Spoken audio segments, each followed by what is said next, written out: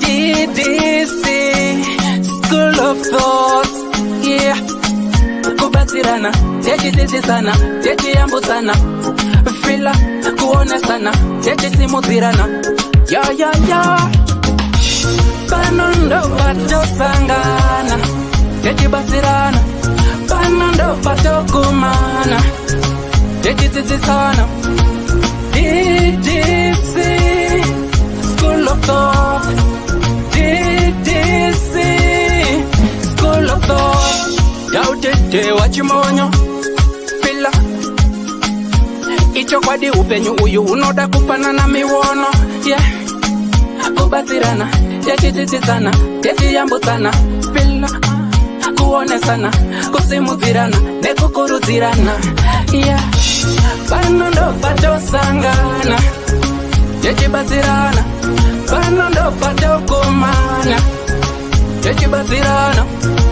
Ddc Skool of Thoughts, Ddc Skool of Thoughts. But Ddc Skool of Thoughts. Real life matters now. Mondays and Fridays, 8:30 p.m. UK time. Live here on Facebook. Ddc Skool of Thoughts. What?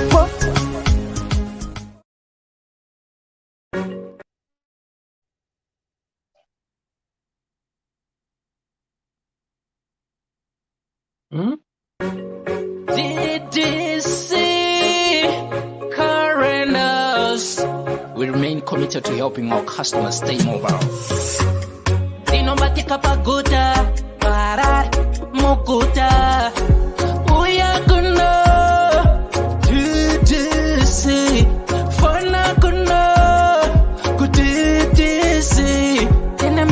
Seva 4x4 family car. Tenema fiwa seva 4x4 family car. Unotipata apa +447961803546 or +263773791 and last one +263771257 Your big up daddy T.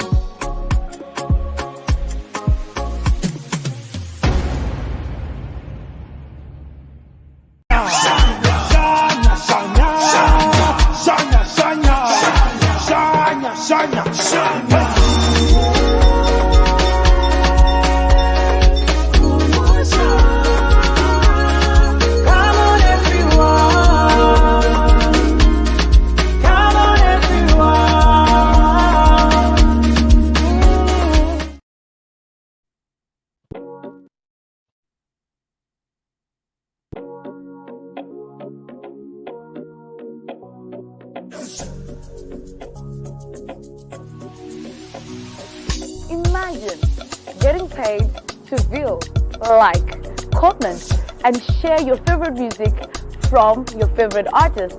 Now, that's an easy job and convenient. All you have to do is to visit us at www.musica.online, which is an amazing platform that allows you to get the amazing music that you need.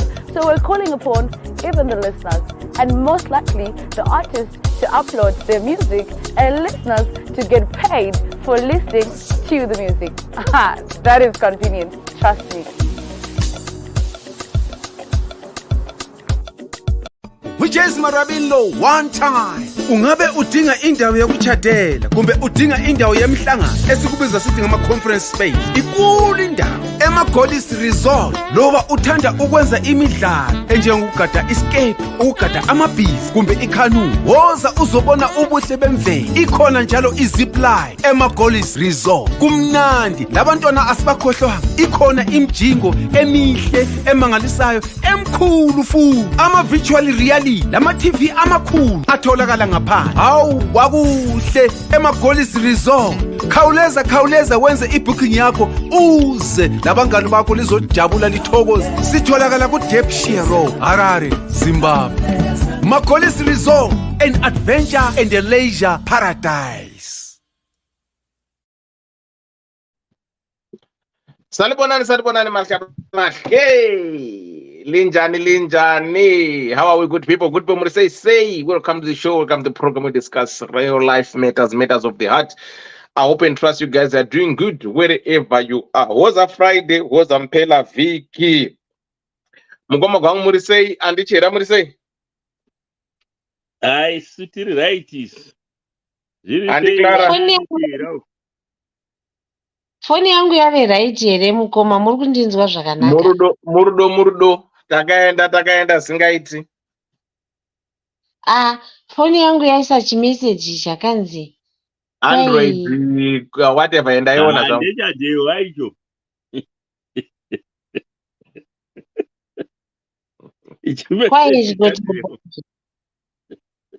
Aiwa, Andy, don't worry, muri correct. Ndatoti zvendabhagiwa vikati kondiani wandibhaga. Aiwa, murudo tiri right. Maka muri sei anti? Bo zvekuti ukoma gwangu bo kunoku bo zvekuti. Aiwa, penyu pangu pakapa ndo zvavanopaita. Pakapstada. Apo toda umbopasvika tinongopawa nempile. Amusati makasvika? Cape Town hanza nambe murekera mu South Africa ndoziva Joburg nePretoria. Aiwa, Cape Town vakuruka. Yakatomboita one of the cleanest city number 2 in the whole world. No, not kuma location, but city Cape Town. Kana ike zvino ndinenge ndakamboona apa inenge iri pamusoro, inenge iri top 10 nimomo. Aiwa, yakanaka city yacho. Yakanaka manje aiwa. Atinoenda mukoma musati zvenyu. But hatizendi kuna Harare na Khayelitsha kweso kwana Google aiwa tinobatwa ngunzu. Hatizendi kwese koko. Hakuna na paro kwatendi. Tinotambira imomo. Muchirungu imomo, mashaki imomo exactly. Yeah. By no much location there were. Okay. Good people. How are you, good people? Welcome to the show. Welcome to the program. We discuss real life matters of the heart every Monday and Fridays, 8:30 UK time. So please do likewise. If you want to partner with us, please you can join us at any given time. If it is your first time coming down here, please do likewise. Follow the page and also share the page. I don't know what happened here. Right. Something's not right here. My phone is gathering. All right. Tonight's program is sponsored by Ddc Skool. If you are planning to go to Zimbabwe, if you're in Zimbabwe, if you've got friends, relatives that go to Zimbabwe, please do likewise get in touch with us. Wait a say to Shanda Pamwechete. You can hire a car from us. Can you see anything? No, at the moment, no. Okay, hold on. Let me see. Okay, okay, done. Right. Festive season is coming, is around the corner. So please, don't leave it too late. Also, the one motor wait for hiring. So what we do is we have terms and conditions with our cars. The basic things that you do is you pay your deposit of $300, which is refundable when you return our car. When you get our car, you get your car with a full tank, and in return, when you return your car, you return your car also with a full tank. If you want a driver, you get a driver with an additional cost. Some people, they say they're not comfortable driving in Zimbabwe, so if you need a driver, we can also provide you with a driver. Our rates start from $45 for the small cars from Honda Wish to Good. Then you've got my 4x4 at $7 a day. Then you've got family cars, family somewhere 910. That's $150 a day. Tinokupa 300 kilometers per day, which is free. Okay, actually, the 300 kilometers, that means you will pay 50p per kilometer. So most people ask me a question, how does it work, 300 kilometers a day? So hire motikari for 2 days. That means you've got 600 kilometers for those 2 days. So ukaenda kwa mtare nekudzoka, you're most likely to use 600 kilometers within a day. So your 600, okay, the 2 days, 600, since 500, you don't pay anything. Unless if you exceed your 600 kilometers, that's when you pay your extra per kilometer. You get us www.ddccarrental.co.za. That's our website. Kana Facebook page DDC Car Rental. You get us there, or get in touch with anyone that you know with DDC. DDC. We've got flyers that you can get, or you can just call direct. I need a car. Then we arrange and everything. Please. I know, but we don't support each other. That much I know and appreciate that. But you don't lose a thing by posting. Kungoza somebody, because if somebody comes to you asking for something, that means they don't know where to go, but you have got an idea that there's somebody who has got something. It doesn't mean if you don't have it, you cannot share the information to somebody who needs it. No. Be just kind. You don't lose anything by just giving the information. Same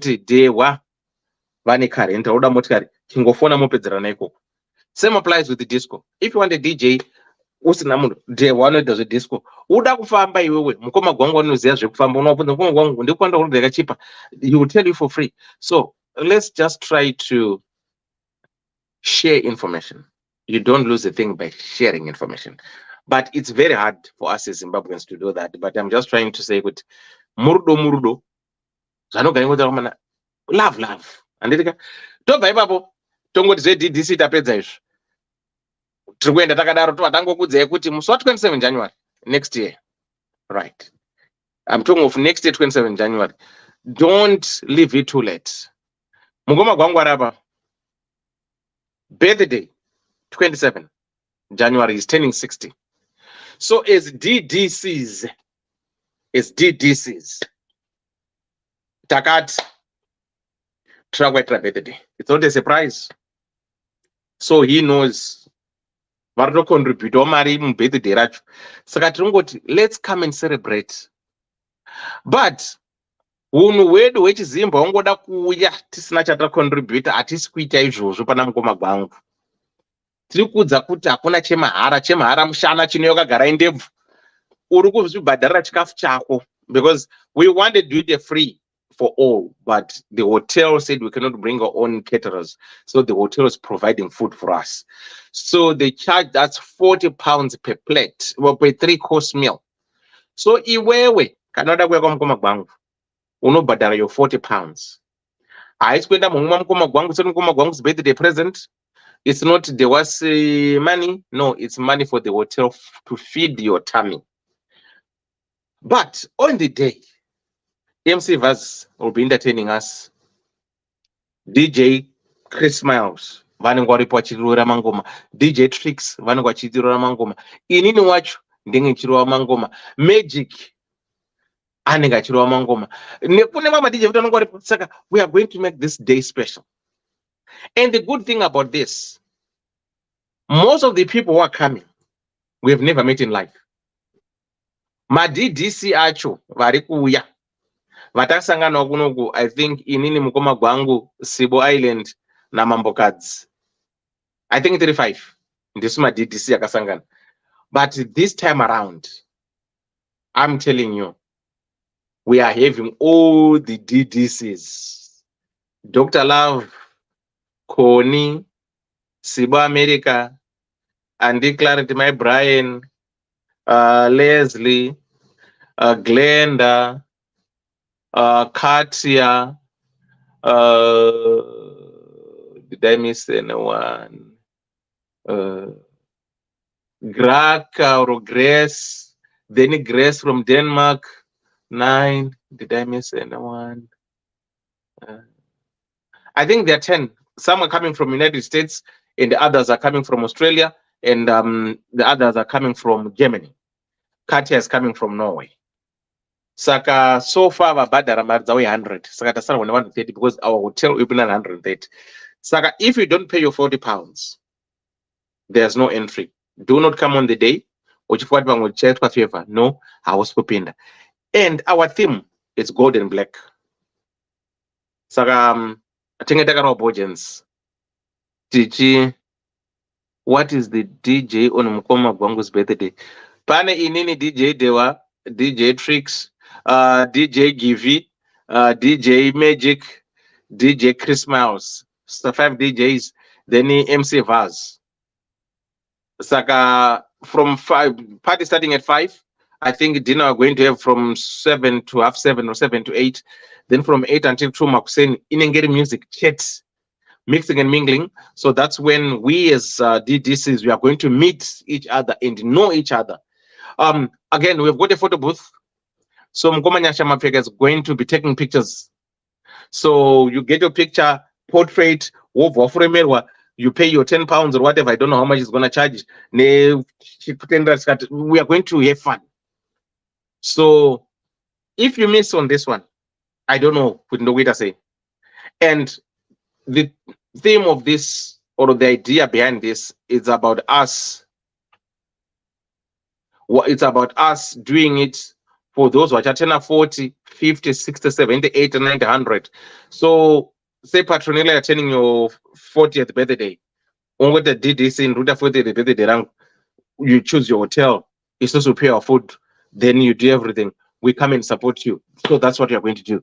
Is DDC on the 27th of January 2024. Time Miripo, that Faripa which Namakoma boom. At this 50th birthday, yeah, and the chair, Clara, Variaba, South Africa, so 25 November this month, Varutena 50. Sakavakati Dewa, my DDC, at Cape Town. We are Itifari, Saka Pana Patiripan Patagarapana. Takati, and this we want to do something for you. Takavati KK Mari and the host of an Mari, because I saw here, Vaganda Kunime Partiku restaurant, Bagati Chikafucha 250. Takati Tokucha Grea Maria Topansa Ureza, Bagata 4,000 rands, it will be fine. I can cater for at least 10-15 people. Saka Trikureza Mariacho. Saka so far, last week 910, Ndapua 5, 120, Ndapua 15, Sakandana 135. Do I keep £200? So madam got £200, you know, declare 4,000. Then wait a party almost 25. Was going to me picture say a DDC. So this is how we do as DDC. You know that with Panapa we support each other. Same applies with Pact. Monza DDC Gora Kupera to know but Ddc school fees, to know to Christmas party, to know choose any family that you want to surprise, but that do Christmas do, we do hampers, we do all that kind of stuff. When you that every year. Congratulations to the winners who were nominated here on DDC 2 weeks ago. Pakanzi kune vanogara comment section from day one avamisi show. Saka say DDC takati tukwaita $50 for their Christmas vouchers, so that they can do buy whatever they want to do. So the lucky winners were Ambilon, Give Tengu, Trudy G, Margaret Mdavano, and the Rogers Shajira. So just want to say congratulations, guys, for becoming our 5 lucky DDC comment section activists. Vanogaravari day in, day out. So your $50 chaupai, then you put them here, people they know whatever you want to do with your $50. It's entirely up to you. So that's how we roll at DDC. Right. Kana uri the UK uchida biltong unobata sisi Florence unoti www.florence.co.uk vanu kuitira ima biltong ngesa uri flyers, banners, whatever you want to be printed munobata Mukoma Simba Graphics ndokubasa kwani kwamukoma Simba regaiti kuti sibonde should you say Masora say good. What's up? And right magadi Mr. Gwangu ari bozo kuti do amoni kana ngati ndawa okay ndisaka muchivaima vaima nasi uluji kupela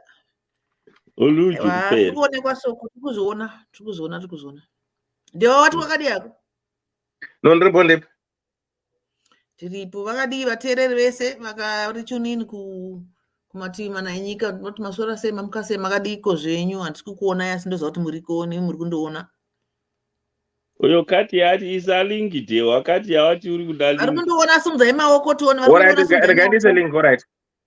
ndiri kuzoona okay ndakuona good one mo ramba makateerera share the program invite your friends, say, nhasi iri kutsiriridza nhasi ichaverengwa yagoverengwazve igoverengwazve zvadewa zvokuti handisi kuverenga izvo ndezvake takadedzai vamwe nhasi tiri kuchimhanya nhasi Shila Mkonyo ndakakumirira kuno.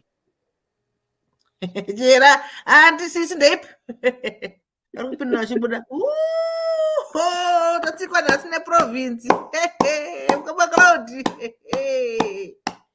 makadiko totoomberaka takafuga makare tetesiwo ndeipi ndimi zvemadai kuti tsika Mfana uri seiko? Mkanya ndeipi? Mkanya vari bhozvo kuti kana takapfeka soko kudai kwakai. Aiwa, musadzikisire rudzi, rambai muchienda kumberi, ndo zvatoda izvozvo. Aiwa, zvekudererwa nana Dhewa hatizvidi. Mukoma Claude, ndandisanda kumhoresai zvangu. Asi regai ndingoti Dhewa ndeipi? Regai ndingoti murudo muri sei? Ndiripo, uri sei? Long time no see, how are you? Tiripo Dhewa. Mukoma Claude zvawadzika kudai so Lisa anodzika zvinhu zvacho. Mirai mone Lisa ari kupadzika manje vanhu vekukwekwe kuDC Skool still ava musoro yaudori mushe musoro inenge ine ngura. Kwai musoro yacho yakazara dust. DC Skool still ingaka Vepatohudu apa. ndo chaiwo anti Mavian hati ndio kuDC Skool still fulani moziaka ndio kukwekwe ka. Anti Mavian hati ndio kukwekwe. Mukoma Claude makapotsa dziva angaro kuDC Skool still futi dziva angaro kwekwe futi. Serious? Kwekwe. Yeah. Isame conveyor belt kairo. Yeah, I think so. Chete wendisingadiko kwasi ndichazokudza ekuseri. Unotiudza. Ende toziva kuti sei musingamudi munhu wacho indotozviziva ini. Munhu wacho musati mataura ndogona kukudza kuti murimi munhu wacho iyi.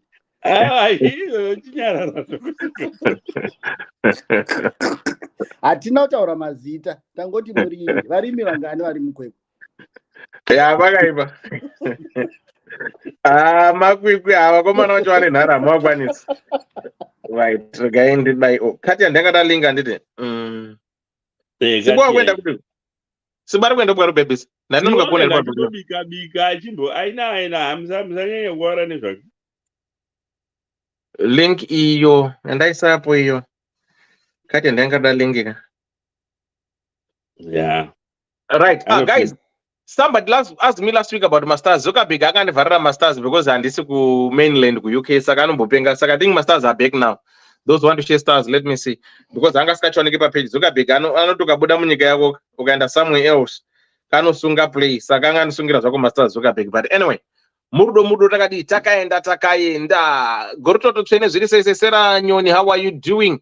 The Queen Lioness zviri sei. Gift Musha zviri sei murudo ndeipi ndepakati zviri sei Shira Mkonyo ndeipi Karen Marimo zviri sei George Pende ndeipi Petronora Samkonyo Sarupindo, how are you doing my dear? Whom did I miss there? Joy Sikwa, how are you doing? Magrem Dawan, how are you doing my dear? Did I miss anyone there? Ambulon Rufu, Ziri say, True DG, how are you doing? Edna Clegg, how are you doing? Rashford Lionel, Ziri say, Lois Mujare and the EP, Roger Shashira, Ziri say, I don't think I missed anyone with this link. Regandi, we are going to George Gregory Pende, I've seen you there. Lady PC, how are you doing, my dear? Ngoma Christopher Mkofa ziri say DJ Chris Miles, how are you doing? Karen Marim, I've seen Audrey my kuitwa ziri say I don't think I missed anyone. Mukoma Nyasha mapfeka ziri say ndo photographer wedu muswa 27 pa Mukoma Gwangu. Magrem Dawan, how are you doing? I don't think I've missed anyone here. Katia, I've seen Katia, put the link there. If you want to join in, the link is there. Katia group footy, I think group link go right. I think every one of you here have greeted you all. So For those who are just joining us, welcome to the show. Welcome to the program. We discuss real life matters. Our topic for tonight, Friday, I cheated with his best friend. Hello, Elder Dewa. I'm a mother of 3, age 34, and my husband is 37. And he has been neglecting me for some time. It gets to an extent that I feel lonely most of the time, and because of this, meaning I cheated on him. I know nothing can justify what I did, but I know ndakakanganisa asi semukadzi I needed affection and attention. He provides, but sandizvochete zvandaida. He's always busy at work, and anoya kumbachita akaneta every day. Weekends, anenda kugochi nema-friends ake and came back home late and tired like always. So, because of loneliness and kushaiwa gwangu, I cheated on him with his best friend. The best friend, aiziva situation yangu. I once opened up to him and I asked him to talk to my husband kuti achinje unhu wake. Elder, now I'm feeling guilty and I don't know if I should tell him before he finds out. I feel like the guy I cheated with, anogona kumudza because he's acting funny. Last time he said, what if your husbands find out kuti ndakakukwira? Is it a good idea for me to tell my husband or not? I'm quite aware that this might end our marriage, but I'm feeling guilty. Honestly, I love my husband, but he has been neglecting my sexual needs. Why akandirora if he can't be available for me? I need the bang and the good bang and in the every day. I'm not saying agony. No, he's a very good, but Anita once in a while, maybe 3 times in a month. Please help.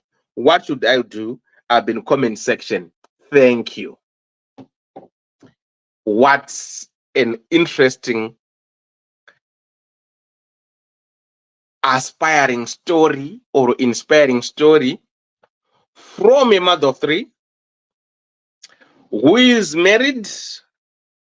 She's 34, if I'm not mistaken, married to a 37-year-old guy, hardworking, who provides for his family to make sure that all the family needs are met. Hard labor, goes to work every day, provides for his family. And if I stand to be corrected, I always hear most women saying the man is the provider. Here I've got a provider who is providing bacon for breakfast and sausage and eggs for breakfast. Lunch, you do whatever you want to do. Tea time, snacks, dinner, you have a meal. He is providing.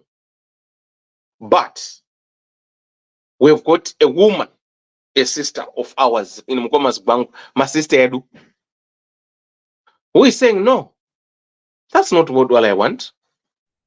What I want is sex. What 24/7.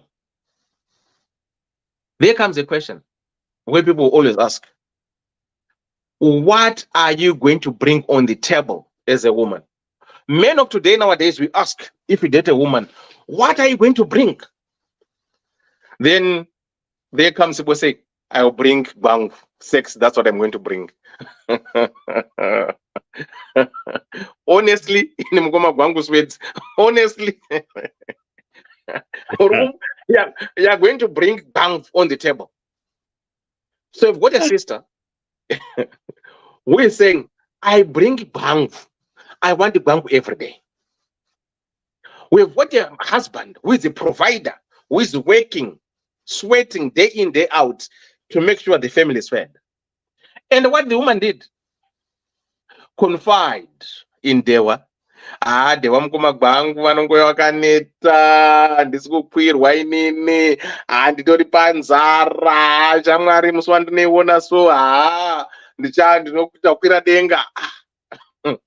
Dewa ndisiro magenga kati, aiwa, don't worry. zvekuba zvinonakazve uya ndikupe gwangu boom karwa gwangu kuti wakanakirwa zvako, right? Now the was becoming jittery, kakuita acting weird, mukadzi kuti aiwa ko behavior yako yawakuita towards my husband ndeipi kana handokwanisa kana kutongomuudza zvangu kuti ndakaparima apa, you know. So now the woman is worried, she's concerned, she feels that this best friend, it's most likely he might tell his friend, you know what she mukadzi wako ndakambomurowa but hazviwanzotauriki. Saka the lady is saying, I'm now feeling guilty because I feel one day this thing is going to come out. So is it okay for me to tell my husband personally to say, mukoma gwangu, so renyu ndakazokwirwa nadewa ndisibari kudaro? Is it practical? Is it real? And she even acknowledged that my marriage will end. But the guilt conscience is the one that is affecting me. But with this guilt conscience, still, I stand to be corrected that no, gwangu ndinoida. Yes, he's providing. He comes home. We can expect him to be with me, but he goes with his friends and comes back home drunk and tired. He doesn't do gwangu. So what shall I do as a woman? Can I be honest to my husband? Kuti no, ndakapakura poto nefriend yako.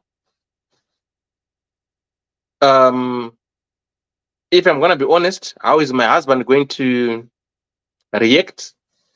Or is this going to be the end of my marriage? Or can I just keep it as a secret, me and this friend? But I'm afraid that the friend aningana hananet aningachazongoshtaura. So she says she's going to be in the comment section. And the good thing about it, she's acknowledging her mistakes. She's owning up as a big woman who has done something wrong, saying, I know what I've done cannot be justified. But the reason that made me to do what I did was because I was being neglected by my husband. He wasn't giving me the attention. Hands vakadzi, we need attention and affection. So all this attention and affection and sex was missing. So I ended up on Dapoya and slept with his best friend. Haana kuda kurira kuri unzi muruirira kuri aiwa. Akati wemudhuze imomo mateya imomo. Ndo mandiri kuda. And achibharwa nemunhu wemateya. So how safe are we safe with our best friends? Are we? Are we not? Our women, why don't you munonzi muruirira kuri ngati mukati varume muruirira kuri vapedyo vazokureverera saka ndo murudo machere imomo neshamwari yangu, honestly speaking. But it is what it is. So the lady will be here, I guess, so I presume. So that's your story. A mother of 3, hardworking husband who is always tired. So as men, where do we draw the line of working if we are supposed to be providers? Are we not supposed to be tired when you get home? And I don't know, to be honest. I might end up saying things that I'm not supposed to say, but a life no balance. Life no balance. I was going to But the other thing, she acknowledged the guy. Hands no. Pa3 pamwedzi papa anorova futi hanzi anorova sex acho anodambura hakuna zvekutamba. Haana kadora munhu. Murikuona, we have got a hardworking man who is providing, who is also good in bed. Once in a while panobata basa zvegore rese, you know, kuno kumota dzekunodzopwa MOT for a year. You take your car to the garage, it gets serviced, everything checked for the whole damn good year. You're not worried. The only thing that you do is to put fuel and maybe check oil, but otherwise, check out, no, it's running perfectly. So you've got a guy who does it 3 in a month, but when he does it, this woman says, yeah, he knows what he does. But the problem, this woman wants it every day. ari kuda kuti ndinotoda. I think people with different sex drives. This woman, she's got high sex drive. At times we need to give benefit where it is. We don't need. I'm not going to bash her for having a high sex drive. Maybe I might bash her for cheating with the husband's best friend. But if someone's got high sex drive, maybe this is what Mambo Kadzolo say. Is it Mambo Kadzolo and Maria? Wanonzoti kana ndimbuya. Wanonzoti chagamuna ane. I think ndimbuya chagamuna ane high sex drive inenge yako ndimbuya. Kuti kana muri mese very high sex drive. Yes, chinocha. Mwaito mwakaita high, mwakaita low, mwakaita medium. Panenge pane, it's like a seesaw. It doesn't balance. So this woman, she's got high sex drive, but the husband is a hard worker. But we're going to two different people. Hard worker who provides food and one who provides sex. But where look on? Mission Jalo, but where look on? I was one. Anyway, Murdo Takati Takanda, Messenger Morse, man, Morse, Serenyan say Shamari is threatening for another Bangu to act funny. Sibens, Antos Yokuti, Imosha, Rambai Mainini. Shila Mkonyo say, bless the Bango Vakadzi, Todao, Kudiwa, and attention. Naishila. So if someone gives you attention and affection, and that person is not providing, what will you go for? Do you want somebody who gives you this affection, puppy love, darling, touching you, all this kind, and praising you and everything, but eating air pie? I don't know what women want. I'm confused. Sheila says they want affection and attention, but with no food. I don't know. Torara kunuchim oza Isa. Okay. Ask him to put a finger. Currency 3 times in a month. Mudiki vakura vane 50 plus. Okay. Providing chi chinyima mukadzi bangu. That's ambulance there. That's another woman. So women don't want a husband who provides. What they want is sex. Anzina ambulance. Chana provide a chi iya chinyima mukadzi bangu. Lady P say pangu murume wako ari kutorarawo nema friends akewo saka ndiko. Lady P saying maybe your husband is cheating on you with your friends. So ndiko mukoma kivishite say hakuna kuneta kwakadaro. Imwe just an excuse yekuda kugovera musvasva. Mukoma give muri manzi hakuna kuneta kwakadaro. Imwe ngore excuse yekuda kugovera musvasva. I don't know kugovera musvasva kuita say enifa mpofu makadi hama enifa we are good. Katya say she must use a cucumber or use a finger. Shida Mkonyo say maini makatadza pakuhura neshamwari ipapo. You wrong. Dai wakatsvagawo kure. Saka chiurechi, so Sheila is saying mistake yakaita ndeyekura with the best friend, but yakaita somewhere else, I think it was going to be acceptable. Saka munamboti varume mahure. Saka hure rechikadziri manatsori penenzera no, she's wrong kurara nemufriend, but yakahura hake with somebody else, things was going to be okay. Okay. Vibrator guys, Garito's training exactly. Ambulance anenge anawo now that's why she is complaining. Anenge. Okay, I don't understand. Right. Pasina mwana zvapo. That's patronage. Kuhura zvake pasina mwana zvapo. There's no problem. Vanhu vachoka.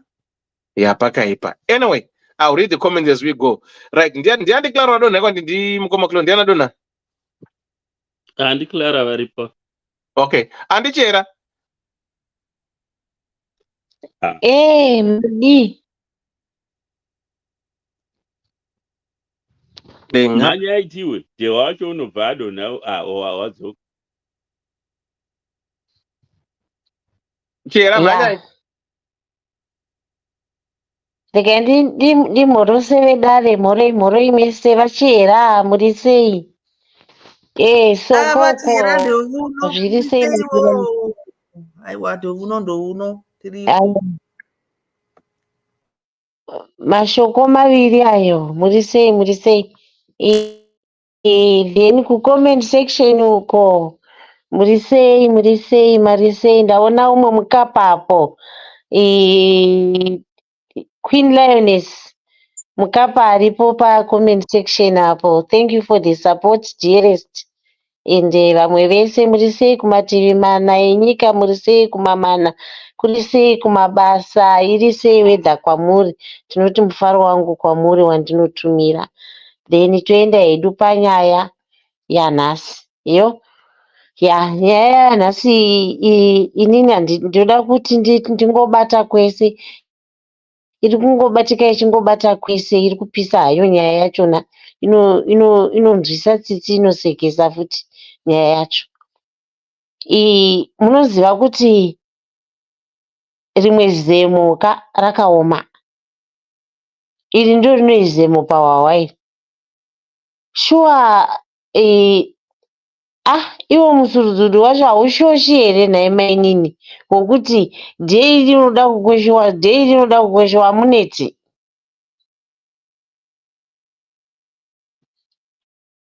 Zvimwe zvinotiita shuwa kuti kana munhu usingamukiri uchiinda kubasa, usinganeti, usina chinokuswedesa wakamira, for sure unosvika pakadai. Asi kana uchiswera wakamira, shuwa tinobva kumabasa makumbo asingusadi kana achipisa, uchinyatsonzwa kuti ndoda kungosvika ndichizorora kurara. Nzwisisaiwo pane zvimwe zvinhu zvokuti nzwisisaiwo umwe wenyu kuti mabasa anoshanda anenge akaoma. Zvokuti shuwa munhu anosvika akavata zvokuita munhu afa kuri kuneta. Mamwe mabasa anobata varume zvechokwadi, mukatarisa mabasa anoita varume vanovaka vekuconstruction, mabhara avanosunda, zvidhina zvavanosimudza, wosvika kumba mai vachida gwangu everyday. Nyange rudo gwegwangu shuwa gunopera kuti tsvai munhu ukamumanikidzira akaneta kuti ingonditi hloko. Zemo redu ngatiri control.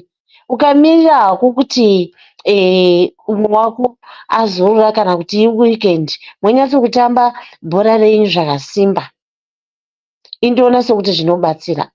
Imwe nyaya yekutsvaga lawyer panyaya yegwangu, zvivindi zvachona munozviwana kupi zvokutsanangurira munhurume kusvika pakadaro, zvakadzika pakadaro. Ndo zvinozokonzera kuti vanhu vapedzisire vachite varume vavo.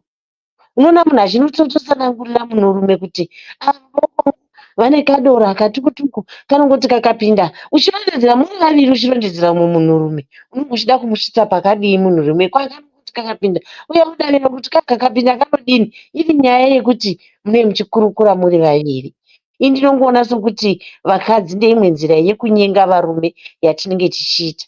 Hakuna mukadzi wakati kwesere anganosvika pakunotaura muri vaviri nemunhurume muchitaurirana nyaya yakadzika kudaro. Aiwa, tisanyenga varume kabisira. Kunyenga varume kabisira kwatinenge tichiita. Mafungiro angu iwayo kuti zvatinotaura nevamwe vanhurume hatiziviwo zemo rababa vanonge uchitaura navo kuti rakamira sei. Mazemo maviri akasangana, pane chinobuda chakanaka. Hawo kamazemo maviri akasangana pakabuda chionai manje zvazvakuita. Wakublackmailiwa nomunhu ari kuti kublackmaila kuti hande kumachira, hande chinopedzisa yatakatanga, ende chigemu chenyu hamuchafi makachirega, nekuti vanhu vakamboravirana zvakaoma kuregana. Ende murume uyu anenge akatonakirwa zvake namaini nava, akutoda kutokuvashandisa zvakasimba. Ende benzi rinoshandisiwa, ukaita zvinhu zvine kakupenga unosvika pakadai so, pokuti unongoshandiswa nemunhu nguva paadira anokunyatso kukuridza zvokukuridza chaizvo. Saka mainini muri pamahwane chaipo. Kuti muudze murume ndiani murume anoda kugara nemukadzi akadaro? Hakuna.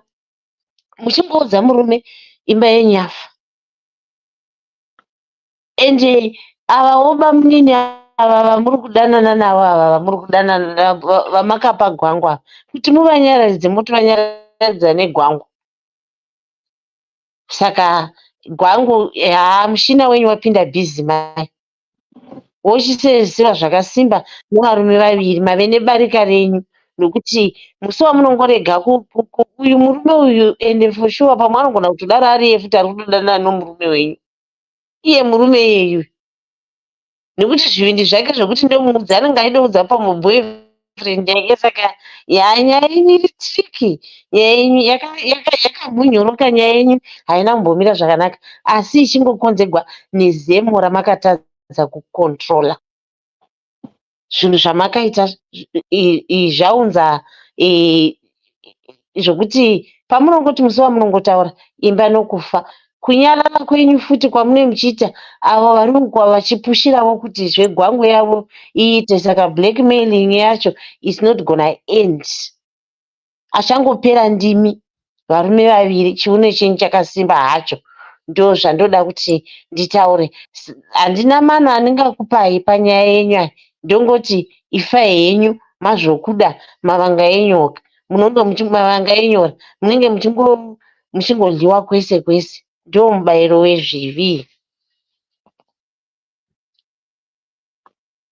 naye handichera just a quick one mati baba munodaro ida nemurume wako muri kuda kuti chiyapa nanso maybe I misheard you. ndadaro ini kuti ivava baba ivava muri kutoti vari kuuya kwamuri vachiti ndinomuudza zvivindi zvavo zvinotoradzawo kuti ivo vane connection nababa vokwavo hakuna munhu anoti kwai ndinoudza murume wako achidza kuti akaita mesapu yakaoma nemukadzi weshamwari yake kusvika pakadaro saka zvinogona kudaro kuti babava kunetawo kwavanenge vachiita gwangu riri kupererawo kuna vava babava saka chiseko chavo chinogona kudaro chine zvinyaya zvakamonyoroka zvirimo muchinyaya chavo babava vakuneta kwavo vanogona kudaro vachidanana nababava babava zvivindi zvavo zvokuti ndonoudza murume wavo vanotoziva kuti ivo ndo boyfriend chinoita madiro chinokwana kwese kwese saka anoti uku kumukadzi anotaura zvaanoda kumurume uku anotaura zvaanoda nekuti ndicho chimuramu chiri pakati ndo chimainini chiri pakati. asi kucape town kwenyu ndozvoti varume vari kudana nevamwe varume mazano zvangu ako ngomadhewa kana kumusha zvangu ako mubvunze wodirect wakadaro uda kuvamakisisa kucape town kupi. It's an honest question that I'm just asking, to be honest. I didn't mean that, but it's just an honest question. I know at times. Okay. kana kumusha zvinokaona vanhurume chaiko chaiko vachingotamba chimwe chirambo chisingahwisani vanogona kudaro vanhu vachingododlana ivavo saka hatichatembi vanhu kuti vanhu vanoitei mukati mekurarama vanhu vangova vana vagwangwa vangova vana mainini vevamwe vadova varamu vavamwe varume saka mheno zvazvinenge zvichingoita dzakwana imi dzakwana vasikana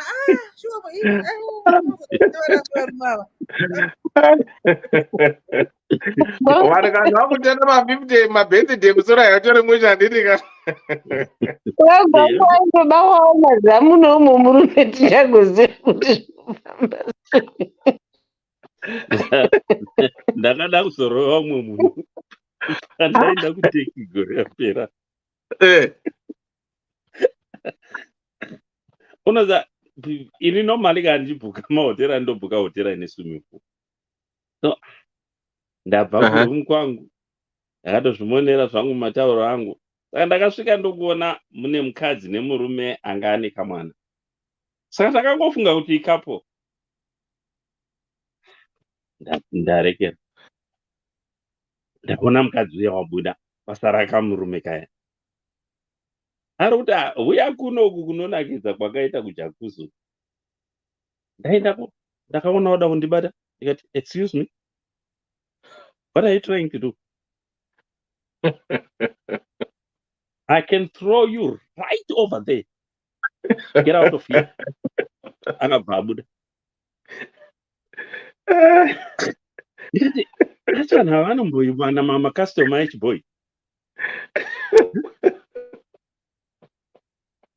ndakamudza anotoda kana anga ari varungu vanhu ndo vanotoda hanzi ndimi vana vandingoka vanotoda imimi vatema munyatso vakwatsura isu tinotoshaya kutoti gwangu todziwanepi muno mutekishi area munomu get out of here ende wakatoona kuti ano meso munhu uyu neishumba chaiyo ndourawa pano. I was so upset. I just don't know. Kana kucollege but the time andatanga kucollege pandatanga ita course college. Ndakaona mumvana ouya nerekera namaruva. Ndatombonzwa navamwe vapana vechirekera vechirungu vachita you know much fancies you. What? Ndikangongati handezvekujoka kwavafana. Ndokuzoona musi weValentine akabata zvimarova. Ndikati iwe, I'm not against you being gay, but what I want to tell you, I'm not a gay and I will never be one in my life. Babana. Patakaendiswa necollege kuFrance, kuBordeaux, ndakati vakandipeya because ndaigara tutu, vakandipeya nomufana wandovauza kuti handidi kana kumuona padhuze neni. Ndakasupuwa umwe mufana wechidiki, a very well behaved young man. Handisi kuti vanongofunga kuti mubhoyi wose wavaona ndozvaanoita here. Unongomuka ave mudivi mako. Unongomuka unofema ave mudivi mako. Ndinorova munhu ipapo munohwa kuti zvokwadi ndasungwa.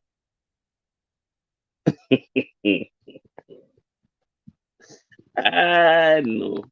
Kana kuda mari kwacho is just too much. Kudaita vamwe vanhu vechirume.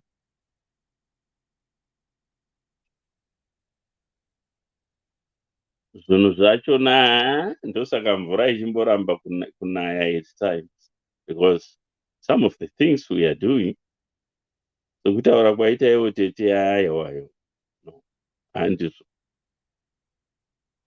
Right. For those that are just joining us, regarding good days on Mukoma Gwangu Chimuti Church, or Mukoma Claude, whoever wants to go first, or Rosibo, I mean, I'm not Sotanapa or three when you. Right. For those that are just joining us, welcome to the show. Welcome to the program. We discuss real life matters of the heart. Right. Our topic tonight, I cheated with my best friend. I'm a mother of 3, age 34, and my husband 37, and he has been neglecting me for some time. It gets on to an extent that I feel lonely most of the time because of this ndakapedzera, meaning I cheated on him. I know nothing can justify what I did, but pachokwadi zvakaoma kusuwa munhu waunogara naye mumba. I know ndakakanganisa, as semukadzi, I need affection and attention. He provides, but sandizvochete zvandaida. He is always busy at work, and anoyakumba achiti akaneta every day. Weekends, anoenda kugochi nema friends ake and came back home late and tired like always.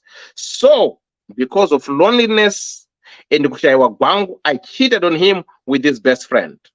The friend, aiziva situation yangu, I once opened up to him and I asked him to talk to my husband kuti achinje unhu wake. Elder, now I'm feeling guilty and I don't know if I should tell him before he finds out. I feel like the guy I cheated with anogona kumudza because he's acting funny. Last time he said, what if your husband finds out kuti ndakakukwira? Is it a good idea for me, Elder, to tell my husband or not? I'm quite aware that this might end our marriage, but I'm feeling guilty. Honestly, I love my husband, but he has been neglecting me sexually needs. He has been neglecting my sexual needs.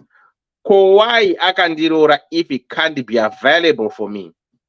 I need bang and good bang, and then the need as every day. I'm not saying agony. No, he's very good, but Anita once in a while, maybe 3 times in a month. Please help. What should I do? I will be in comment section. Thank you. So that's our story for tonight of a 34-year young woman, a mother of 3, who cheated her husband with a best friend, regardless that the husband is hardworking and are working workaholic. And this woman says, no, it's not that what I want. What I want, I need sex. So I'm being sexual starved to a point that I ended up cheating with my husband's best friend. So is it okay for me to be honest and say to my husband, look, Abby, this is what happened. I slept with your best friend. I was, feeling horny. You were starving me all this time. Or I should be quiet, but I'm feeling guilty. And the other thing which is pushing me to feel like that is because the person I cheated with is acting funny. And at one point, he asked me, what if your husband finds out ndakakukwira, I had sex with you, what do you think is going to happen? So this woman now is in a dilemma, not quite sure if the guy she cheated with is going to keep it as a secret or the husband is going to find out. So she wants your advice, your opinions and views. What do you think is good for this woman to do? Remember, she's a mother of 3. And remember, she was being starved sexually. And as always, women want a man who provides. The guy is doing his very best as the head of the house, working tirelessly, providing. When he gets home, he's tired. But this woman is a housewife. She doesn't go to work. She's always home. Her sex drive is high. So her needs are not met. So who is at fault here? Let's be honest to our feelings. Let's be honest to this young lady. She's here. I saw a message in my inbox. She's here. So what do you think is the best for this young lady to do? And what advice, if you were to meet the husband, what will you tell him? Or what advice can you give to men here on DDC who provides to their family, who goes to work, who does everything? Or what advice will you give to a woman who has got a high sex drive? Or what advice would you say? Your opinion, your views are welcome. Right. Katia, how are you? I'm fine, thank you. And you? Good, thanks. How are you doing? Great. Hello, guys. Hello, Sekugwang. Right, you've got Hey. Seguro Gwango, Andi Clara, Sibo, and Mkoma Hi, Powell. Auntie Clara. Hello, Sibo. Hi, everyone. Hello, comment section. Right. Chenda pa mute. Mkoma Gwango. Yeah.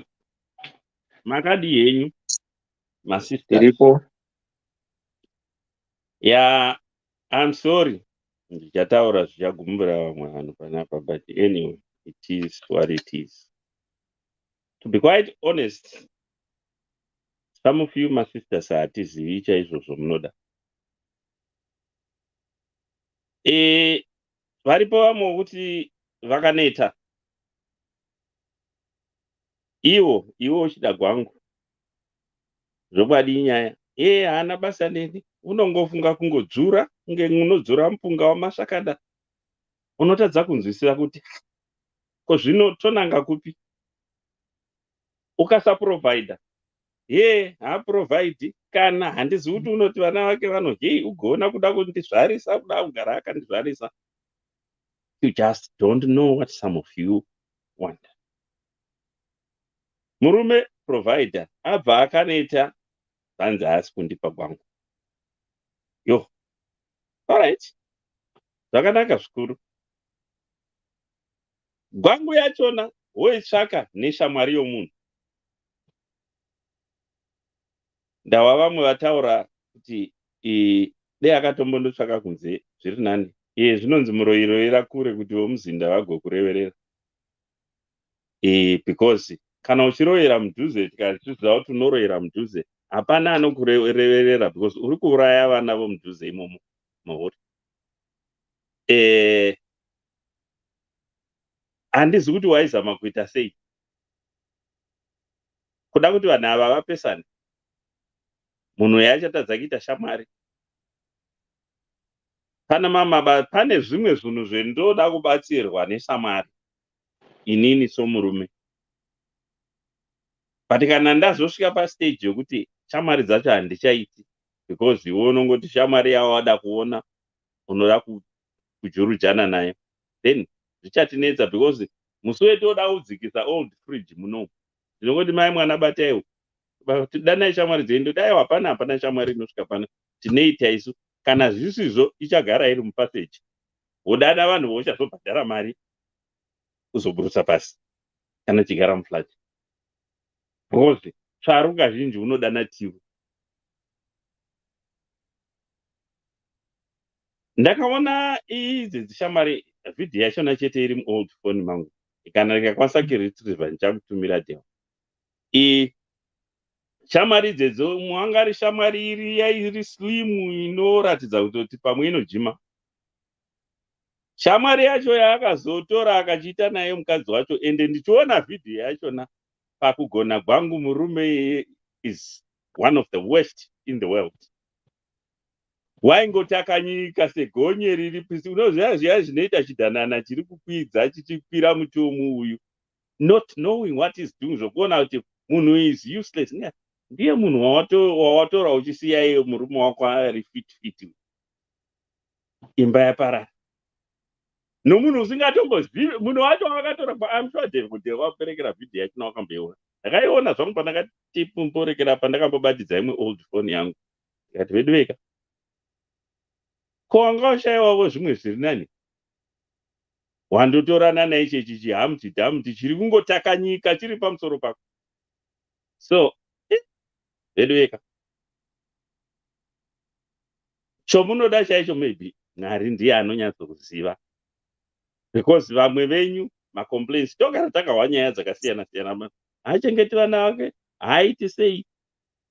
Unochengeta wachona unoti achiregai ndichengete pamwe unonyimwa vana. Oshava kuti saka right vanhu voita zvipi? Vamwe ndo vounohwa achiti akawana murume unomunyatsomuda unomupa attention yachona. Haiwa haana mari upenyu hwake ndohwongoshupikira. Beta kuchema ndiri mubenzi pana kuchema ndiri pabhasikoro. Wozopedzisira wabayawa nepfumo kana nebanga. Nairo benzi wasiya munhu anokuda chaiye uchindotorana nezvimwe zvisina nebasa rese. Izvi zvinoitika not once but so many times. Scenarios etiri kutaura iyi. Vedweka. Mambozama kunyatsokuziva zvomunoda chaizvo kuti mangwana apa pfume apa. Tinogara tichitukwa panapa kunzi varume vokurekera vokumusha mashurugwe mazimba masitupete vana havazivi love. Zvino zvakazodai zvikazodai vanohura. Kana vanozviwa vanofunga kuti tiri kuita chingo chake. Asi techihura nayo vamwe vakadzi vanenge ivava. Ini honestly masisters angu aiwanda kushayirai mupanda vamwe venyu. Right. Tobva ipapo toenda kunesu Yesu varume. Ndati ndipedzisire nesu kuti zvinhu zvacho zviite sezvinobhalansa. Gwangu hongu kunonetwa kubasa. Ndakambosevenza kuMinistry of Public Construction ndikaita masoro mavoko kuita matanda kudai nokukanya concrete. Asi gwangu taingondoita kumba.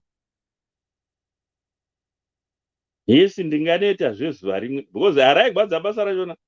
Kwete zvokutamba kukanya concrete. Unongonzwa ide vamwe vairitiza basa kutiza. Kuti aiwa izvi kana hazvisi zvangu.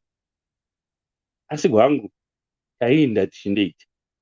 Nayo mamasoro anenge matanda waitwa unofunga kukanya nefoshora kwete kukanya nomuchini bati namaoko. Mabasa ari hard, mabasa omuconstruction. Kana iko kumanyana mabhara kuya. Vachikuudza kuti toda kuona kavaivai apa. Muchikwira muchiinda parambu nebhara. Yes, we did that. Asi zvokuti ungabva wazoshayisa munhu gwangu. Zvokusvika pakuti azokura. Iwe unofanira kuziva munhu wako kuti munhu wakaita sei. Kana uchiona kuti zvinokunetsa. Wopota uchiona vamwe uchipuwa racho kuti. Rokututsira. Neage yake yokuti handifunga wanzi 37 handiti deo. Murume wacho.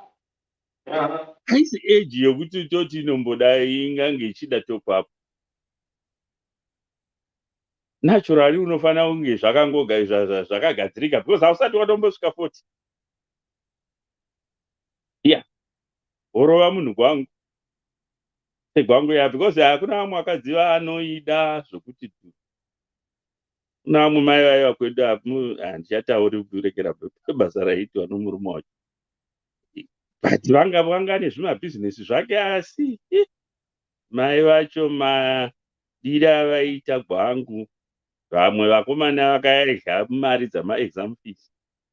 Vamwe vachiba mabagwe ana mai vachindodirisa kumwe kwaidiriswa mabagwe vachida kuwana mari yekundogwangura mai vavo. Shopu yavo yaitonzi shopu yegwangu.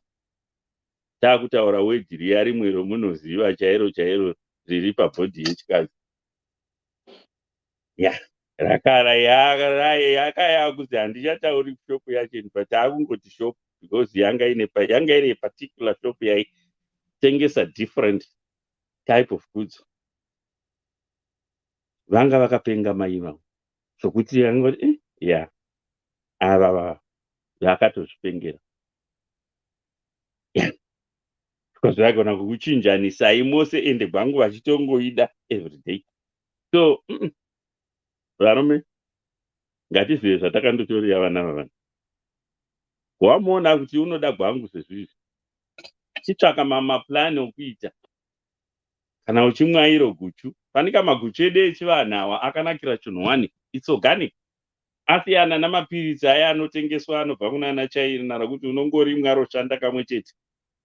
Mukatarisa zvinhu zvedu isu zvechibhoyi zvakanakira chinhu chimwe, zvinoshanda kwenguva yakareba. Tarisai chero ukaisa manyowa chaiwo mumunda yemombe anoshanda kwamakore, asi fertilizer ukangoisa gore rino finish ende inopedzira yapisa munda. Mapiritsi aya mamwe aya okuna enyika gadzigwa nenyika dzechingezi nechezhina haaiti mushe.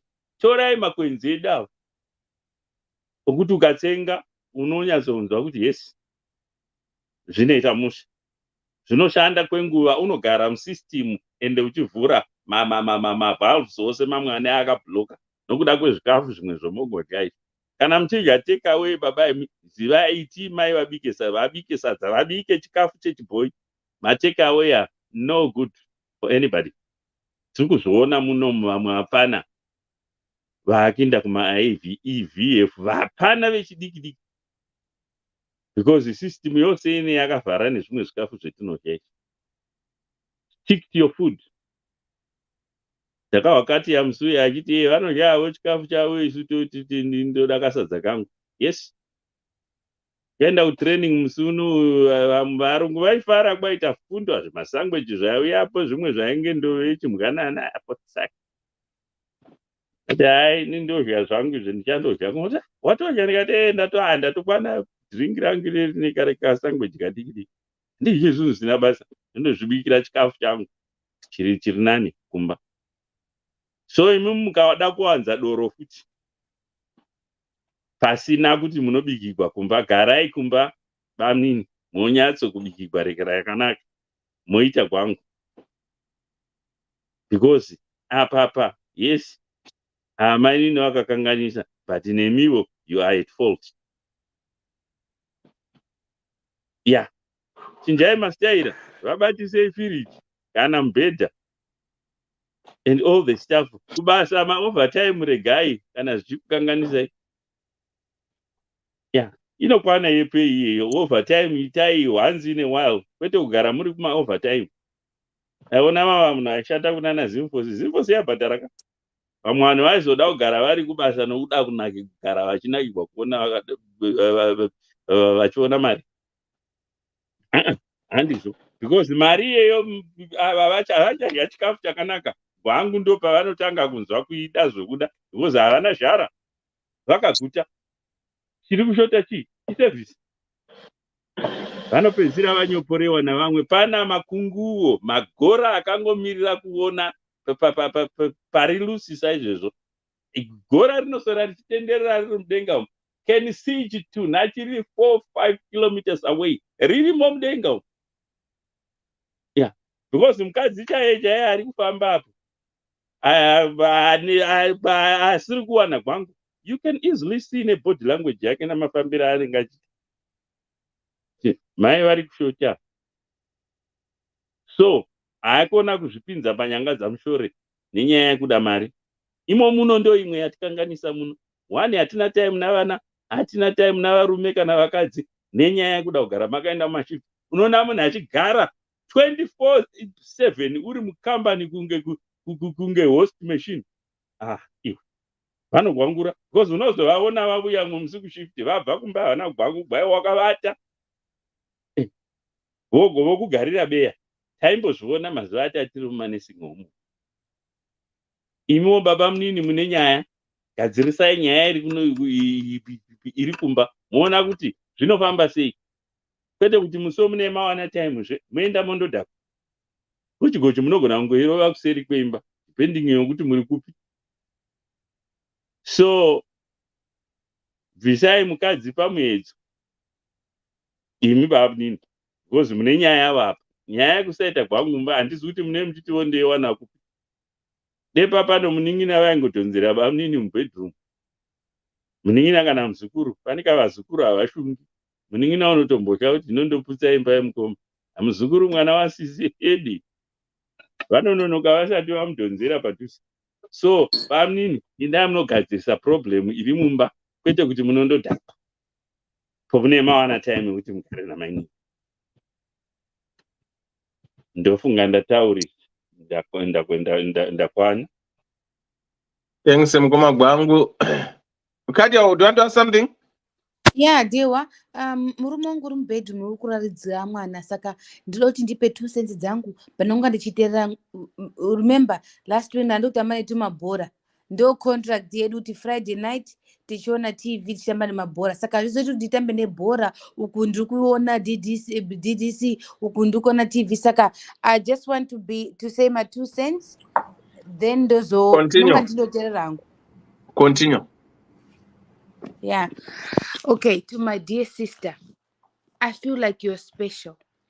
Tiri takawanda tinoda gwangu. I'm one of them. Ini nditorine zemwa pawawa. But ndinogona kukontrola zemwa rangu pawawa. Ini nditorine naro full time chaiyo nzara. Unoiziva nzara yekuti ndiri mudesert. Ndonga ndichitoda every day. But unofanira kuziva kuti kana uri mudesert imomomo, tora kachigubhu kako kemvura. We are lucky nowadays kuti tine vibrators, kune sexy whatever, kune chinyi. Odzimwe nguwa pinda mushawa hama yangu zvikunwe izvi. Ini hangu handichaisi nails because of that. Ngoti zvikandibata ndaakutopinda mushawa and I don't care about these nails. Nonga ndaakutokanya my nails nozokanga kuti maiwe ndakabhadhara mari yangu yakawanda for these nails, but I already satisfied myself. Saka to make a long story short, ndinokata chinyi urikona yakatonga gani. Uripi munhu acho nyatsekondiona ngoti ndikudemonstrata gani urikuona rinobata maclitos nezvese izvizvi igani chairo. Saka amenuti handisi kukublema, but I want you to understand kuti 35 years waamunhu mukuru, wana ana 3. Let's be like now I'm talking as a mother. Uneva ana 3 usati wavhura makumbo 360 chimboconsider murume wako kuti murume wangu unoprovider, murume wangu unodai. Saka kana asi kukwanisa grendi ndizvibatsire in a different way. Agora ukamhanya kubva kuti kune munhu and wabva murwadzisa, wamhanya hako kubata ameno somewhere kubva wati padhuze. Saka murume I can feel his pain kuti uri kurwadziwa kusi kuchitwa kuchamurwadza chete, kuchitwa neshamwari. Murikuona munhu wepadhuze.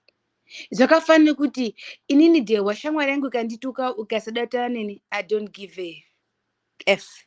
But hama yangu ikandituka ihama, saka nonga zvinorwadza, inobaya panorwadza because ihama. Saka zvakafanira nefriendship. Saka inini handisi kupromota cheating, handisi kukandira mademo, but I don't know kuti ngoti isusu vakadzi tiri different ka. Even kana tine zemo hatindovhuri kundovhura basi ngekuti tine zemo, but pawakazoenda kuvhura ipopapo ndopendinoda kundotarisa hangu papo kuti pawakaenda kuvhura makumbo ipopo, that means wangauti, because we must remember usati wachita, you cheat with your mind first. Unofantasiza nemunhu kuti maiwe pendichabata sekugwangu kadumburera dori bata ndoda kurikwesha ndombokisa by the time yonozochita, that means kuti watochita kare. Saka ini ndotozvibvunzo hangu ndindekati right, zemu racho rainaro 35 years, 3 children, happily married, murume wakaneta.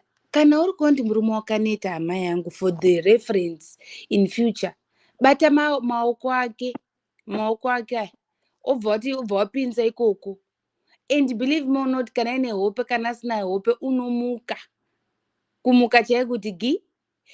And kana maakurarawo yaya maane 35 years, I'm trying to picture you never na 3 uri kurara nemapijama ana sekuru nehanda akaneta hawo. That's why and murume haadi unoenda kuenda kuna Jesu, unorara usina chiro muchindokweshana ngoti unoziva amene kuti Mwari wakambosika sei ukarara usina hembe murume asinawo hembe munonga muchindogwinana usiku hwese. By the time ya 3 o'clock zimakusena yato imwe nyaya. Another thing, dzimwe nguva varume ava havadi vakadzi vanotaurisa. Takazvitaura last week kuti ziya mapoints ako, maweak points ako, unotaurisa. It can change a man's drive, sex drive kuti haadi ngokuti ungochindomutuka masikati makusani wamutaura ukuri kubvawo kubasa watukwa ndibhosi wake wapuhwa mabasa akawanda iwe uri kusvika kumba uri kumutaurirawo zvako. Chimbonyarara. Blowjob, tanga neblowjob usatanga wataura. Believe me, hamumbogari kana 3 months or 1 week musina ngoti what men needs motivation. Varume ava vetinogara vana vadokwa, we are living with babies. The only difference ngekuti haapfeki madhaipa, haatari kuti mama, but they are all men are children. Unomupfekera zviri sexy, unomutaura zvakanaka zviri soft, unomubikira kasadza kako kaunomuona kuonyatsokumona kuti murume wangu inini for example murume wangu unoda cheese ine unonzi maolives zvezvi kunoiswa pabhodhi ndomupa kadoro kake ona program yake. Ini ndiri paFacebook ndikuona makuhwa zviri kuitika zvadi tapedza ndodini tosangana pamovie yedu manheru inde autoziva kuti password kutobata mabhora kutotamba nawo echiona TV tichidindini upenyu uri kutofamba. Saka yaya chizvibvunzayo kuti kana muri kuchita muri kuchitwa chii chiri kumboitika mukati mwemba yenyu? Are you doing things accordingly? Unozvibvunza wega kuti marriage yangu haisi kufamba ngei? Inini yangu kana haisi kufamba ndinoziva kuti the reason muromo wangu, saka nombodini ndomurijusa. Iwo chizvibvunzawo kuti inini what is wrong with me, ngai ndichidaro ngokuti don't do to the things that you don't want people to do to you. Saka imagine murume and varumeka akasiyana isusu vakadzi takasikwa in a different way. I don't know why kuti murume akatichita somehow we forgive, but murume akachitwa mai mwana munotakura timukunde twenyu muchatakura timabhegi muchienda kuisirwa nyimo kubocha uku kuti mureverure kuti ndiani wakazodini zvakazofamba sei panopa. Saka ndiri kuti be careful, kana makuita zvinhu zvenyu ita zvinhu zvenyu muchifunga, chimbofungaiwo a little bit kuti alright munhu wendiri kuchita does it deserve, and what was the contract yandakarorwa ndiyo, and ndamutaurira here kuti akomana ndiri kutsakudza suku kuti akomana ndibatsireiwo kune ndinoda fire brigade. And believe me, if you tell your husband kuti kudzasuku kuda kuhisadza, he know his home kuti it's about time. But isusu vakadzi vacho handisi kublema, don't get me wrong, I'm just trying to open up to my kunonzi chingo to my window kuti unyatse kubreathe, unyatse kuona both sides kuti zvakamira sei. Takawanda tine mazemo but unozvicontrola. Zvakafanira kuti unosenza, wasenza the whole month, opinda shopping mall, muna ana Gucci, muna ana Levi's Vuitton, muna ana, saka unobva unorospendese ngekuti une mari ngokuti unoda zvese. Aiwa, it's the same. Inini I'm gonna tell you my personal life. Ndine second husband yangu yakandirwa ndina vana 2. Ndinogara kuno Norway. Ndiri area yese ndinogara kuno hapana munhu mutema except inini. Do you know that every time ndikuenda kuchikoro uko ndibasa mungezi unonga achindotena kuti wow, ulala, like I'm a special meat or something. And unotoona munhu wacho amwe anonga kutopinda mumamercedes benz, amwe ari kuti 22 mapochi. Ndoti mwari handidi kuchita murume, ndotozvireurira ndega kutotaura nemuromo neshona kuti mwari dzingai satani. uda kundibvisa pamarriage yangu. Mwari dzingai Satani, dzingai. Ngekuti arume acho unongochiona anonga akanaka mabody builder. Ndobva ndati Mwari dzingai Satani, ndapota dzingai Satani. Ngekuti Satani unonyepa. Denda ndiri kuMozambique uko naana angu 2 aya akanaka ndaizaonepi. Hazvisina kunditi gare newakandiunza wakandikwidza ndege kutora nangu ichigara. Ndozvaunofanira kuconsider izvozvo kana wauda kuchita murume. Chimboita homework kuti does he deserve it? Murume wangu uri kundishaishira papi? Uri kundiitira chinyi chindiriko chaari kushata? Kana chiri 1 anhu aMwarika vharai makumbo. Isusu like I said, kwendinogara varume vanonga chindoti ari kuona ringi iyi but unochibvunzozi are you gift? Are you married? Ndoti yes, I am happily married, 100% happily married. Wotona mugezi wotodarika. But ndikati inini ringi ndakatozvitengera ndega. Inini ndinotoda kutotesta. Ndinombotesta Tesla. Ndinoda kutesta Porsche. Okanganoti zuro wakakwidzwa ndege naana ako 2 kunzwa kunowe kugadzirwa madokumenzi, kusetela, kugara zvakanaka, uri kuchengetwa, haubhadhari chiro, wakuenda kumuchita ngekuti waita zemo. Anhu aMwarika, musadaro kana muri kuchita. Handisi kuti musaita zviro zvenyu kana, but makuita zviro zvenyuka chimboitawo consideration, chimboitawo overdue kuti akomana zvindiri kuita izvi zvinoita here. Dai achikurowa echikuchitawo echikudini, handisi kuti unobhadhara the same way, but kana zvakadaro it's a red flag. But kana watotora zvakanaka patsamba yake kuti murume is hard working, I can see the picture kuti murume uri dedicated kune family yake, murume unokuda. But you must remember, isusu vakadzi tisi tinotena on pombi, tisi tinotena off pombi. Ndakatara one last week kuti anhu aMwari dai ndichikwanisa kunyararaka ina ndiri perfect person ngoti ndinobika, ndinobhuya, ndinosensa, but muromo uyu muromo chete, intelligent, kusenza laki zvese, kugeza, but uyu muromo anza usati wapedza kuti ndatone anza pamuromo dzwangu roti Mwari oye. Even kuchikoro kwendinoenda ndikasaenda kuchikoro ndinofonerwa newhole class. Nhasi class ngakatiziva wadini kuuya kati wadini kuuya kani. Kubasa kwendakaita izvozvi handina kana ne2 months. Ndiri kundozi ndikasaenda ndoza, why you didn't come to work today? You know, the department was very quiet. Nota Mwari, muromo wangu. Saka hama, unozoti pakati pemakumbo pako pane problem. Pachengetedze, taura napo kuti yaya, garisikai dzasuku, garisikai, pasara padoko. Osvika kumboti babhoyi we, ndine nzara kudzasuku, ndapota ndibatsirei. Believe me, fire extinguisher inosenza. Varume havasi mapenzi ba. And I have a feeling kuti unotozvifunga kuti unotozviziva kuti wakatomuchita, unondomirira kuti iwe uconfirm. Because most of the men vanotirida, vanotoona kuti magarire edu, mahabit edu. I like what Sekuru Gwangu said. Unotoona murodhi kuti mukadzi uyu haana gwangu nekupopota basi. Kupopota pasina chiro, pasina kupopotera imbwa itozvidarikirawo hayo. Imbwa iri kule. But mai we apa hapana chiro ba. Hapana zviripo. Saka muri kuona kuti varume vanoziya pattern dzedu kuti haiwa yaya kana atiziya something is missing. Yaya kana ari kutaurisa something is missing. Kana aita mamudzu something is happening. Saka ndo masignals varume vanoziya. Saka iwo pakuzomuchita apa ndo pari kundirwadza kuti une vana, une murume wako, wobva waenda kutsvaga uri kumupa double speed kuti banga chairiko. Ndiwo ana Judha anotaurwa mumabhaibheri, ndiwo ana Judha anokisa obva wakuti banga pa. Because imagine kuti paushamutaurira akafind out kuti ucharwadziwa sei. And murume une pride. Varume vanoda kuzvitonga ndiwo ana king of the jungle. King of the jungle uri kuchitwa ngemukadzi.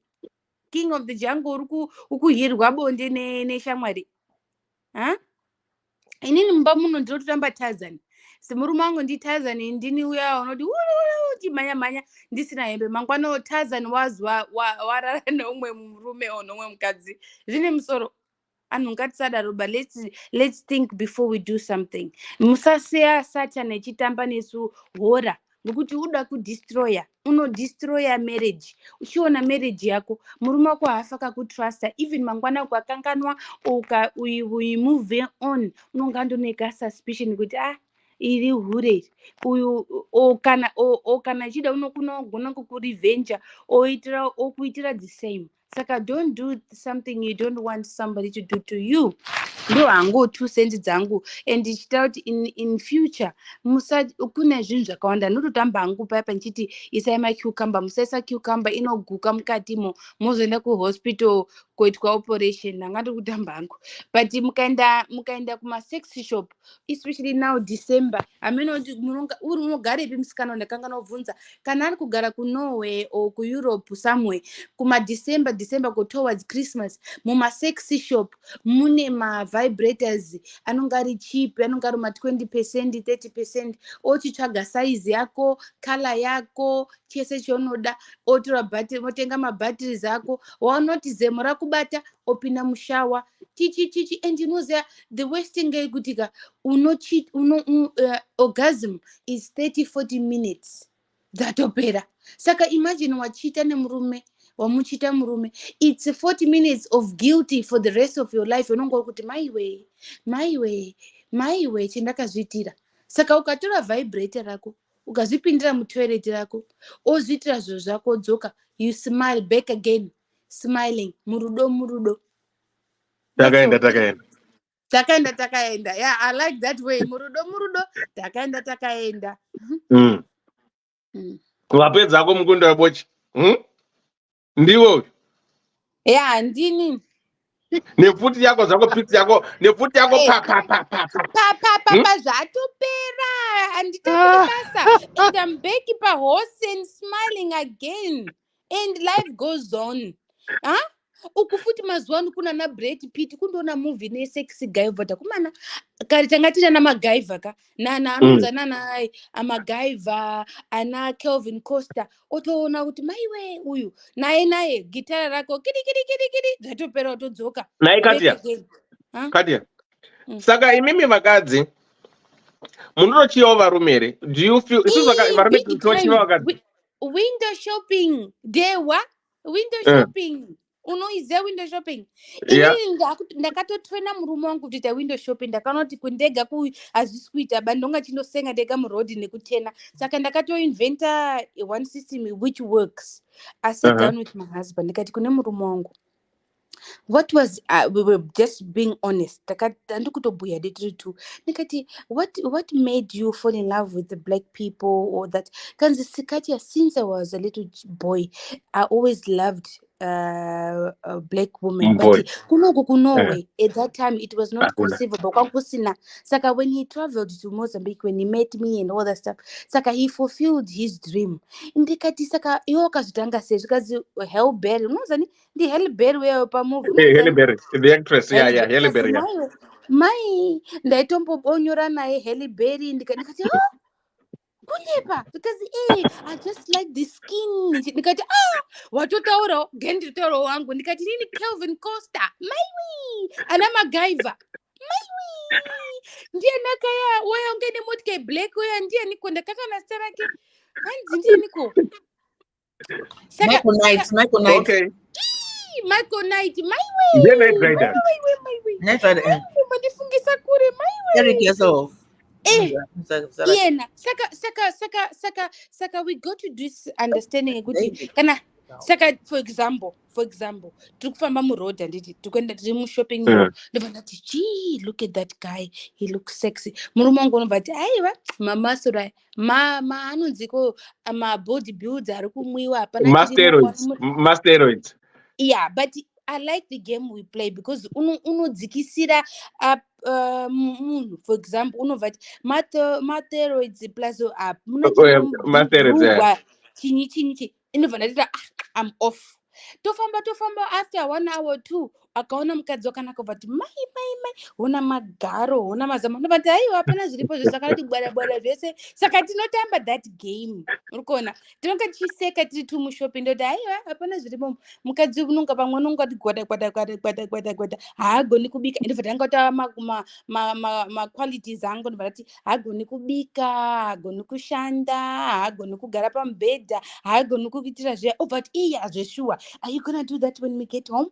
Are you gonna do that to me? Ndobva tati izvo ndokuitira izvozvo saka uri kunoti tinonga tichiita mafantasy edu tiri tu kana iyeno zvakamubata unotonda kuti mai mwana nhasi uno because you must remember what people must remember always, it's not every day the two people wants to have sex. It's not every day. Saka pamwe one unonge chida umwe asikadi. Saka kana asikadi ndopaunofanira kuziva kuti what can I stimulate myself kuti ndipindire musame level. Dzimwe nguva murume unonge akanoita iwo mukadzi odini tamba netumabhora mukise unonzi muneki mubate makumbo mukise forehead. Believe me or not unomutsa even anhu akafa anomuka kuti chu kumuka chaiko. Saka it all goes kuti unogara nani and with the interest nemunhu wari kugara naye. How is your communication? I'm not saying kuti my relationship is perfect, but maybe because ndakakura kuZimbabwe tisati taroorwa tinoiswana nagogo kugariswa pasi kutaura kunzi murume unofanira kubatwa kudai mukadzi unofanira kubatwa kudai kana munhu akaneta unofanira kudai kana asina kuneta unofanira kudai maona. Saka maybe it helps in my relationship because ndinonga ndichiziva kuti one takabhadharirwa mombe nembudzi kubochwa, two handirovi unondirespekta unodini handifosi kuita sex. Saka paanoda kundiita naye ndofanira kuconsider kuti maybe nhasi zvakatomubata ogera ndistimulator totoita, then we become in the same level. Haikunoti iwo wabatwa nezemo wahamutauriri haisi nyanga kamurume Katya, 2 minutes dzako dzakwana chinwa mvura. Okay, perfect. Yeah. Good. Right. That's Katya for you there. My love, Nima likes the master. Munipulo Katya wangu. Right. For those who are just joining us, welcome to the show. Welcome to the program. We discuss real life matters of the heart. Right. Simo, what's your take on this one? Ngoma power murisei.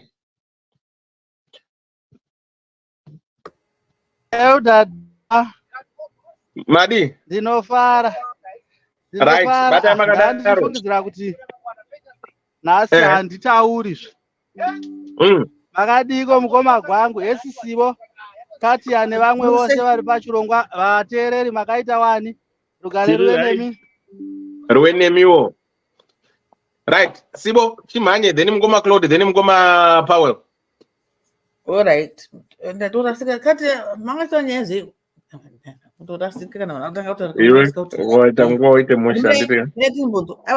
ndogona ndorasika asi ndogona kuzodzokera zvangu pamuforo. Ndandoshanziye what I bring to the table. Mukoma gwangu wangu vachitukawo mukomana tikati mukadzi uyu ndiye anofanira kunosvitsa shoko kune murume asi tidzidziswa handi makati Ddc tingadzidzisana. Saka vangu vadzidzisawo varume asi handakunzwa wangu advice yava pamukadzi vagwangu mufanira kuzodzoka because mama vangu kutaura mabrothers kuti ita so itai zvakadai ita so maita zvakanaka mavadzidzisa but kusistran ava vakatengesa vakavhura poto mavatiinavo ndakunzwa point yenyu ipapo but zvisinei mwana mai uku zvawatoita izvi kaizvi handodi ndoita sei uyu ari kukuthreatena ari kutodza bhinzi ari kukuthreatena uye yuka ndawatomueliminate watanga naye iye first kuti nini kana uchida kuti uudza murume wangu handitese unomuudza uyo ari kutokubhaisa unofunga kuti angaudze murume wako kuti inini shamwani ndinondikura mukadzi wako poto asi anenge ane pfuti yatarwa nakati anenge ane the real gun yekuti anopfuura munhu ndopanorohwa munhu manje kutourayiwa nedemo chaiyo hapana murume akashinga kunoudza mumwe murume kuti mushamwari mukadzi wako ndini ndiri kuri akashapa. Hakuna murume anombozviita izvozvo ane magatsi akaita seiwayo but vanenge vachitoziva asi vachitoseka zvavo chiti kwani kutiwa usaone madress kurembera kudai havatomboti futi mukadzi wake anenge kutoti hure rake mukadzi uyeyo anenge akutonzi hure. Saka iwewo sister apa utonzi hure but uri mukadzi womunhu utonzi hure hure akatoroora hure ningi ndewa hai hure ndikangoti ndoda ndotovhurirwa ndotoda wakutobrandwa wakatova nezita rako risingambofa wakasoribvisa nemaitiro ewaya aya because ko zemo chii chinonzi zemo naimi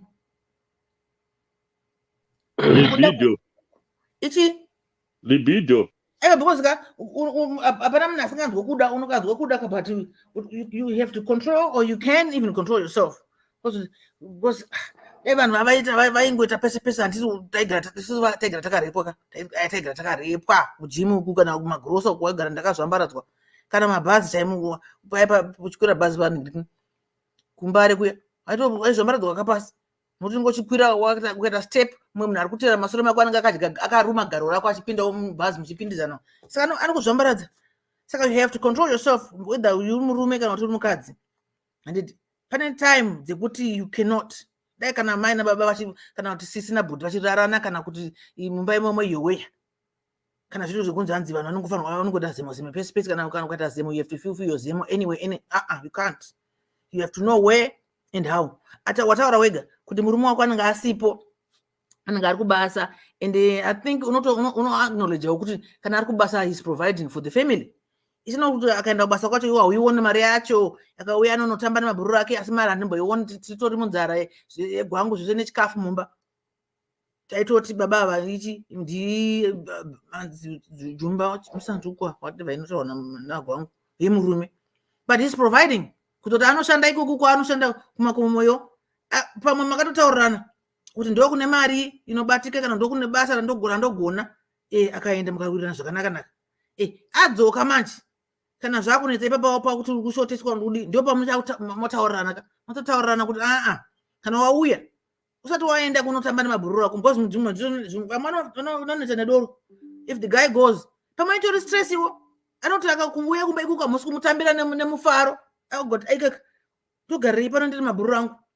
You see, sometimes you need to really look at yourself kuti asipo chita ndiri kuita kana auya chita ndiri kuita pane pandakazonzwa kuti anenge asipo asakadzoka ari mukadzi tsvina mumba itsvina saka it's a turn off kuna this guy kana chikafu chavo chabika anochidya sei iye auye kwabva kwaona mba makangosviba iwe wacho wakasviba pamba pamwe hauna kutombobika.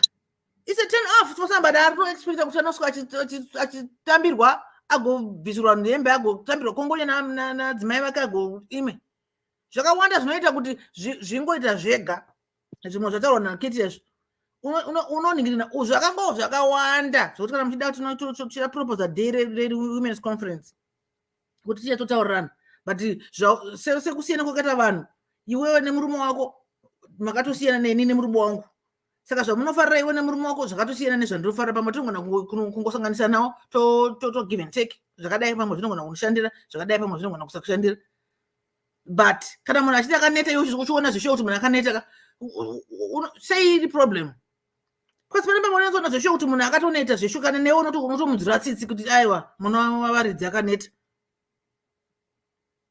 ende akatoneta achitoshandira iwewe pamwe hauna vakadzi vamazuva vanoda kushandwa navarume stereka they are so depending vanotodependa havana chavanacho pane maposta ndatoona munhingiri pafacebook apo yantonzona mwanotisisilolo hanzi vakadzi let's learn let's do something kuti zvishandire uwane mari yekugadzirwa nzara yekugadzirwa vhudzi yekungozispoila so kana kuti yekutotaka trip noti this weekend ndikutoenda kuvictoria falls negenga rangu nemari yako ipasaidi uri kuzvishandira isinei nekuti watora mari yerendi watora mari yechiyemumba saka us as women we need to learn that really kutodzidza izvozvo kuti ngatiitewo kamusika kematomati nenzungu tichitengesa nembeva baba vari kubasa mumba vanaona chingwa chirimo upfu urimo hauchamiririye kuti agokutengera kuti akakutumire mari nekuti iwe wakangogara pamba uchitadzi akauya achava nemari ende ava nemari anofanira kuzondira kasha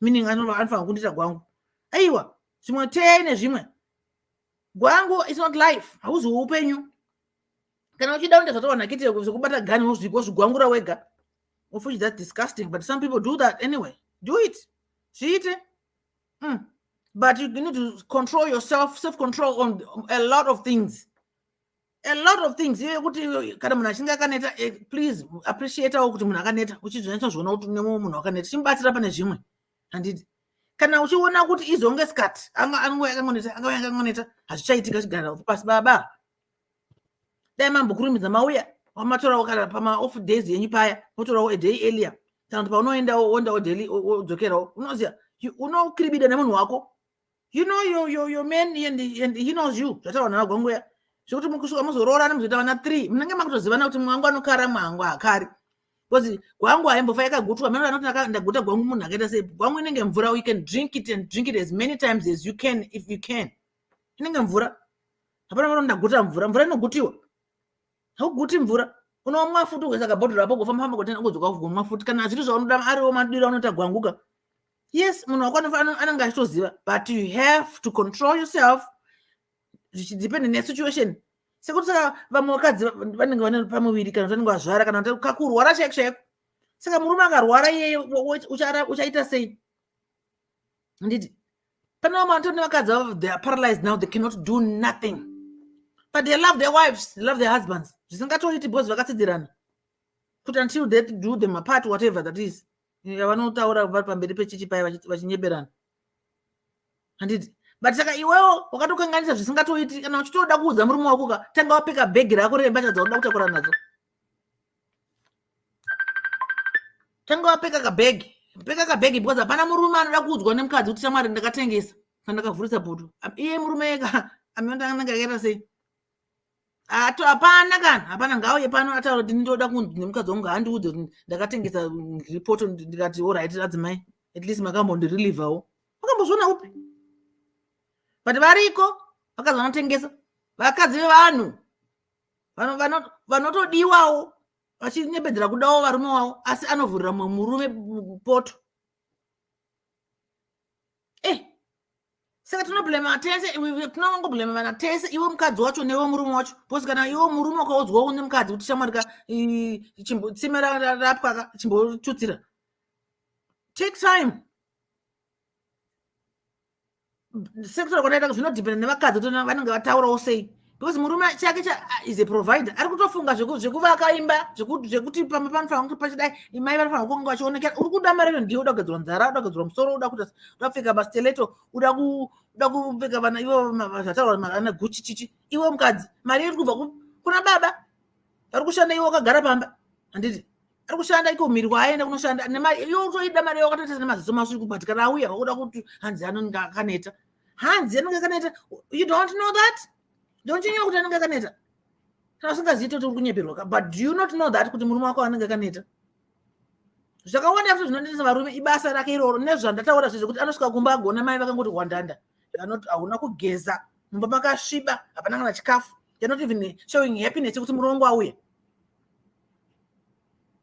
not everybody likes gwangu every day not everybody does that panozoriwana ipapo rinenge riri makuerere I'm one of them handidi chekugwangura mazuva ese topenga here mazuva ese aiwa ndokuchena kwatakaita I'm not talking about like everybody inini handidi zvekugwangura mazuva ese handidi that's not priority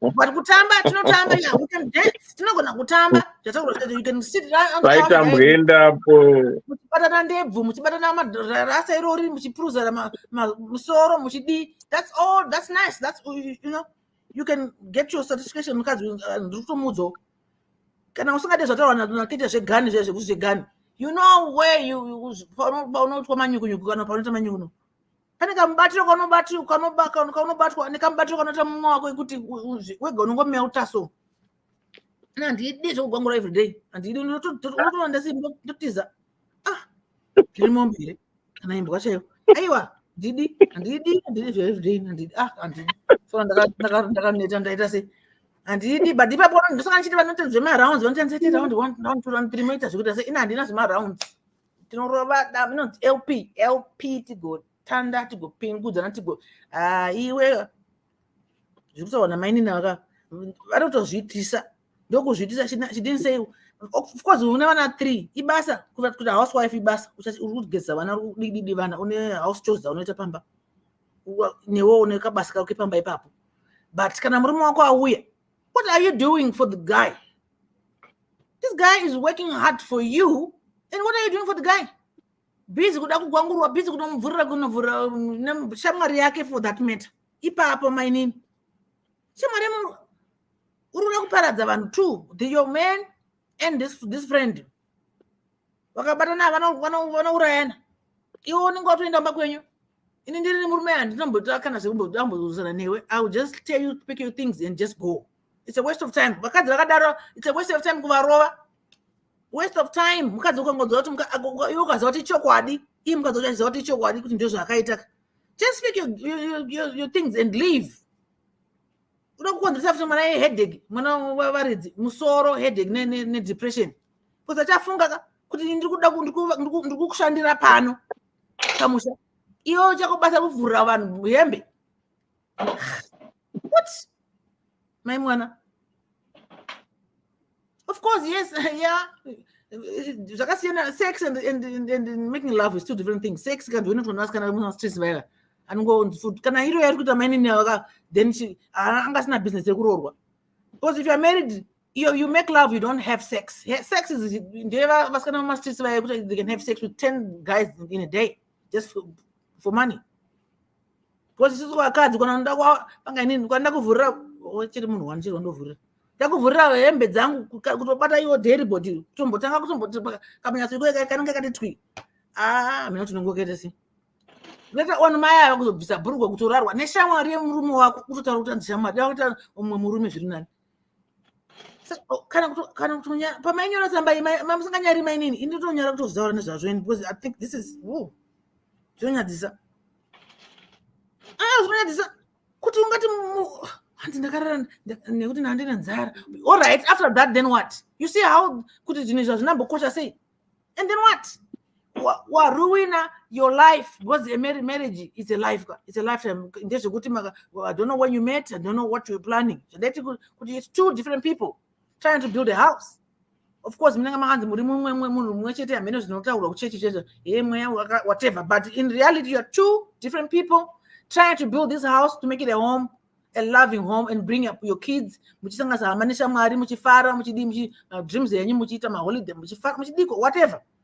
And but unepfungwa dzako iya nepfungwa dzake dzamaunganidza kuti muite imba imwe chete. Saka kana iwe wakafunga kuti murume wako ari kukushotesa, wakamuudza akazviignore here, agona kuti akazvinigona kana kuti haana. But kana iri problem yekuti anoshanda kure and anouya akaneta, iwe unotozviziva izvozvo iwewe kuti anoshanda kure and anenge akaneta. Saka iwe unofunga kuti iwe haadi gwanguwa racho haridewo here. Anorida, but they are busy with us. Kuvaka musha wenyu woyo. This guy is busy building that home. But you're busy trying to do. Ndiena ngandi gwangura. My mwana. Zikamai my mwana. Zikamai mavaire. Kudzikama chai because it's that gwango is not important. It's kaka ratio kankamoyo kai can go edo into a relationship into a murume nemukadzi. Yes, munofanira kunge muchigwangurana bata haunziwa murayiro. Commandment chiya yakanyorwa mubhaibheri kuti mukadzi unofanira kunge uchitongorarwa chete nemurume.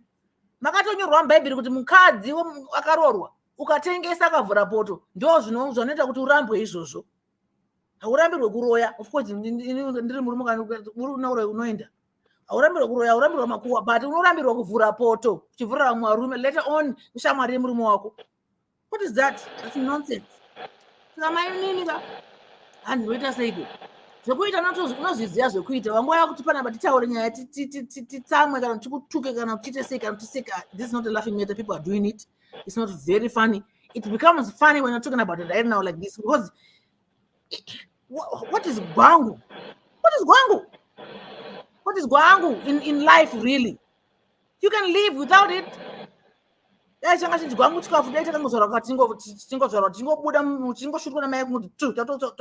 do. It's not life. It's part of it. It's part of a marriage. It's part of one and two. But after that, 10 minutes. But shame unayo shame. Because are you even thinking about this guy when he finds out? You see, That's the problem with us women. We do not think it's too much. Selfishness. You're not even putting yourself in this guy's shoes. All right, I feel I say I can't go into society. You know, unomufanga ngofunga ukuthi ndikapisa munhu nemoto anonzwa sei ini ndikatsva nonzwa sei. Chimbozi try even if you don't know, because feeling it's not my individual feelings, but kungoziva kuti zvakaipa and then feel a little remorse. Watoputsa imba yamai muchitrai kubuilda, watoputsa, but mangatora mazuva makore mangani muchitrai kuvaka imba iyoyo nemurume wako akatowana huna mune vana 3. But how long did it take you for this guy kuvhura mabhurugwa neshamwari murume uyu? 2 minutes 15 seconds. 2 minutes 15 seconds.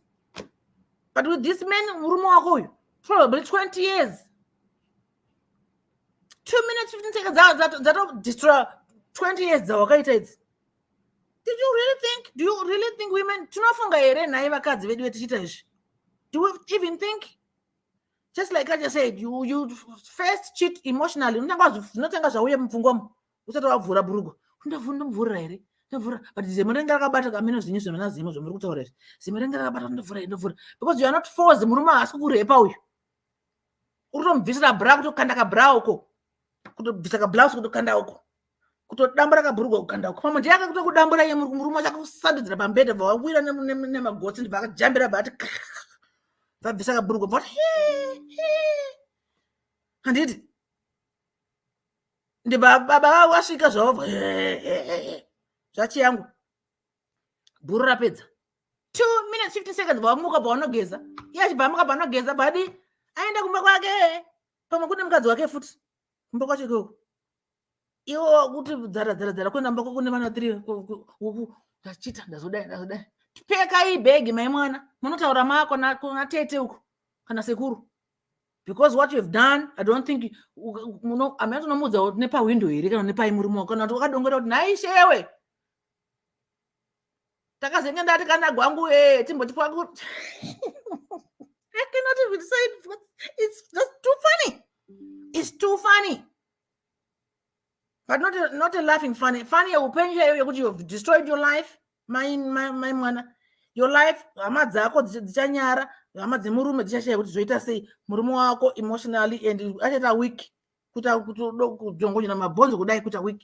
Ndizvo tisingafungi. Iwe wamati uri papi right now, ationa kuti pfungwa dzako neunhu hwako zvakamira sei.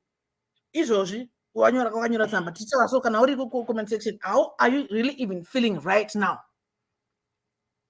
How are you feeling right now? Neshamwari yake da wakanhongwa mustreet, wakanhongwa wamheno wawo wakanhongwa mustreet umu. Ende tikada kumisa shamwari yake neshamwari nemurume wako tikada kuvamisa apa. Kana inini zvangu bofu bata waunodaba ndiri bofu ndirigona kubata murume wako bhozi ndiyapo mari kutoonekera. Uchingoda gwangu chete. Aiwa apa ndikuti vakadzi varume vanozviita ndozvi yangu, but tura nezvemukadzi ndiyanyora tsamba. Of course varume vanoita futi, varume vanovhurisa mapoto. Kondoma number 1 kama champion. Zvarume azvizimbori zvekutanzi ndomuda musikana ndomuda, anenge achingoda kungogwangura chida chipfuura chienda. But vakadzi munenge mune ka emotion mukati, kutoda kutowira wazodai. Andipa kutotaura pamwe kutomusuwa futi murume wacho your boyfriend. Takuti kuti boyfriend ndakuka. Kutomusuwa apo une murume wako. Kutochiva murume kuti dai adzoka. Handiti auchato murume wako wakutomudzura sauti murume wako wacho chaichai nyange akauya auchatomudi, autongomuda zvekuti ndiwe baba pamba kutongoda uyu comrade avo vari wanati kuti pamwe ndivari kuti nemurume wako. That was a joke panyaya iyi. Of course some men do it, but really speaking not all, not even the majority, just a minority varume vanopakurisa kwese vanopakura uku vopakurwa uku iyo haitaurika. It's not started. That's disgusting.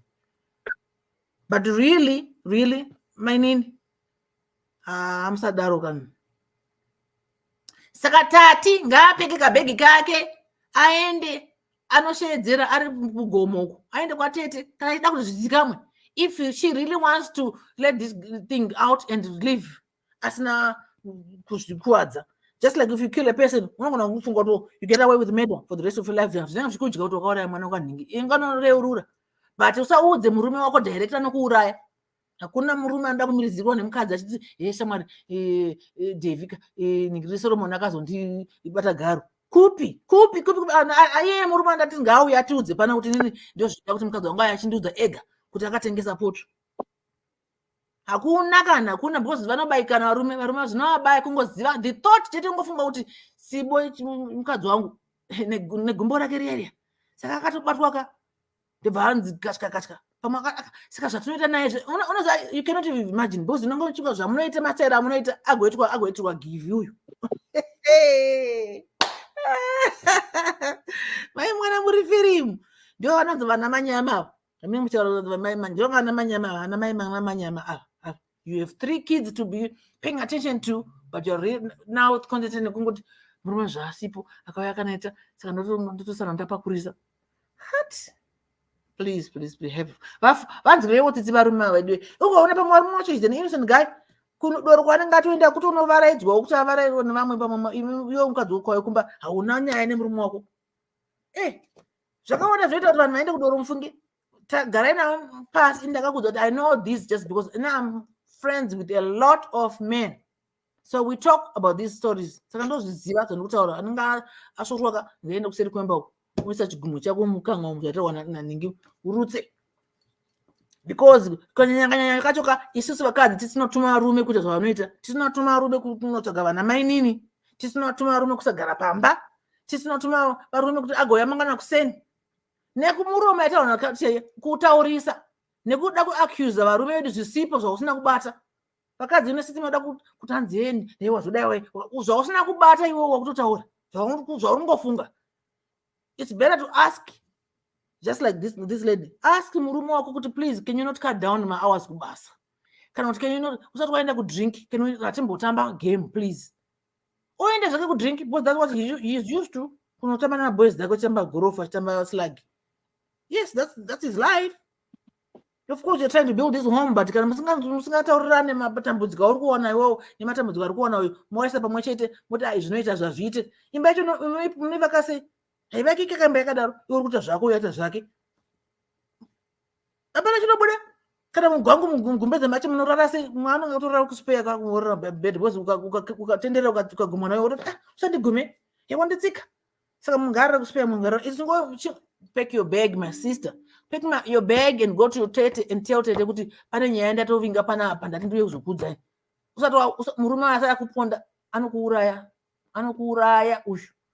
Mese nemuri tune shamwari yacho yako yemurume taura naye kuti shamwari zvatakaita hazviite. Uyu murume yeye akada akafunga kuti anokublackmail achingokukusaka uri kungokwirwa just because he's black akungokukwira. Auchataura asati kungokukwira nyaya kuti akakundokutaurira nemurume wako. Chimupa muudza kuti nhasi handisi kuda enda unomuudza. Hapana hamba mudzi because anosvika kurohwa. Hamba mudzi saka iwe kana uchida chimusiya audzwe neshamwari yake iwe chimira paside. If you want usingakwanisa kumuudza usingakwanisa kuenda una hama dzake kana kuti hama dzako kutaura nyaya. Because hapana haimbofa yakapera nyaya. Kana usingade ubva ungoti azvite find out ega mongopedzerana mega hamene kuti munopedzerana naye sei ini chamunhu chekuziva kuti hakuna murume anoda kurarirwa mukadzi wake. Agozviziva agoti it's okay. And kana hakuna mukadzi anotaka zimba akamisa musoro anotaurisa unoudza murume wako kuti shamwari pangosipo ndakazara ndakabatwa garo naDhewa. Hakuna mukadzi akadaro. Variko here vanosomaira kudaro vanonyenamira vachidaro? Hakuna we. Hakuna. With that being said, yes, isu tinogara through 2-3 months vasati vambosvika pano asi pavanouya makuerere. Hatinazviona makuerere asi hatisi kuti hanzi nekuti ndabatwa nezemo ndoenda pane gogogoi yaimutibate garo. Kuzvijaidza uku kuzvijaidza. Murume wangu anotokuziva ndosaka achienda kudoro anotokuziva kuti wakasara gogo. Anozviziva izvozvo murume anozviziva rume ataureka anozviziva kuti unotengesa unovhura poto iwe murume wako akaudzwa nyaya ikabuda uye zotiudza kuti akazoti kudii. Anonesi kuudzwa namai mwana daizviona ini kuti panapa pane mabhuru riri kuuya richiita zvisiri izvo. Andozviziva murume wako. Hataudi kurara nenyaya iyoyo. Vamwe varume anosemaka anenge akutoziva kuti murume mukadzi wangu ari kutovhurisa. Hataudi kurara newe. atori pamwe nemumwe musikana izvozvo wakutorara atodi akutoziva kuti iwo wakutobuda akutokusema ko varume vanotana here havatane tezvekutamba. Aiwa, maita vachiyera imbonwai achiyera mazuva ano ndiri kuzwa kukufarirai because muri kuuya muchitsiura haikona mbijana hamusi kuita zvokutamba navo hamusi kuvanzwira tsitsimba muri kuita kuvadhovhoza. Kutaura chokwadi kwakanaka kuti anorwadziwa ngorwadziwa asadi ataurirwa chokwadi. Ndine here eudhande vatava kutaura. Aiwa, hamusirimi ndimukoma Claude. Mirai makadaro. 1 second, timbonwa mvura. Timbonwa mvura. Ndaribo. Ddc Currenters. We remain committed to helping our customers stay mobile. Dinomatika paguta, parar, mukuta. Uyakuna. Ddc. Fona kuna. Ddc. Kene mafio seva. 4x4. Family car. Kene mafio seva. 4x4. Family car. Unotipata apa. +447961803546 or +263773791 and last one +263771257 your big up daddy T.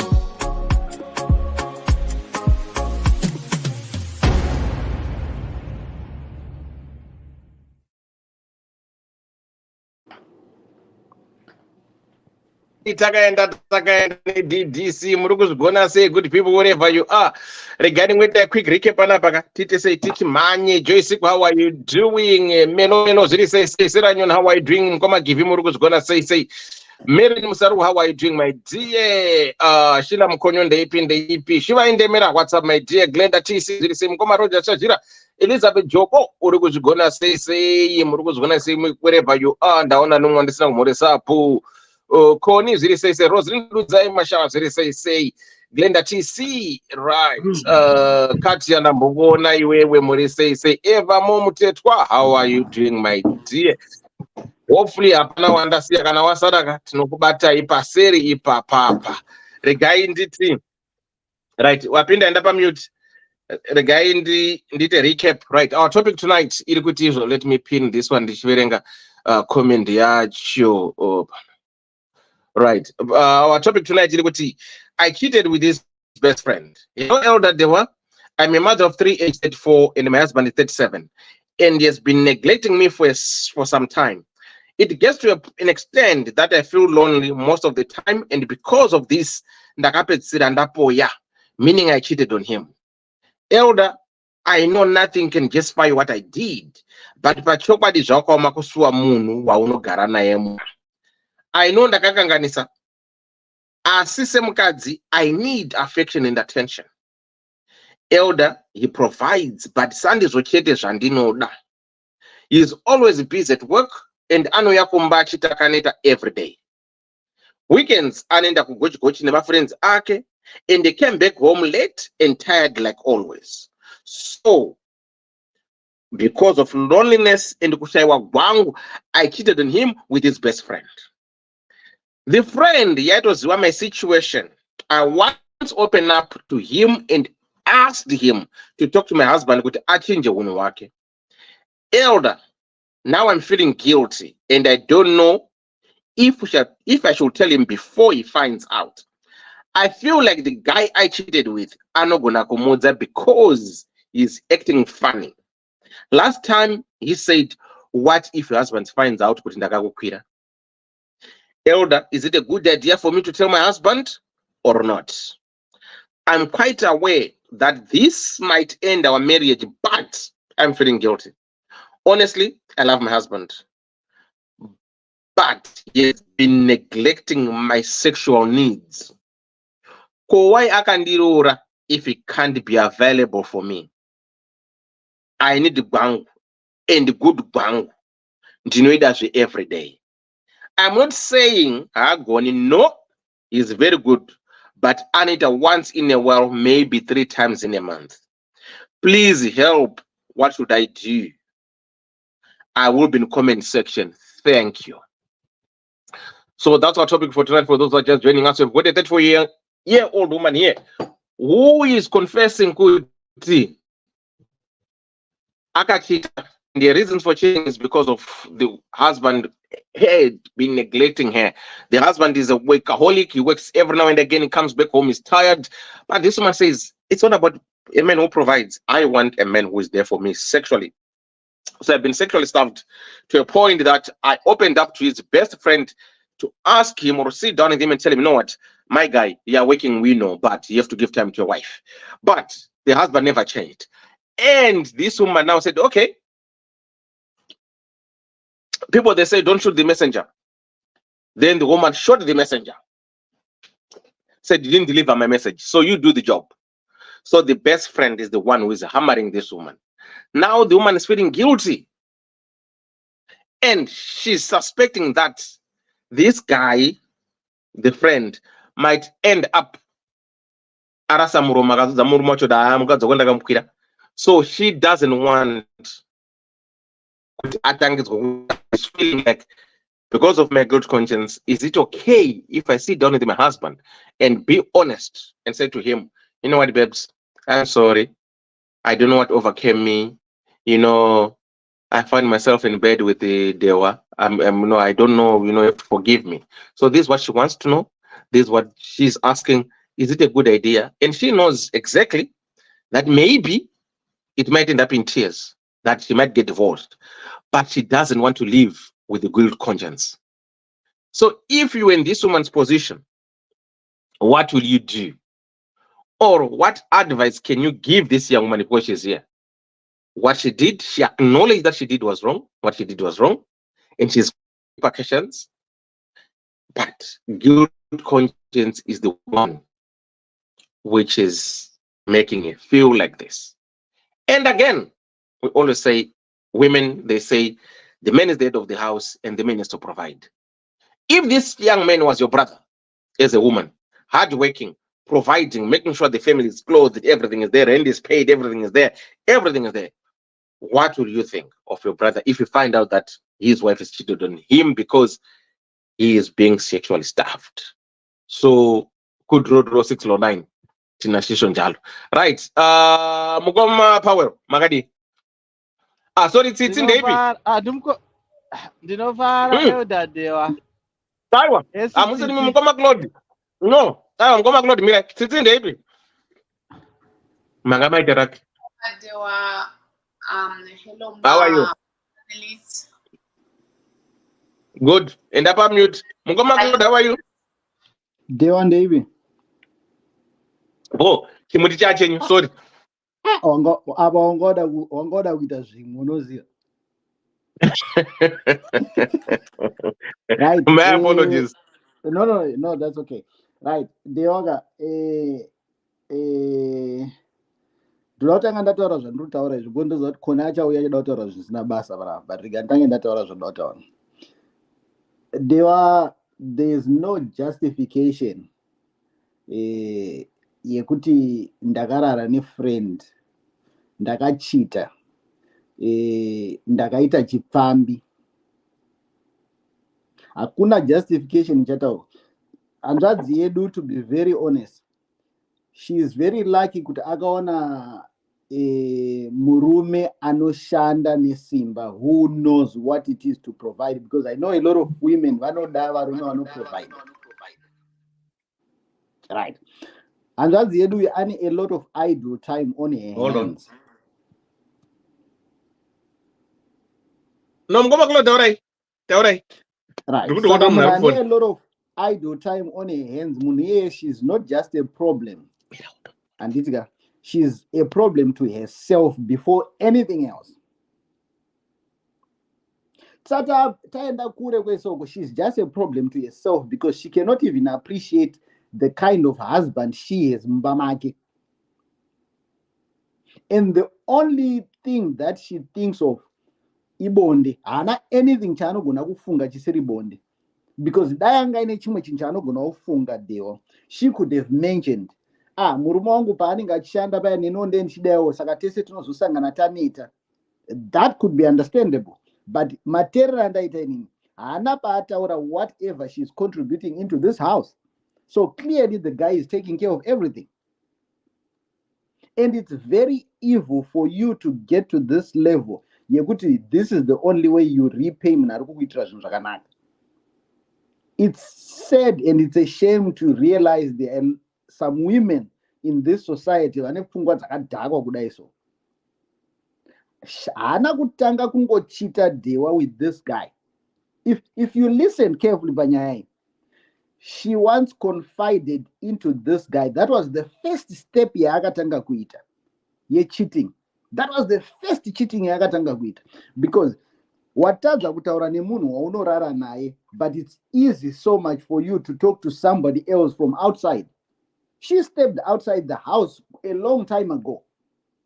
Kutozorara kuyanga ya bonus yekutopa uyu kuti anochinzwa wona hapana zviri kuita sai ochiurowe pombi. That's what she did. In all honest, uyu mukadzi uyu koyo I think zvataura nasiwo kuti hazi ngatanga arongedza bhegi ka. Kutorongedza bhegi kutotambisa ngo ngangobuda aende. She doesn't deserve to be with a good man like this. Hapana explanation make sense yaanotaura. She has just brought herself down. She has affected a lot of things just because of a poor decision. This guy has been neglecting me for a long time. That's a lie. Because if the guy was neglecting you for a long time, you should have tabled this issue. Somehow there's always a way to bring your issues across to somebody. My love language, I don't care about that technicalities. I'm not going to open the but patinongoziva ndepekuti munogara pasi motaura, because munhu anoziva Dewa kuti anofana kushanda chero akazouya aneta anofana kushanda odi ari kutonzi hakusi kuti haagoni kana kuti ane dora, munhu anotoziva ngokuti anosiya mba musina nzara. Saka why can't you communicate naye? Shamwari unoziva kuti chika, I appreciate, and I think we also have to understand kuti sometimes how you bring your issue to somebody, it affects how they respond. Ukatanga wamutenda zvimwe zvese izvi wozoti but pakadai paipa ndokumbirawo kuti tiite tichiwedzera spoon. Kana tachingoti teaspoon toisawo kama 4 tablespoon, because watanga wataura zvakanaka first. Saka kuti uzotaura izvi anokurumidza kunzwisa kuti no, you know what, she appreciates what I'm doing, she appreciates the person I am. But clearly munhu anotanga anotaura naSawiro. And now the good thing there, from what I am understanding, Sawiro uyu ritoriwo benziwo zvaro. That's why he stooped so low, because he's supposed to be a brother's keeper. In my understanding there, my understanding, but my understanding, pane zvinhu zvisingangoitwi. Bururu, mukadzi waBururu is as good as ihanzvadzi yako. Hatitaure, hapana pandinotarisa magaro emukadzi waBururu, hazviiti. Hapana pandichagara padhuze nepadhuze kutotanga kutonzwisana kutorwana, hazviiti. There's always a line yatakadrowa pakati nepakati Dewa. Izvi zvatakuita mazuva ano zvokuti mukadzi waBururu unongosvika unokwatura woita sewe. Amene kuti matyiro acho sei tiri kusvika palevel iyoyo. But uyu mukadzi uyu iyi ndo pfambi. Hanzvadzi yedu ipfambi. She doesn't deserve a good husband like this. Uyu munhu wemastreet uyu. Because if we are to understand, iye ngazvitarise ega. Handitika. Ozviongorora ari ega Dewa. You find that this is not the first time she has done it. Probably this is the first time because now aroorwa. But it might be something that has happened in the past and this is how she used to survive. Vanhu tinosvika Dewa pakuita zvatinoita izvi because tine ma-issues atisina kuadresa muupenyu hwedu. Tozoda kuti because tasangana nemunhu ari right, because akandinyima chakati ndosaka ndakazodai. But no, ndozvaogara uri. Haungomuki Dewa warara nemunhu, hazviiti. haungobudi mumba makwe unotanga kutaura namai vako panext door ukauza kuti hamba mangu une problem, mukadzi wangu adai. Pane pazvinotangira chete. Mumba mekuti vanhu ari kutaura kuti munhu anoprovida dewa. When a man provides, I like to believe kuti mukadzi wese ndo zvaanoda.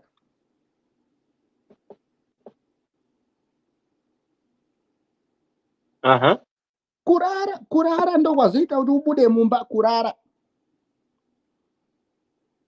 I think pane munhu ataura pana zvema 5 minutes izvozvo ndo zvingabve zvaita kuti uparadze future yako yese nemunhu wako.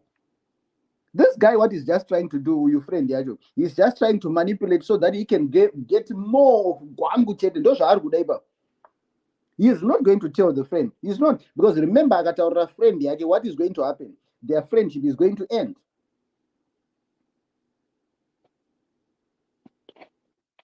Uyu mkazi ngangoudze mufesi wako shamwari ini ndakutova pasi ndakuenda oenda kana akasina kutotaura ari right, because in most cases if the guy is not okay mentally ndo pamunozonzwa paya unzi munhu akapondwa, munhu akaitwa sei, because look at the guy. Munhu ari kutrya kuita the best for his family, and iwewe uri kuti paari kuisa chingwa chevana wake mumuromo iwe uri kubvisa iwe urasa kuside. Ndo zviri kuitwa nemukadzi uyo ari kuvaka imba yake uya, chidhina chiri kuiswa nemurume iye mukadzi ari kusara achibvisa achirasira kuside. Hakuna kwaari kuenda vanhu. Hanzvadzi yedu, it's a shame to realize we still have women like this who don't understand their value. I know my worth, I know my value, but kana value yacho iri pakati pemakumbo dzenu, ino kuti idamba risina chinhu. Idenya rakazarawo haro mvura, hapana zviripo. It's abnormal to have mukadzi anofunga this law of herself. Shamwari yemurume wako unoitarisa sei? How do you even get to a point yekunobvisa namabhurugwa? Are you normal? Problem and in a lot of idle time on her hands. Saka kwaari life inongoperera mukugumanisa zviweteso. She can't think beyond that. She is supposed to be multiplying whatever the guy brings, nurturing whatever the guy brings. That's what she's supposed to be doing. Even kana Bible not already, I think not mukadzi akangwara anovaka imba yake nei nemaoko ake. Mukadzi akapusa anopwanya imba yake nei nemaoko ake. I think something like that. So clearly this is a good example of munhu ari kuzviputsira imba yake, because she's not appreciating what she has. Akavhura window akatarisa zviri panze, so but kunze kuri kunakidzwa vari harigara ndivapomborere baba. That's what she did. There's no excuse there. There's no excuse. Yekuti ndinofane nzara pabonde ndosaka ndakazwa. That's a lie. The fact yekutongobuda kunotaura na someone about nyaya dzako dzemubedroom, that was the first point of cheating. Kuzorara ranga ratongowa bonus zvaro. Ini dewa ndo mafungira angu ini. Iyi hanzvadzi yedu iyi ingoriwo pambi. Zvangoitawo kuti upambi hwacho wazongobuda waite later stage, but it's not like ndo paakatangira. Kune kwazvakatoba. This is the top of what is going on underneath. There's a root cause of kubuda kwake. Haisi nyaya yekuti hanzi inyaya yebonde. There's an issue yaasina kuaddressa from a long time ago. Yazongobuda wapa because the idea is anondinyima, because there were in my understanding kana ndichienda kubasa ndichidzoka ndichimeka sure kuti pamba zvinhu zvese zviripo, what you only owe me is standing with me. If you can't stand with me, then hapana zvatiri kutaura, it's a different ball game altogether. Kubuda kwaitwa apa kwemunhu ari kubuda mumba, this is just her way of saying thank you to this guy, because munhu asingango appreciate anything in life. If she appreciated, she wasn't going to do this. Saka dai angosiyana nemufesi, deserves a better wife. Ungozviitirawo life yake nevana vake, bhora mberi, iye ngaendo. Handiwo ariko anongoitawo $2 for 2, ndo arongonojoinawo crew iyo iri bode. Thanks, Mukoma. Thanks, Mukoma Claude. Thank you so much. For those who are just joining us, that was Mukoma Claude there. Right. Again, go to kutauraka tiite tsimbisana tichenda tadii tichenda takadaro. Right. On the 27th of January 2024, Mukoma Gwangu is celebrating his 60th birthday in Milton Keynes Holiday Inn. So you are all cordially invited, but you have to pay £40 for your meal. It's a 3-course meal. So you pay your £40. What's that? You have secured your place. Pasina izvozvo murudo haupindi because you've got a limited number of 130 people. So for number yedu tachitapa 100. Saka manyama MC Vazi, DJ Christmas, DJ Givi, DJ Tricks, DJ Magic, DJ Dewa. Panomanda sierra. I think ndo madj andadara tenge tiripo tichitamba tichinakirwa. I think I'm just fingers crossed. I think Tingitina Lady B, fingers crossed again. I think Tingitina Jekingarande, fingers crossed again. I think Tingitina Loro from South Africa. You know, Saka Okasara Jago Onenge Warosa. All what you need to do is get in touch with me. You pay your £40. Number 130 Kapana Javaran. Takamboto and Badrama 20 pounds deposit, Vanaka 20 pounds deposit, Takapizam so 15 November Takavara. So now everyone should be paid by the 15th of December. Or 130 Vasara, you have to pay your £40 in full, the enters out. Taka and the theme, it's black and gold. Saka, let's come celebrate Mukoma Gwangu's birthday with us. January 2027. Anatsitor Boko America, Anasi Bonengwaripo. Anna Dr. Love, Anna my brain from Canada, Anna Glenda. We've seen a lot of people that are coming supporting Mukoma Gwangu. Saka, one love. Takaenda. Right, my panelist. Dr. Love Kumbira Kujamba. I think Panagoda Manira Mukoma Power Natsina Koni. Dr. Love Kumbira Kujamba. Panagoda Manira Gwenda, please. That is a belief in Afrikaans. Ngavachitaurawo because network yangu iri kutonetsawo, ngavataure because network yangu iri kunetsa, so handizivi kuti ndichazokwanisa kunge ndacatch up here kana ikadonha. Ngavataurawo. All right. Mukoma Gwangu. Sorry. Dr. Love. Muri kundinzwa? Tiri kunzwa muri sei? Ini ndiri right, ankurisa yenyu ikoko. Bobo. Ndinotenda hangu vandipamita hanzi kuita sei kundipemita kuti ndiende mberi. Taurisa mbijana. Makundinzwa? Alright, taura ndinzwa. Okay. Ya ndanga ndichida kungodai so mukadzi uyu kai hanzvadzi yedu ngazvifumure. Azvifumura kudaro, I hope kuti nyaya yake inobva yapedza shungu dzababa ava. Mukoma wedu kana munun'una wedu ari kuchitwa. Once a woman has disrespected a man in such a way like this time, hakuna kumwe kwaanga recover. It is very hard kuti mukadzi azoona murume wake at that level achita munhu wake kudaro. Hakuna.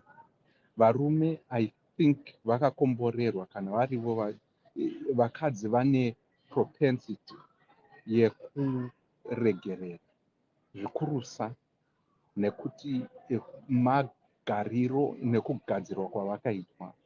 There are people that can accommodate so much pain, but it's not warranted and it shouldn't be and justified. Asi on the opposite side of it all, murume akango disrespectwa nemukadzi the first time, apachina any time after that yekuti mukadzi anorespecta back murume at the level yaakaita sei yaanga nayo. Saka ndinokurudzira hangu mukadzi uyu kuti azvifumure. Ane vana 3. She should have remembered and also guided herself nepfungwa dzokuti Gwangu kana kuti vana vangu nemhuri yangu. Iye akachuza Gwangu. Kuchuza Gwangu kwaakaita ikoko ndaachirara mumubhedha make imomo and see where it takes her, because consequences dzachona idzodzi dzikaidzi dzaakabuditsa hadzichadzoksekere. You cannot take it back. hazvichapinde back mubhodhoro, mukaka wakadonha wakateuka. Chawako kuhora mukaka umu uchipinza mubhodhoro uchida kudzosera back, ava nemarara akuti haichamwiwe mukaka wowo. That's what I know. Ndinoda kungomukurudzira mukadzi uyu kuti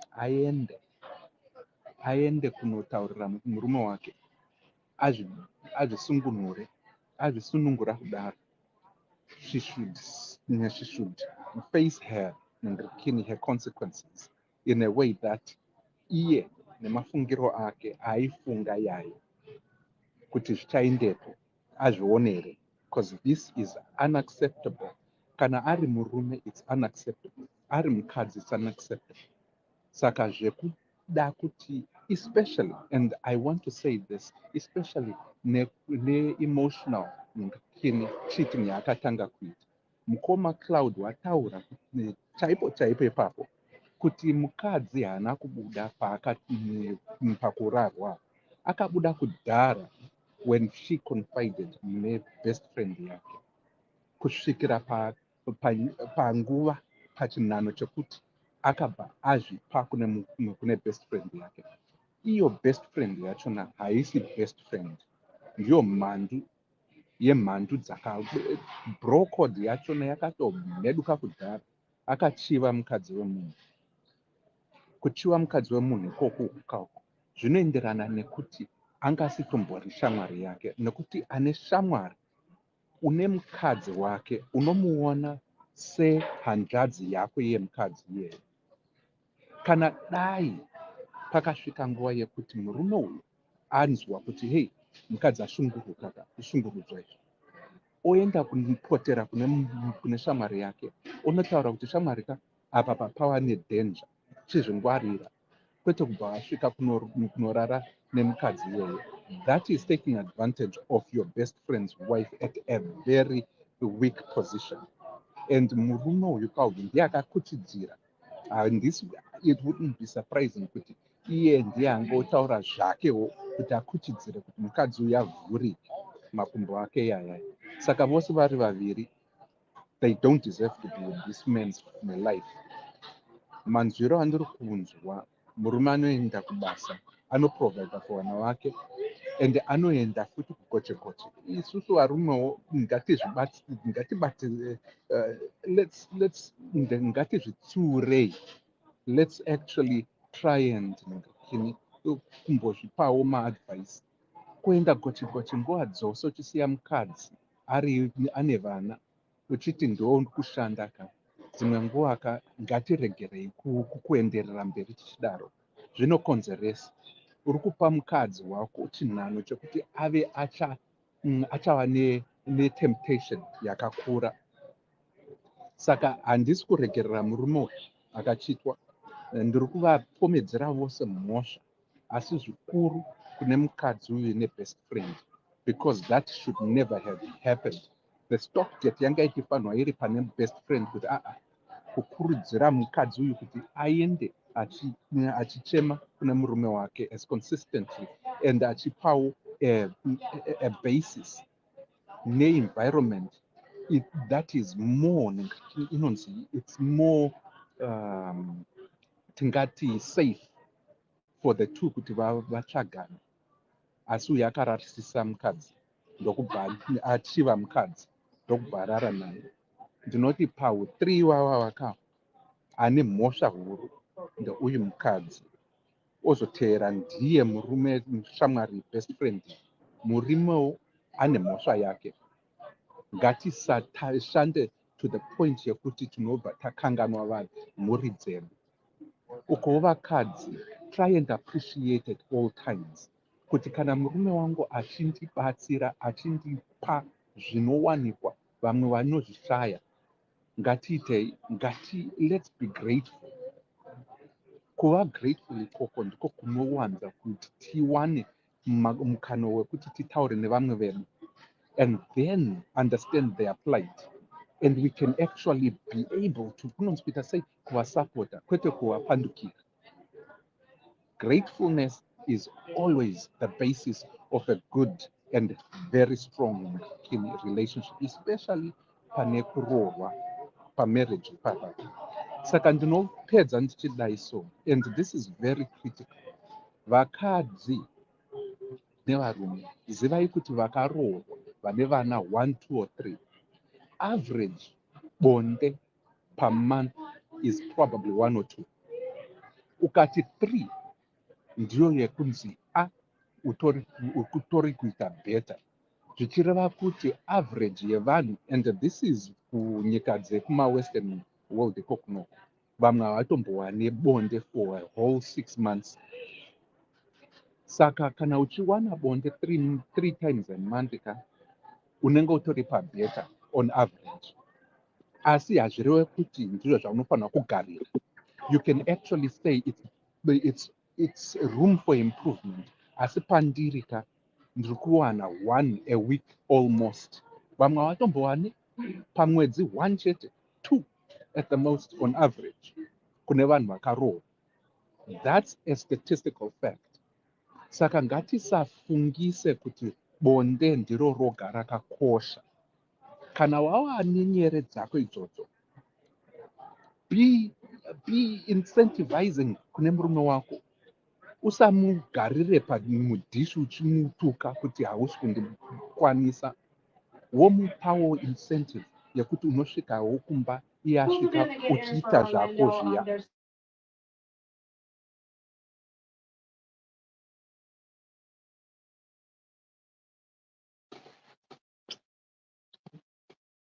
Ndini here kwandi Dr. Love.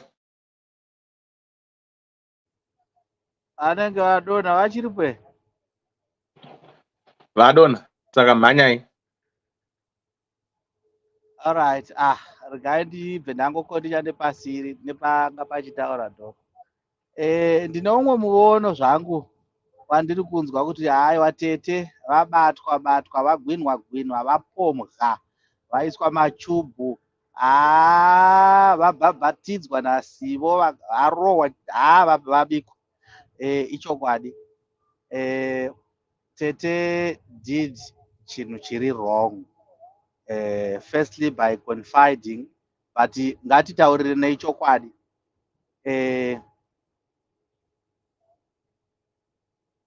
Tikada kutaurirana chokwadi, we find out kuti kana tichinge taitawo matambudziko tinoataurawo. We may speak to the wrong people, but tinenge tichitaurawo matambudziko edu. Handina kumbonzwa musikana achiratidza kuti mukadzi uyu akambenge achichita all along. It was a once-off thing, and it happened after seeing that the husband has had a continuous stance of ignorance over her.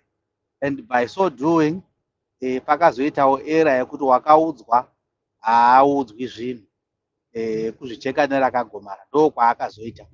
Ichokwadi unogamuchira ipapo kuti wakaita mistake, and the mistake yake ari kuda kuzvizorodza mairi nokuitaura. But I've got a very different view. Musikana, mera ndikutaurire, hakuna munhu unoudzwa zvauri kutaura izvo kwai ndakachita. Inzwa sivo uyo ari kutaura zvinhu zvino. Hakuna murume unomboswera uchiita dare naye kuti ndakazochita nanhingi. Uri kusarenda kuti handichadaimba ende handichakuda. Ndo zvauri kungotaura ipapo. So, truthfully, do not say that. Rather, let him figure out on his own.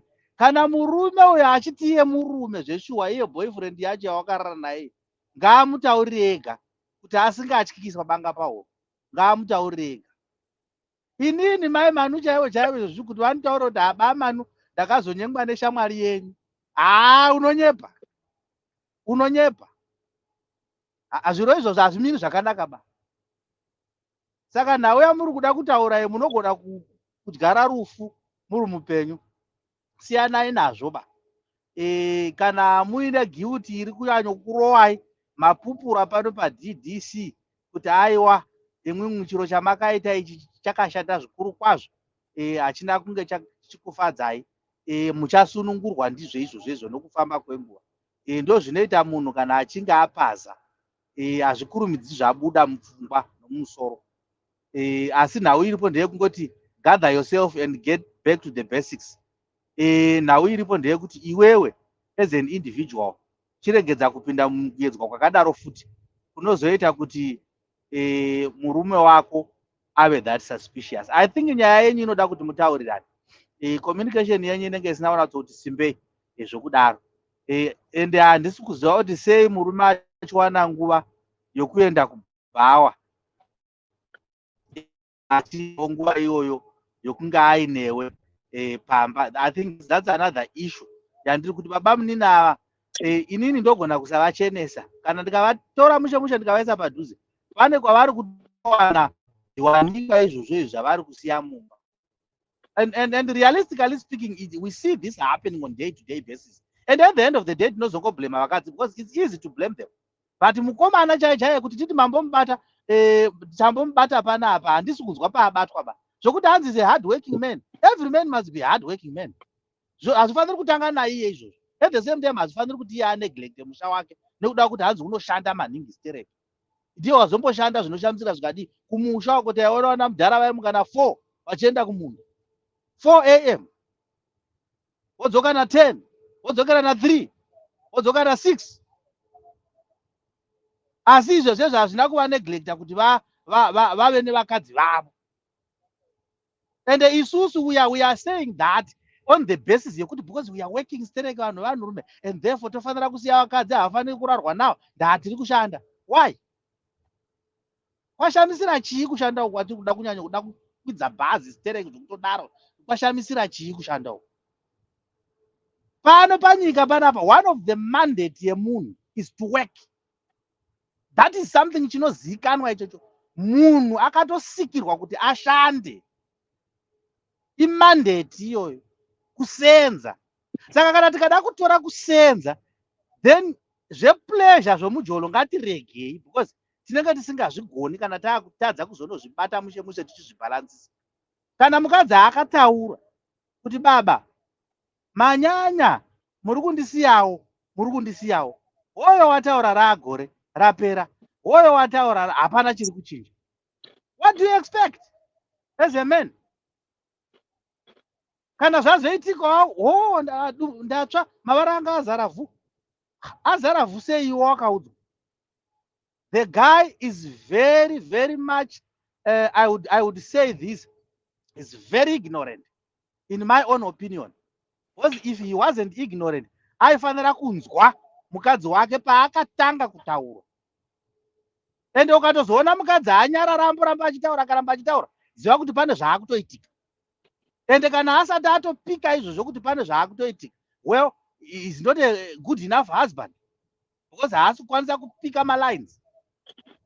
And iye pache zvake kuti ndimuti haana girlfriend inhema nokuti hanzi mazoti kwai wasenza saka washadza cha girlfriend. Vangano vanhu vanosenza vane magirlfriend vamwe vane mazimorals matatu but vachisenza chaizvo. Saka remove nyaya yedu yekuti hanzi hey, he's a hard working man. Take it out of the situation. Let's call a spade a spade. The guy is ignorant. The guy is too selfish as well because he's not thinking about the partner yaainayo mumba. Of course, what she did is very, very wrong. Because with 3 kids, she could have done better. She could have done better. Kana kutorovana chako chako nomurume, tingatorowana ndichida kutoibata ndichiitsvaka kuti iri papi mumba imomomo. Tichiona kuti simba racho iro nayo riri kuzi haripo, riri kupi tichinetsana mumba imomo. Ndozvetingatoita izvozvo kana zvinhu zvinge zvanetsa. Because iwo uri kuona kuti area yangu iri kuneglect asi mari iri kuuya. Wakawanda wane mari ndo vari kuhura. Wasina mari havahuri hawana mari yacho ndakunohuriwa kunoda mari. Saka this guy is being ignorant. Weekend yaanenge aine mari iyoyo unowana mari iyoyo kunoita gango. KuZimbabwe kwako because gango is a very special kind of meat inogochwa munyika yeZimbabwe. Hakuna kumwe kwaunoiwana. KuZimbabwe the guy has got enough money kuti abuda anoita gango nemafriends. Friend here ine nguva yakudzoka kumba achizonyenga mukadzi wake. What kind of a person do we have here? A husband do we have? Hatina baba kapa. Saka guys, let's be honest. Mukadzi akaita zvakashata. True. But zvokuti audze murume no. achafind out ega kana akafind out ega kana akadzingwa akazorambwa, nyaya yacho inozotaurwa ipapo, painozotaurirwa ipapo. Pray for your own peace every day kana uchinamata kuti Mwari ndakatadza ndiregererei, kusvikira iwoga wanzwa kuti aiwa muhana mangu zvinhu izvi ndasununguka, zvokuti ude kumuudza uri kuzvitsvagira banga demo nekumwe kutambudzika kuzhinji kuchauya pamberi apa. Saka siyana nazvo, kudzikana. Kana wakambochizviita chiregedza kuita. Ndo nhau yandingada kutsiura iyoyo kuti chiregedza kuita zvi kana wakambozviita. And that guy friend uyo ari kuzaziye unotaura haitauri direct, angatoitaura achiti ko chii chingaitike kusahura wako kana mukazwa kuti mukadzi wako ari kuchita nebest friend yako. That's how he can bring up the topic. But 99 hakuna, idemo iro, idemo. Kana uchinatsoziva demo ndirinoshanda manje, ndo parinozonzi rinoshanda ipapo. Saka ndine urombo tetesiwo kuti maemphasize nenyaya yekuti the guy is hard working. Dr. Love, the guy is hard working. Well, mukoma vataura vaye mati the guy is hard working. Well, kushanda hachisi chinhu chanyanya kushamisira chaizvo zvokuti tingatoda kutozvirova matundundu nazvo. Ndo zvinhu zvatakatosikirwa izvozvo zvatinotoziva kuti mandate, wadzidza waita degree, you go to work. Waita degree rako wadini waane mari dzako wotsvaga mukadzi. Why do you need a wife? You need to raise a family. When you raise a family, you need to know kuti vakadzi, they need attention. And when you fail to give them that, they will get it from somewhere. That's a reality check. So, zvakashata zvaakaita, but at the same time, the guy is actually 2 times worse the lady. Nekuda kwezvinhu zvaanoita iyi. Kwaka anomboendawo here kugango kwacho nomukadzi wake? Kana kuti ndiyega anoenda nemafriends? Ko wadi kuenda nomukadzi? All these things zvinhu zvinogona kuitwa. Iwewe mukadzi, you can suggest those things. Kana muchienda kugango baba mwana handei tese. Nyamba kuri kuenda kugango kune chimwe chiri kurohwa. Handizvoba izvi. Rakato musi waravambwa ndo musi warashayishwa doro iyi. Ndo musi waratowawa musi waravambwa. Ndapa baba pavakangotanga kungoenda ikoko kubhawa ikoko muchingowaregera wachienda. Kana pavanoenda kubhawa, make it a Monday. Asati aenda ngazi yaputsa.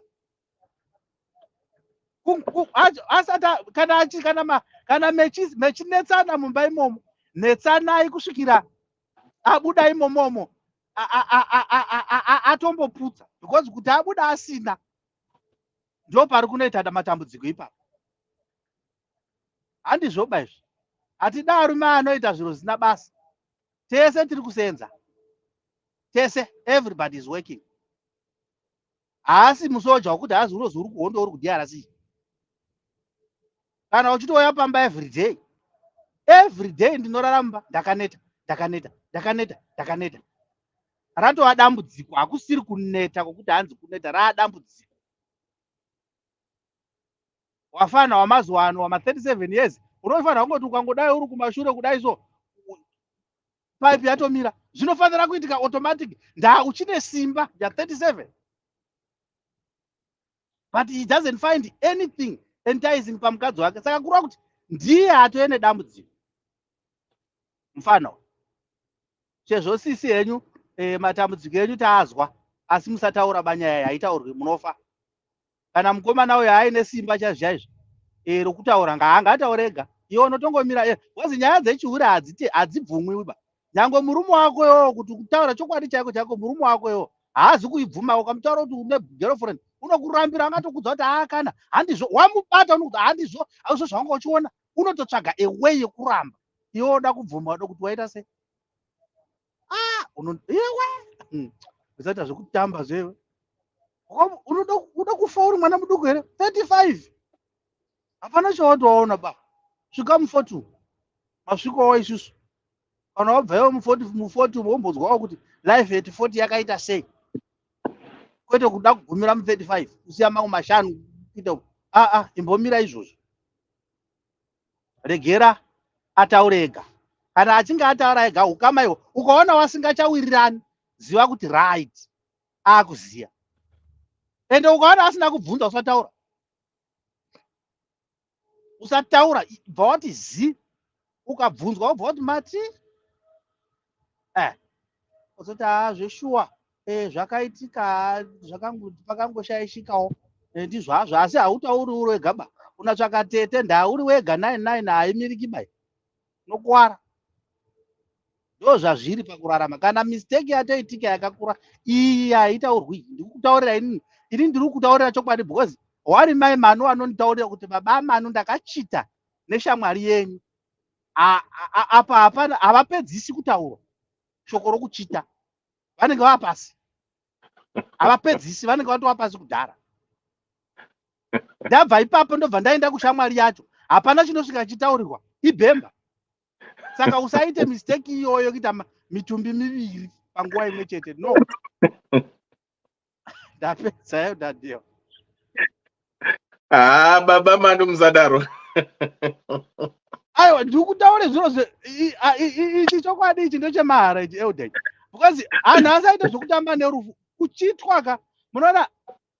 I don't think kuti vanhu vano understand the gravity yecheating. Unoziva cheating to a man inomudegrade. Probably anotomboziva pipe yemurume uyo kuti yakati kurei. Saka nhau inoitika ndeye kuti zvose izvo zvinomudzora kuti saka inini ndadzorwa kuita kamunhu kasina kemahara so. There is a lot that comes out with cheating, especially kumurume. Zvinomudzosera pasi kumutora kumuita kamunhu kemanga. Zvese zvatiri kutaura zvokuti hanzi kusenza hakuna kana nebasa rese. Chine basa manje ndechokuziva kuti mukadzi wako wachita ende wachita neshamwari yaunoziva. Ende kana tichiti waunoziva mune muchimboenda kumabhawa ikoko momboenda kumatoireti mese. Ndobva wazoona kuti saka aiwa hapana zvandiri kuita. Saka uyo ngazviitwe baizvo. Ngaasataura ngaanyarare. Agare baba arye sadza adzikame. Varwisane kuti mazuva emwedzi waya pachitwa katatu pamwedzi ngazviitwe kana kashanu kana katanhatu. Naye baba mano.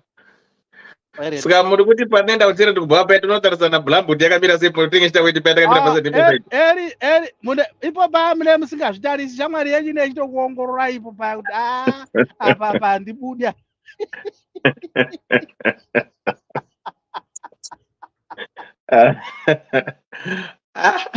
Zvinhu zvacho. I have given up. Right. Baba mani mwaimvura. Ndambotaura varungu ava mabhoya hanyanyi kudaro so. Ndambotaura pati mukoma Paul kaya uyano Lisa anga amboya. Right. Ari Lisa ndepi? Dave. Wakunzwa na mukoma Claude ka? Ngoma Claude andinotomboona ndikutopinda mumba izvezvi andinotomboteerera ndatotanga kuteerera mukoma Paul. Oh, okay. Dr. Love vachitaura. Dr. Love. All right. Timbomira wakadaro. Right. Tsitsi ndepi? Koni ndepi? Bo. Right. Mira wakadaro. Tsitsi mira wakadaro 1 second. Ndombo murisa mbuya kunoku. Ndaona kuno kunengona mbuya uko. Hold on. Ndochogoda papi. Okay. Mbuya murisei? Ndikuya nguva ikona idewa. Uri kuya after Koni? Mbuya? Yewa dewa makadiko. Ndi right batai makadaro. Asi dewa ndakakutsamira chazvo rakapfuura ndakachaya runhare apo ndakanda kumbondipindura. Hana kana mburinzwa. Sorry. Alright kuparegedza ndinyara. Right batai makadaro. Right tsitsi ndepi? Tsitsi aenda ku 50 mai. Tsitsi unenge akatsitsirirwa. Sengoma dewa. Muje ndepi? Hanzi ndaita sena ngoma kwangu. Wakatsitsirirwa. Ngoma kwangu usada. Aye wanda mbumanya kitchen. taura here pakati pakangoona kuti ndiripo ndo wakutaura ngoma gwangu hamunzi chakubatai zvangu papati pabirthday rawo ndopo wachawabata. Yes. Ndeipi? Hapana, inini zvangu nyaya dzeidzi handisiri an expert, handifunga kuti ndinopa advice inonyanya kubatsira, but zvandiri kunzwa my sister achitaura izvi, iye ati ari prepared handiti kuti imba iparare zvayo, because she's admitting kuti zvaakaita ari kuzviona kuti zvakashata.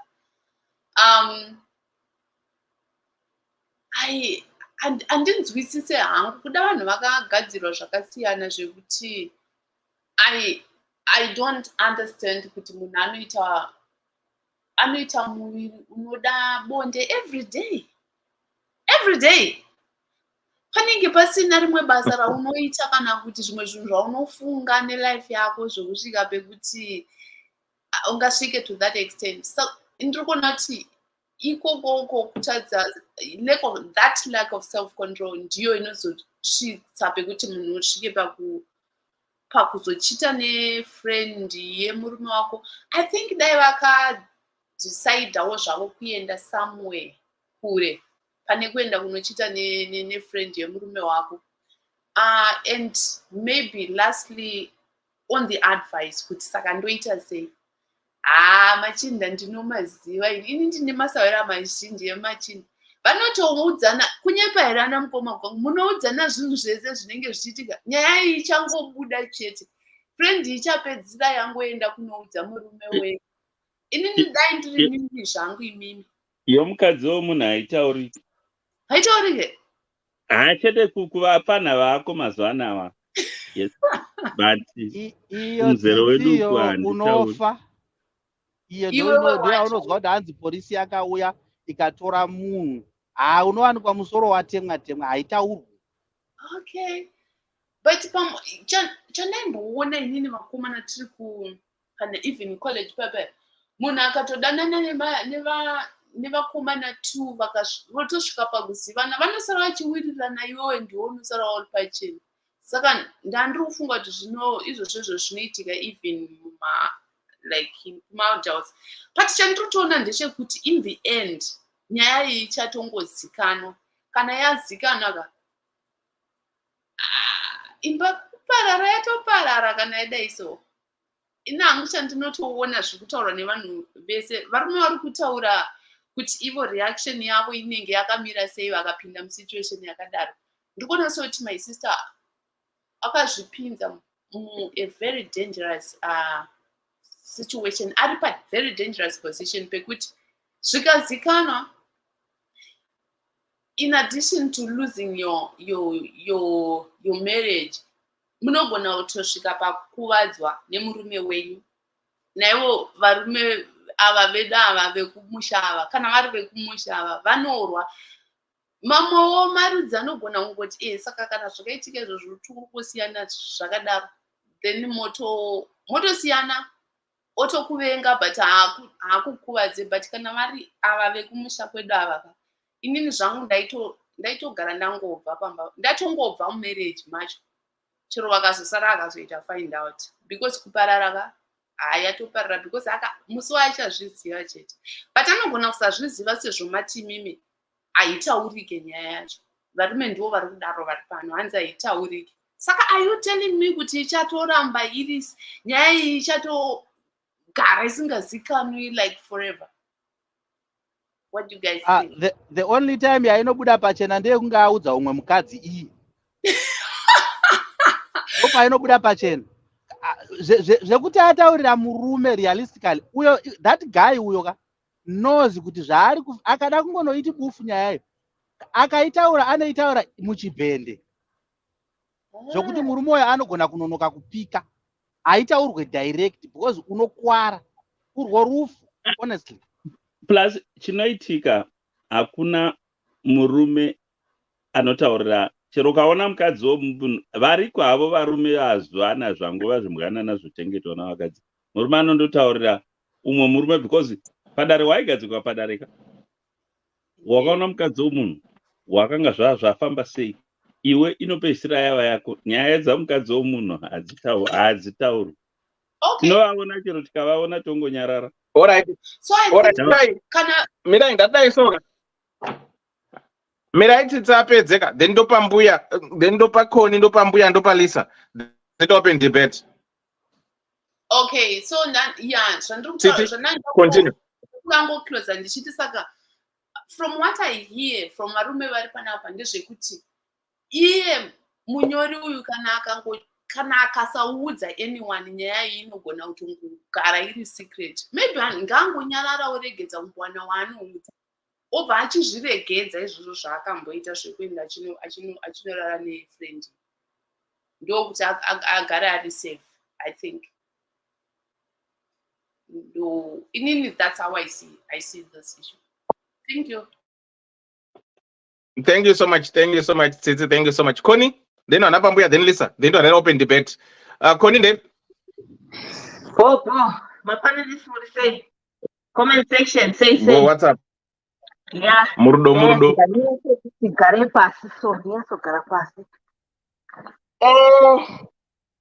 Mkoma Paul. Ndabvumirana nemi nasi. Eskon. Tiritese ipapo. Koni. Usati waenda kuvureka unotaura kwati wakomanaka indopa I need to thank you Koni akasensa DDC karenda murudo takaenda kusapotana paukama tiri family mwanangu sandi kufara. Do you know, let me tell you something that he told me today. Hanzi mom, mbuya, my brother, everyone that has ever picked him up. Koma Tinashe was the first person kumenta ku lunch. Akatenda mai vatengera mbuya pizza. Mbuya wakasvika futi wakatenda kuti pizza yekuchinhoyo wakomanaka dai ndaigona kudrive every day masandi manakire iwayo. Aiwa handinotenda. That was so nice. Nice one. Thank you so much. So nice. Yeah, thank you. Akatipa update ndasumuka kumba ndamunzira achisvika kuchikoro achitora mapictures. Aiwa anyway handidisi kumberi chaizvo. Saka thank you so much. Murudo. Ade kunyaya. Yeah, kunyaya. Ndangoti mukoma Paul ndowegwa ndati vatara zvilanguage handanzwisa. Umwe wanga achitaura chibwidi handambowanzwa. Hazvinanzwisisika. Problem murume. Takazoibata kune nyaya chaichako kumudzi wayo. Murume wake. You don't tell me. Murume uyu what I'm seeing kuti haapi mukadzi wake. Aringoda munhu anomuitira washeni yake achimubikira. Otherwise palove chaicho haana love nemukadzi wake. Haana love nevana vake 3. Because haasisitombospenda time at all yatambonzwa patsamba yese yaverengwa. Haana time nefamily yake. It means he's not in love with them. He wants a mate. Do ainaye. Ndoda kusiya pamusikana because ataurwa atsiurwa apedzwa kuti wakaita zviri wrong. But ini ndoda kuenda pekuti zvakatanga sei. No matter how busy you are, I can tell you guys, no matter how busy you are, if you're attracted to your person, bonde rinotorohwa chete. Ndavhunduka mukoma George vachitaura Dr. Love.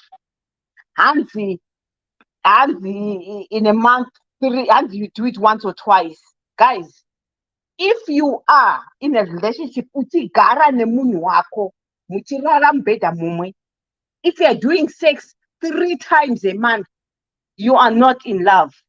You are not attracted to each other. 3 times it should be per week. Because attraction will drive you to do it. Apa pekuti inondichizviya ndabata ndakakuita mapiece and pieces ndiendere mberi vamwe wataura. Chandoda ngodzidzisa vanhu ndechekuti if you find, no matter how tired you are, nyangwe basa rako isi tine mabasa tinoshanda from 7 a.m. to 11 p.m. But as long as uchisvika kumba uchiti gwangu handisi kugona because ndakaneta, there's 2 things. It's either You are overweight. Repeat papo. You are overweight. Fix your weight. Those neta to unete because once washika kumba uchapinda mshower. Shower energizes you. Unotowana 10 minutes egumbo pocho. Ingaweda ayo kana quicky, but it will be done because munhu wako nyangu wakaneta zvakadiwe baba wachipinda mushawa vachiuya kubedroom uko wakati nhu votodwa maklipsiko tumaniples tuvakati that's how it should be. That's normal. But ukaona makati bvojo love yenyu yakapera kare wangosara musobho muto hapasisina wangove nyama yakatopera mabhonzo amba kumwa. There's nothing like that. Panonetsa ndepekuti tiri kupinda mumamarriages ekuti munhu nokuti akandipimba ndikabvuma ndikati yes akauya akabhadhara akasiya mombe kumusha kwedu. It will die very quickly before it even starts.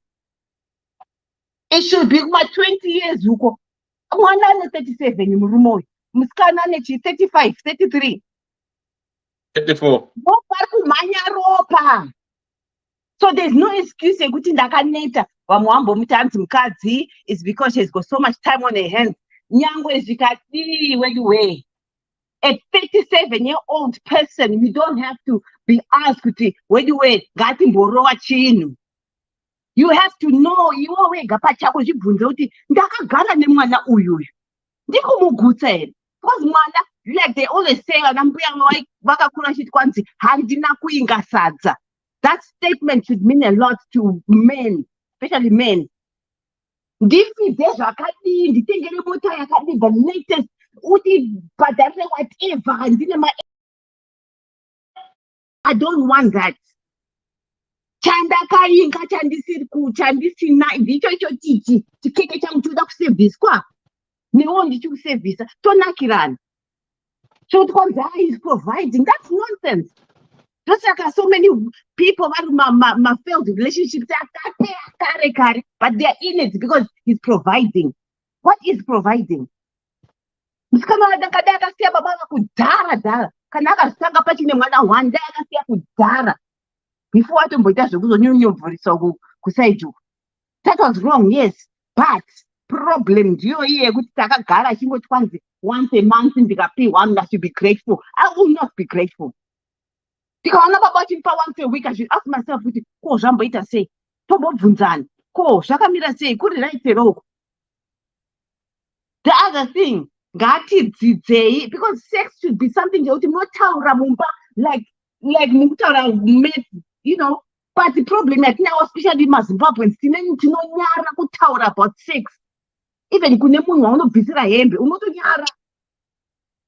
But you should learn kuti how to handle a person. Iwe uri kuda suppose ndine zemu handiti ndona mumwe wangu ari ngouya mubhedhe chichi. Learn kuti unozvita sei, munotoita chete as long as you know what to do nemunhu wako. Indikasvika kumba ndakaneta murume anoziva kuti koni ndikamubata pakati chete nyange akaneta zvakadii chete tinotoichaya hazviiti. Unonge uchiziva munhu wako. Then mapoints iwayo. So whether ngatidzidzei ivowo mugwangu is so important in my relationships. Haimiri kana pasina gwangu. Togona ngendachingoti baba amene chichi amene unenge wangobhekana navo so. But the moment yaucharohwa gwangu you will forgive him. Ndo zvakangofanira kuti mukadzi ukangomupa chete chakati anotokanganwa chete. Zvinhu zvokuti kwanzi ari kuenda kugochgochi ane time yegochgochi but haana time for anything else for his family. No, he's not supposed to be in a relationship. That's why tichiti kana usina time for a person wekuti ndoda kudanana nanhingi kana usiziva kuti handina schedule yangu haindibvumiri, do not be in a relationship. Better be single. Kana ari murume enda unotenga $3 echichi makona kana kuti mazuva ano kwane madhildo kune chichi kana varume mugona bonyora zvemahara chaizvo kungobonyora so kana kuti utsvaga mwana wevanhu ouya zomupaka mumba mako imomo uri kufidwa uri kubikirwa kuto everything but you can't give at least, but you've got time for your friends. That man should not be in a marriage. He's not even supposed to be in a relationship. The guy in the relationship, wait a long distance.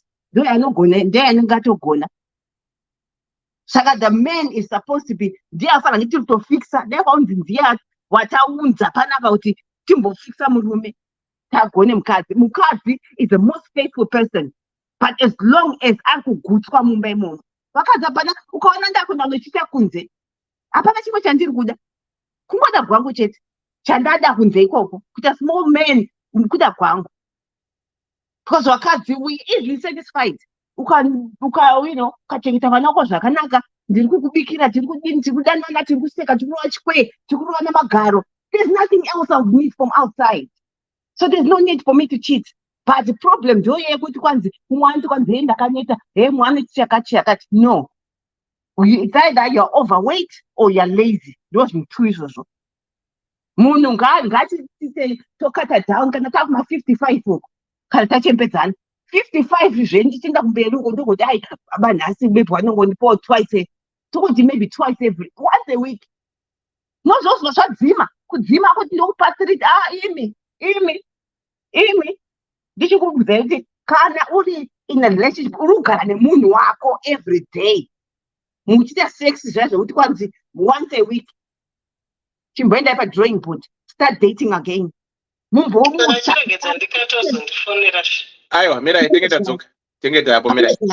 But anyway, karibu kwa mwata ndo mira debate.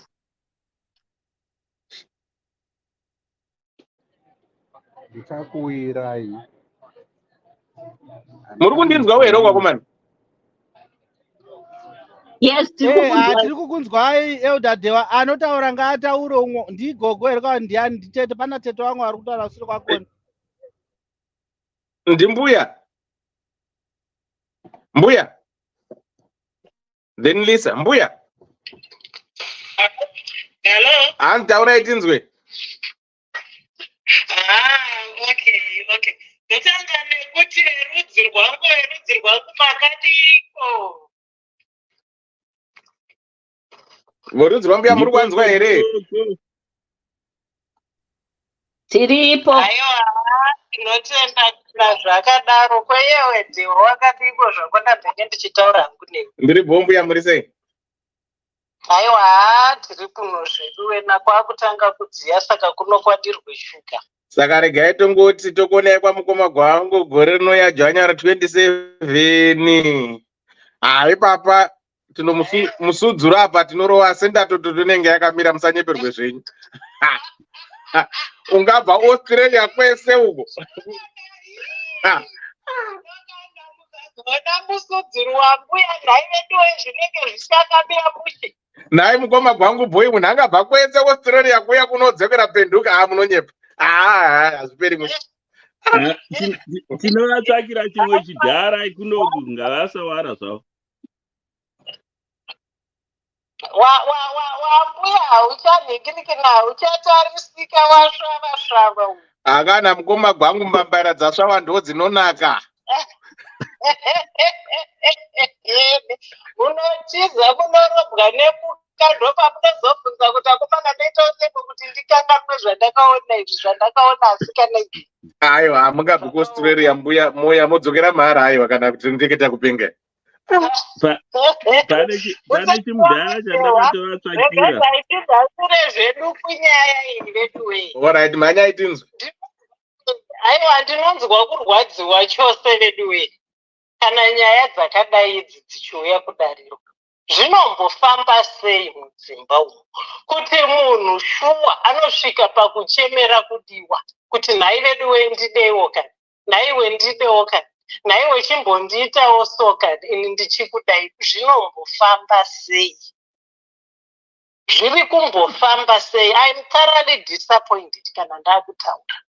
Pasi panapa hapana chinhu chisingade kudiwa. Chinhu chandakaona, ndakazoonawo mbongoro musi uno ichifara chaizvo yadiwa nemumwe munhu, handiti imbwa chaiyo Dhewa ikauya panyasi pako apa kana kuti ukaichonjomarira wakaibata nechepagotsi payapa unoona inovharira kuziso, inotsinzinyira, igotambisa muswe, igoita sei, kunakirwa nekudiwa ikoko. Handiti inini handisi cat lover, but ndine shamwari dzinodawo kitsi. Handiti ndinoona kakaiswa pamakumbo apa kachibatwa kachipuruzirwa kanoita kutsunzinyira, kanodii. Mbongoro ndakaiona yakaitwa same thing nemunhu yakafara. Handiti muri kunzwa?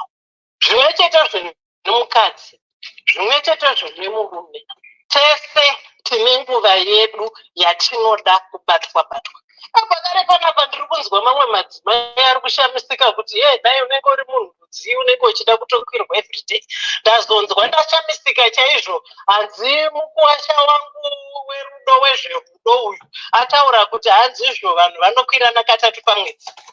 Bedwe katatu pamwedzi, 31 days, katatu, 1, 2, 3. I'm thoroughly shocked.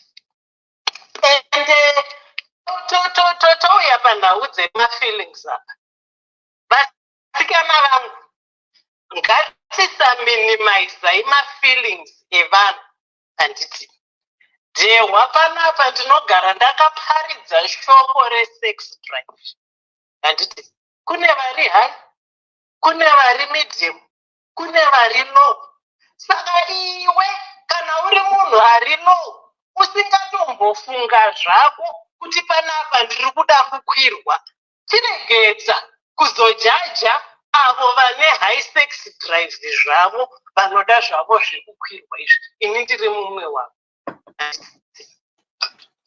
Then ndochizouya panhau iri kuitika izvi, but chekutanga ndinoda kutanga ndadzokera kutsika nemagariro edu isu vechishona kana kuti vechindevere, nekuti tiri vanhu vamwe chete votofunga.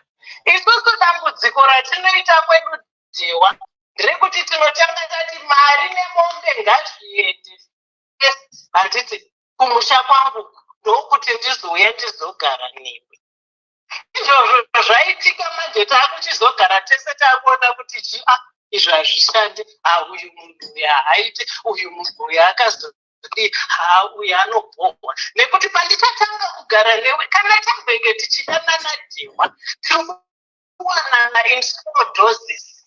Handiti saka handizoziva kubhohwa kwako stereki, kozi ndichambosangana newe pachicken ini paipai, pamwe maybe toenda kumovie, pamwe the maximum amount of time we spend together maybe is 3 to 4 hours. Handiti then taakusunga zviku taakuenda. Saka patinozotanga kugara tese manje ndopatinozoona kuti ndopaunozoona kuti mbuya inoshota. Iyi ndichizoonawo kuti uyu anoshota mani. Izvi ndo zvaari naye. Chakanakira kuvarungu, point yangu ndeyekuti varungu vakanakisa nekuti vanombotanga vagara vese, they move in together. If it's not working, then vobva vasiyana. Ndine colleague yangu yanga yadanana mwana wake ainditaurira nezvemwana wake, and she was thoroughly disappointed because she so much liked the girl. Wake mwana mukomana. And they were going out for almost 5 years. And vachifara vachidi, then they decided kuti ngatimbomuvhai ini timbogara tese tione kuti tinoita sei. Handiti dewa within 6 months vakaramba. Handitiri kunzwa. Within 6 months kwazi patoona kuti hazviite. Ende izvine zvaandizokuvabvunza, mukomana mwana wacho anotaura kuti with that one we decided kuti we are better off as friends, not lovers. It doesn't work between the two of us. But zvanaka, kozi hapana vana, hapana kana anything, hapana kana chi. But ichi chedu chikaucha ichi chinotimaridza kuti icho chakaimarorana, chakaoma. Then tochizouya manje paningirikini pamurume uyu. Aiwa kamukuwasha wangu gwangu nemukuwasha wangu, pane mukuwasha wangu apedza ataura apa ndikona achizopinda here. I can't remember. Wati baba waekera usazodaro. aiwa akuma mukuwasha wangu Paul akuma murume uyu vese vari vatatu handiti vane mhosva but ndinotanga ndombotanga neshamwari handiti iyi shamwari ikai yakaudzwa handiti kuti aiwa kuma kwangu kwakadai hatizoziva zvedu kuti chii shamwari yakaenda here ikanotaura kushamwari kuti chii kuri kuzvifambisa sei asi nhau dzemubhedroom idzi kai inhau dzakaoma kuti inini ndingaapproche shamwari yabhuyi wangu ndichiitaura kuti hai shamwari inini ndakuvara nenzara handione zvangu ndiri munhu anogona kuzviita but handide kuminimiza maabilities evamwe vanhu vanhu vanokwanisa kuzviita depending nerelationship but inini hangu handizvikwanise handiti tine maprotocols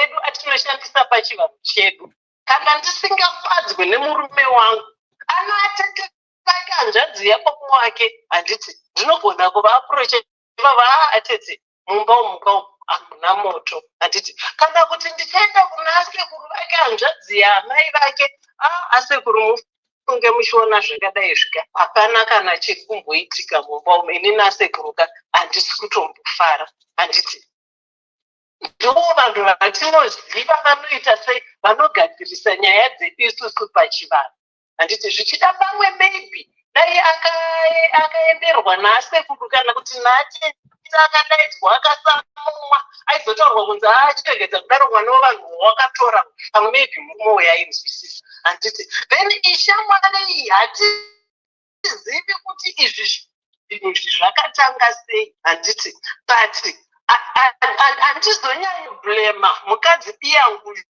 we kune vakadzi vane low sex drive tofunga misudzuro yenyu haisani yakambokuvhibratera zvekuti unoshaya uri muhope unomutswa nevibration yemusudzuro ugoshaya kuti musoro ndowisa kupi musudzuro watanga kuvhibrata handiti uchitsvaga vhombi kuti iri kupi ende iyi nhau yekuchaiwa bonyorai vamwe we have become maexperts panhau dzekuchaiwa bonyorai why nekuti hatina varume zvino kana zvaakuti munhu ari mumarriage becomes an expert panhau dzebondora inini ndisami ndiine murume I'm also an expert panhau dzebondora isu zvataive nevarume bonyora taisatombobva kuti rinofamba sei asi muri kunzwa nekuti varume vedu vaiziva kuti tine vakadzi mudzimba vanofanira kukadzikwa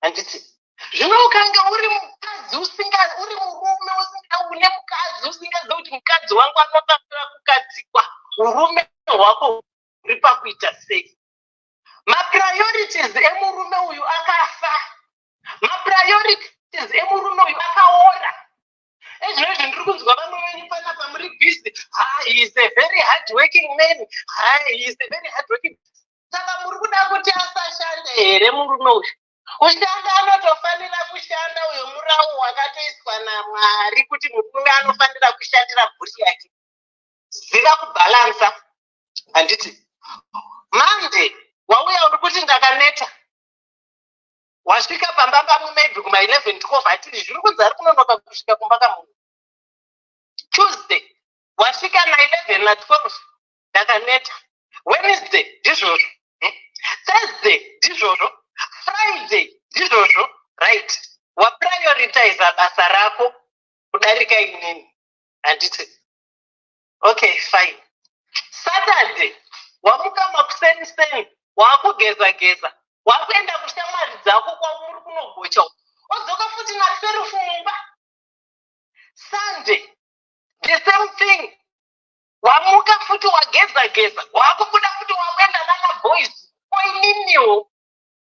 koinini kona kuma panapa murume uya haadi mukadzi wake akatsvaga munhu wekungoita trophy haishandiswa everyday ichinzi trophy hapana munhu anomboshandisa trophy kana zigapuriri kana ingave kapu inopiwa iyeye inenge yakaita sei handisati ndamboona munhu achinwira chinhu mutrophy asi kuti chinhu chinotorwa chongogadzikwa apa chosendekwa handiti ndo zviri kuita murume uyu mukadzi wake ari kumuita trophy.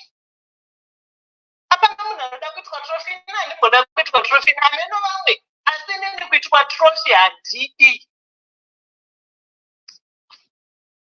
Mapriorities ake ibasa rake, number 1 ndozvaatodemonstrata, number 2 mafriends.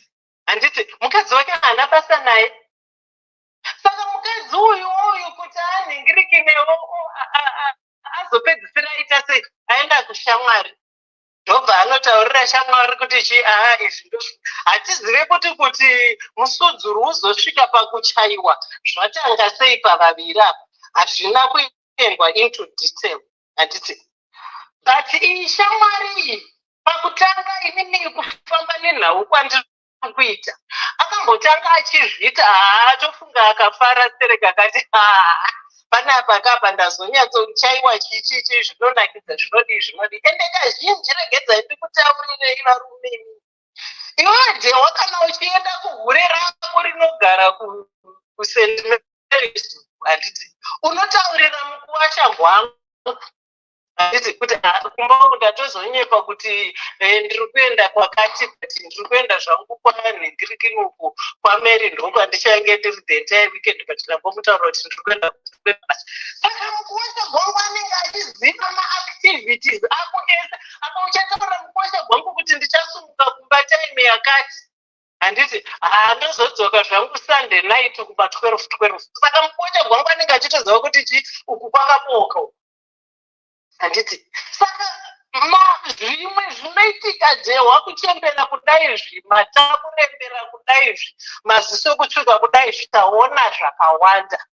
Izvi zviri kuitika munhau yatinayo nhasi akasike kutanga, zviri kuitika ende zviri kuitika kawanda chaizvo. Shamwari yako ndo inotokudyira munhu wako, nekuti inoziva kwese kwauri kutoziva kuti apa akatiite takadai zvakati ari kudzoka musi wakati ezvinezva apa munenge muchitokomuniketa ezvinezvi ndambomutora taenda kunhingirikini kumhiri kwahanyanuku ndiko kwatiri zvedu saka mangwana tichange tiri kuVictoria Falls, then kana wakudzoka wakutokutaurira futi ezvinezvi ndamunzira ndakuenda kumba. Kunyange here Jehovha hamukomunikete here pauvoice nebest friend yako, you see. Saka best friend yake ndo inenge ichitonyatsoziva zvese. Kana ari munhu ane nhingirikini uye asina kukwana sewe, haiwa mukadzi wako anogara akabvuta zvake every time achiita kuidhova, haambo kufunga futi haatomboita futi basa ndiwe, nekuti unenge uchitozikanwa maactivities ako. Saka iye mukadzi uyu anenge achitoziva dzako dzauri kutsikisa iwewe, asi dzake iwewe unenge usingadzizivi nekuti shamwari nyika iyi hapana painombutaura. Then ndozoda kuadresa fiye yemukadzi uyu yekuti pamwe murume weshamwari iyi ichataura kumurume haidei kuti ataure izvo zvinhu zvisingafe zvakataurwa kumunhu, kuti nhaiwe ndakakukwirira mukadzi ndigere kumbomuona murume anosvika pakutaurira murume kuti iwe mukadzi ndakamuchaiwa musutsu kunyepa chaiko. Haidei ngaaitaure tuone kuti anenge munhu inenge iri suicide. Unonyatsofiswa unonyatsofiswa zvakwenda unonyatsofiswa zvakanaka, but panhauye kunzi become cold of a sudden.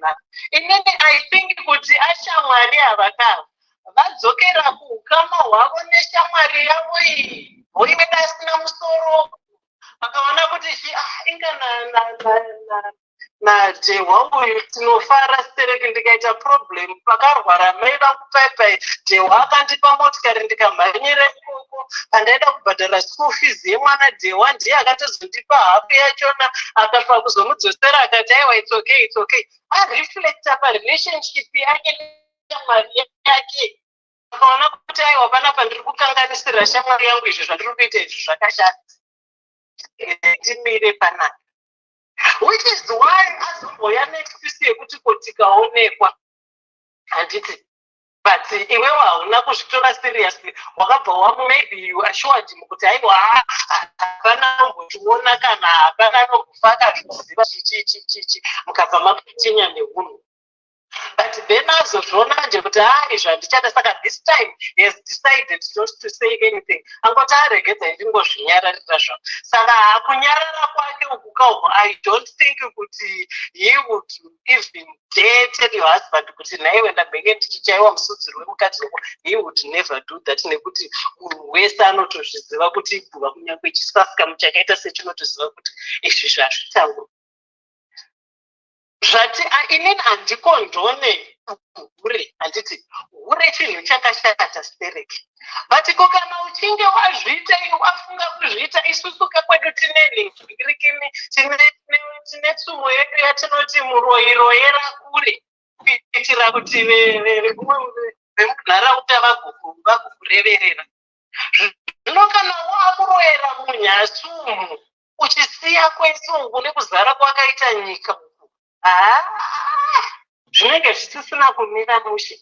Ende veduwe, chandinoda kukukurudzirai kana muri mudzimba umu, zvinhu kana zvisiri kufamba, isai magarisana pasi, motaurirana zvenyu, mosiyana kune zvakanaka.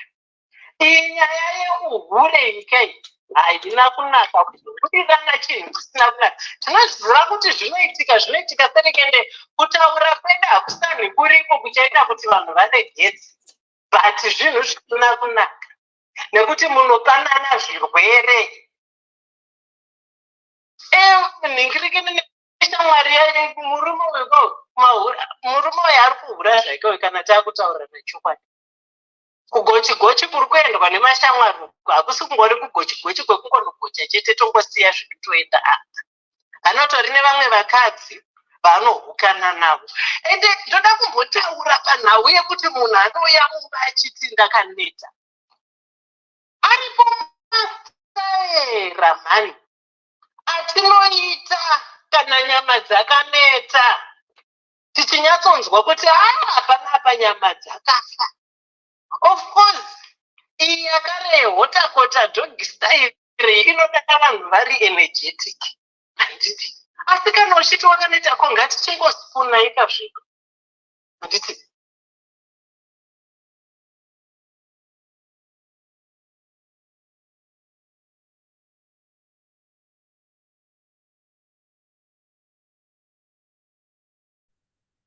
Mbuya natewa vadona. Pongove pakati chete parikuti hapana akatakura munhu. The entire week hapana nyaya. Second week hapana. Munobatsira makutobhowa. Ende murume asingakwireka anoshota. Ndicho chokwadi chaicho. Ndinotofunga panapa svondo rapfuurero ndakakutaura zvekukoma wangu akaendwa naye kuningirikini kulojuku akanovharirwa akazoudzwa nhau dzekuti akunofundiswa zvemapefyumu yakati inonhuhwirira yakati inonhu. Ndozvawawira neni kuno hweri kuzonditaurira zvemapefyumu. Ndochivharisa ndichiti affection inodiwa mumba. Kana uchinge waona kuti iwewe izvi hauzvikwanise zvako izvi, regedza zvako kakutora mwana womunhu, kozi kana uchinge wanditora ndinoda kudiwa ke. Ukange waitawo laki rekuti une low sex drive yako, wasanganawo nemumwe munin'ina wangu kana kuti mukoma wangu anga achishamisika panapa kuti munhu angade kurarwa everyday here, unenge waita laki. Asi ukange wasanganawo negandanga rinenge inini wondiri kukutaurira kuti ai wakashamwari, chitsvagawo manhingirikini ekuitawo chistrategize. Tuone kuti inini ndafara iwe wafarawo. Kozi munhu ari sexual frustration veduweka aiite. Nzara haingonzwi kwamudumbu cheto. Musudzuru nevhombi zvakasikwa naMwari kuti zvigove zvinodyanana. Handiti. Saka kana musudzuru wangu usikawo nechikafu, what do you expect me to do? Vanozvigona, hatisani tiri tese tinozozvigona zvedu, but vanozvigona vanotsvaga dzimwe nzira. Inini handidi ndaramba yekuti ndiri kuti ndine murume mumba, ndonzi chaiwa bonyora. Why?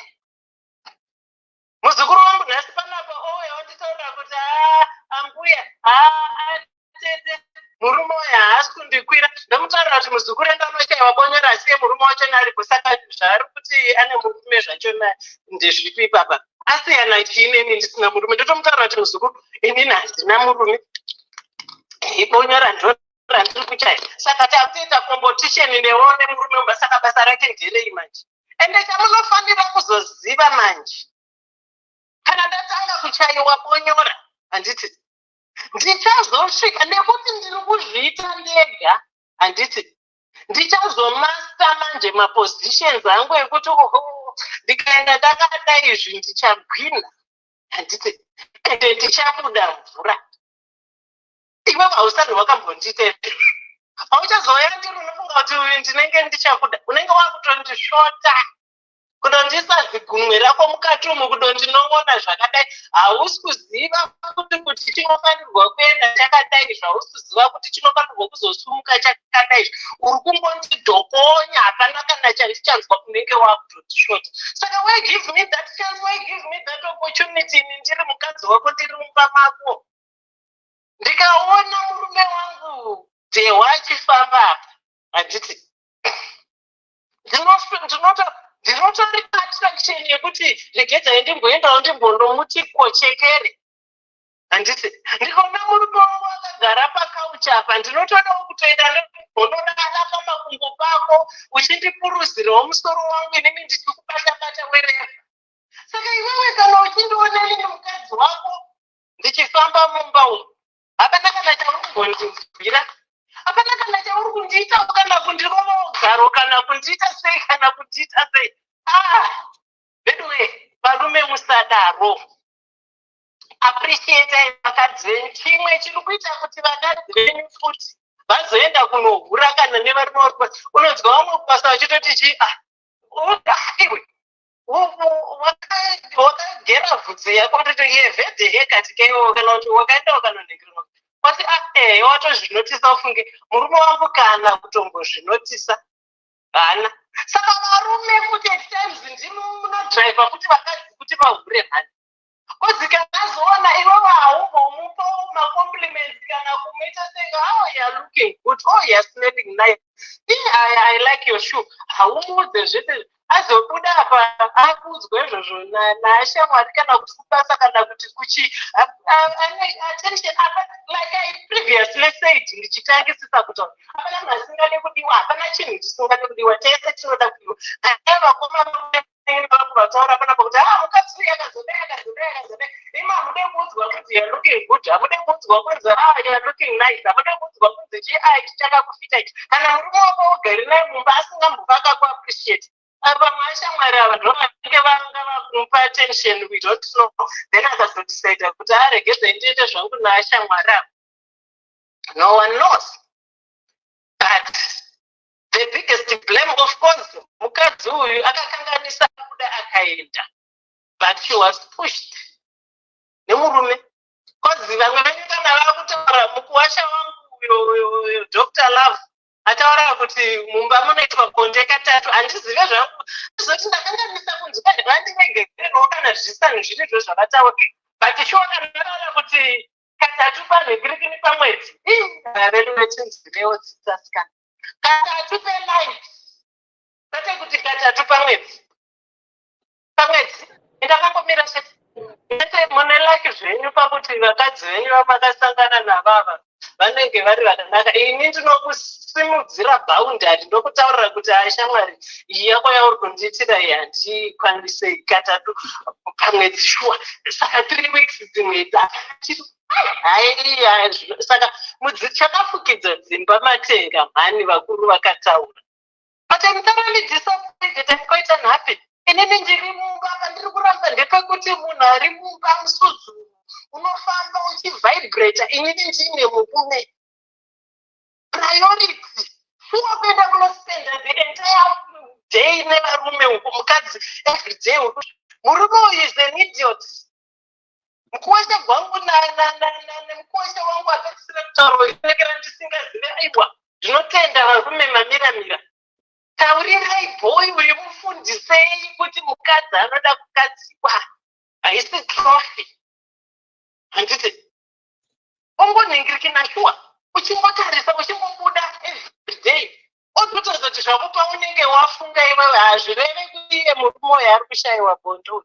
Ndakutaurirai kuti paradha rangu rechihure ari kusumuka murume uyo ende ari kusumuka zvakaipa ihure. Ngaagadzirise mukadzi wake kumba uko. Uyu mukadzi nyarara zvako, shamwari kana yatanga kukuignowa ndakupedza. Shamwari kana yatanga kukuignowa musiye. But kutaura hafa akataura he's come to the realization yekuti panapa ndakanganisa ndaifanirwa kunge ndichiitira shamwari yangu izvo. Chimusiye akadaro. Iwewe kana waona kuti zvazvisi kukuitira nemurume uyu kauri. Aiwa iwe uchimutaura kuti shamwari inini I'm sexually frustrated. Zvinotodawo kudiwa. Iwewe hausi kundipa zvakakwana. Saka ngatimbotanga ita try. Kana wangoti wataurira atete vake kana asekuru vake pachivanhu chedu isu, ndo kwatinopotera ikoko, ndo kwandinoenda atete asekuru ambuya mumboma muna moto mbonditaurirewo nababa. Asekuru kana vari vanopa midzika dewa handiti kune kunzoko kune vhuka kune nhingiriki navheno vamwe vanotaura kuti chipa nepiritsi zvinoitwa sei handizozova zvangu handisandiri murume kai. Yekuti pamwe awane simba pamwe haana simba, aiwa asi simba aro zvake munhu uya. Saka ngaataure nasekuru vake nambuya yake naatete vake vemunhu uyu special, vambomutaurira amboadreswa nevanhu vekwake, tione kuti zvinosvika kupi. But for now plus tozoenda panyaya yekuchaiwa musudzuru apa. Musudzuru kana uchichaiwa unoda kunyatsorelaxa, unyatsofara zvako, unyatsochaiwa ndokuti ugonyatsoti kana wako sorry handina wedimwe randinoshandisa. Kana wasvika panguva yekutunda unonyatsotsa zvako kune vaive vanobuda mvura, kana kuti unonyatsochaiwa zvako wakanyatsorelaxa, wakanyatsofara nyama dzako, pfungwa dzisingachi. Nekuti ukainge uchichaiwa musudzuru uchitya kuti panapa ndichaonekwa, haunyatsonakidza chaizvo izvo. Saka iwewe kana uchida kuchaiwa musudzuru nevamwe vasanhu vari varume murume wako, aiwa chimusiya oenda zvako kune vanonyatsokuchaiwa musudzuru chaizvo zvakakwana-kwana. Ndokunge kana achinge aramba kugadzirisa unhu hwake, kana wataura nasekuru nambuya vake ndiye wandapedza kune mubvunzo. Aiwa handina mubvunzo because pane 2 arautira banda kufanira kuti matipa 3 mastaira. Kune hotekote dog style, then kuti Marishi, the other one scissors, then the other one spoon one ipa kona yo ka. Saka mazinzwa ka hote ndingapindurawo here ambuya vachipona mukomapo. Zvino uyu murume uyu haana simba nezitema noyachitakadeti. May I Dr. Love, hold on.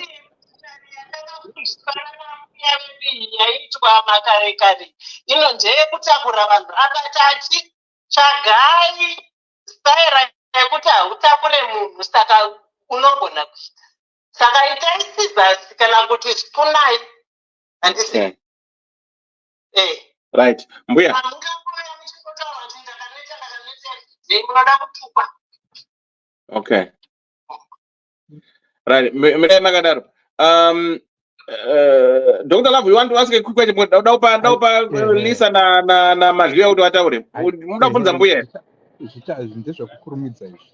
Inini pane vanhu handisi kunzwisisa kuti vanhu vari kundikanganisira papi. Ndati statistically speaking, and this is the Western world statistics, handisi kuti ndizvo zvinokuitwa nevanhu vekumusha. At least 16% ndo vari kuita 3 times a week vakaroora. 19% ndo vari kuita 3 times a month. Vakawanda vari mumasectors. Pano kune radio iri kurira so something. Ndi Dr. Love kwari. Muri kundinzwa. Taura iti Dr. Love. Ndiri kuti nini. The percentage yevanhu vari kuita bonde on a monthly basis vari kuti there is 3 times a month. Handisi kuti ndizvo zviri zvandiri kuita inini. Ndiri kuti statistically speaking ndizvo zvaresearch iriko mazuvano. Vakawanda vari kurarama mumarriage asina bonde for months and months and months.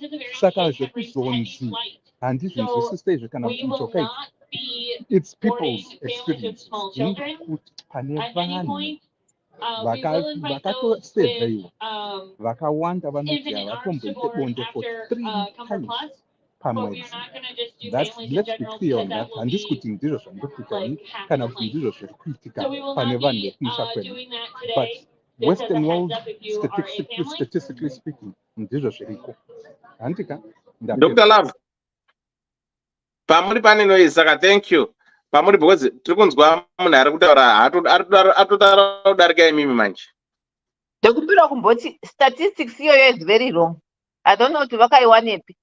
But isusu vanhu vatema, nah. You can say kuti 9% are not are doing it 3 times. And then 91% is 3 times a week. I'm going to take fire. But it's soon up by 47. 47 but I've seen Sunday. Some that one 3 times a week within nothing Friday because the pays about anyway. Comment section. All right. Mirai Magadaro. Right, Connie, then Malgiwa, Lisa, then Malgiwa. Lisa, how are you? Day one day. Muchas Virudi. Panelists, how are you? Comment section, Murisei. Murdo. Ameno vanorambirwa dewa zvekurambirwa zvekudzi unolimitwa kunzi 3 months 3 times a week. Istenshoda 3 times a day. Vamwe vatotaura kunge mapiritsi iwe wotaura zvokuda kundipa 3 times a month. Ameno, I don't know kuti vanorambirwa vanenge vachirambirwa vachinyatsobvumawo kurambirwa. Ina I'm not that kind of a person anorambirwa because pandakapeka mabhegi kubva kumba kwedu ndichiuya kumba kwenyu ndakasiya mai nababa kumba pajero yakapakwa tichigara mu-mansion shuwa ndouya kumba kwenyu kuzodya sadza chete nekukutsvairira mumba nekukusukira maplates. It's very unfair, honestly, very unfair. And the other thing is tuvakomana twedu twemazuva ano tutu tune nungo dzisingaiti. I don't know kuti chii, plus some of them kutorezuka muviri chaiko kutoti vamwe vanhu unotoona kana vachifamba murodhi chaimomo kuti iyeyo ane zvaanoita here iyeyu mumba uyu kana kuti. So these issues dzekunyimana idzi dzinoita kuti you deprive someone chinhu chekuti anogona kutoita that depression mostly. And munhu inonzi chi Maslow hierarchy of needs haipenge. Maslow hierarchy of needs inotonyatsotaura kuti the first thing pamusoro apo inotaura kuti there is self-actualization, and then I think loving inonzi chi there is self-actualization pamusoro, then there is esteem, then love and belonging iri panumber 3. Zvenyu zvamutaura zvoti hanzi murume ari kushanda ari kunza mari, it's at the number last, ndo the lowest on the hierarchy in the Maslow hierarchy of needs. Psychological needs zvana chikafu mvura izvo zvinotozoya kokupedzisirawo. But these two, the self-actualization, esteem ne-love and belonging, zvitori on top of zvekuti hanzi munhu ari kushanda, is having much time achishanda kushandira mhuri and all those things. That's very unfair if we take it that way, because pandakati I didn't say I do to your money. I said I do to you as my husband. And I think you should also kana iwewe ukasakwanisa kundizadzikisa my needs inini as a woman, saka uda ndiende panext door ndonokumbira kuti nhai maneeds ayaya masexual needs ayaya apo, and baba panext door ngavauye vandite. And it's not always about sex, but munhu anoda belonging, you know. A woman is munhu akangogadzirwa ane mechanism yekuti anoda attention, like what Mbuya was saying. it's just nice for your husband to say, wow, short hair inokufita kana kuti more than mabraids, kana kuti unofitwa nezvakati, hey, you look beautiful. That attention only, every woman needs them. Ende mulife ndakadzidzira kuti zvinhu, inini I don't judge anyone when ndikanzwa kuti munhu ari kuhura kana kuti ane boyfriend or ane girlfriend. I don't judge because I don't know what they are going through and I don't know what they are looking for in their extramarital affairs. Vamwe varume vanobuda kunze uku because the woman doesn't want to give them sex. They don't give them the attention. Vanhu vanobudira kunze zvinhu zvakawanda, saka inini I don't judge.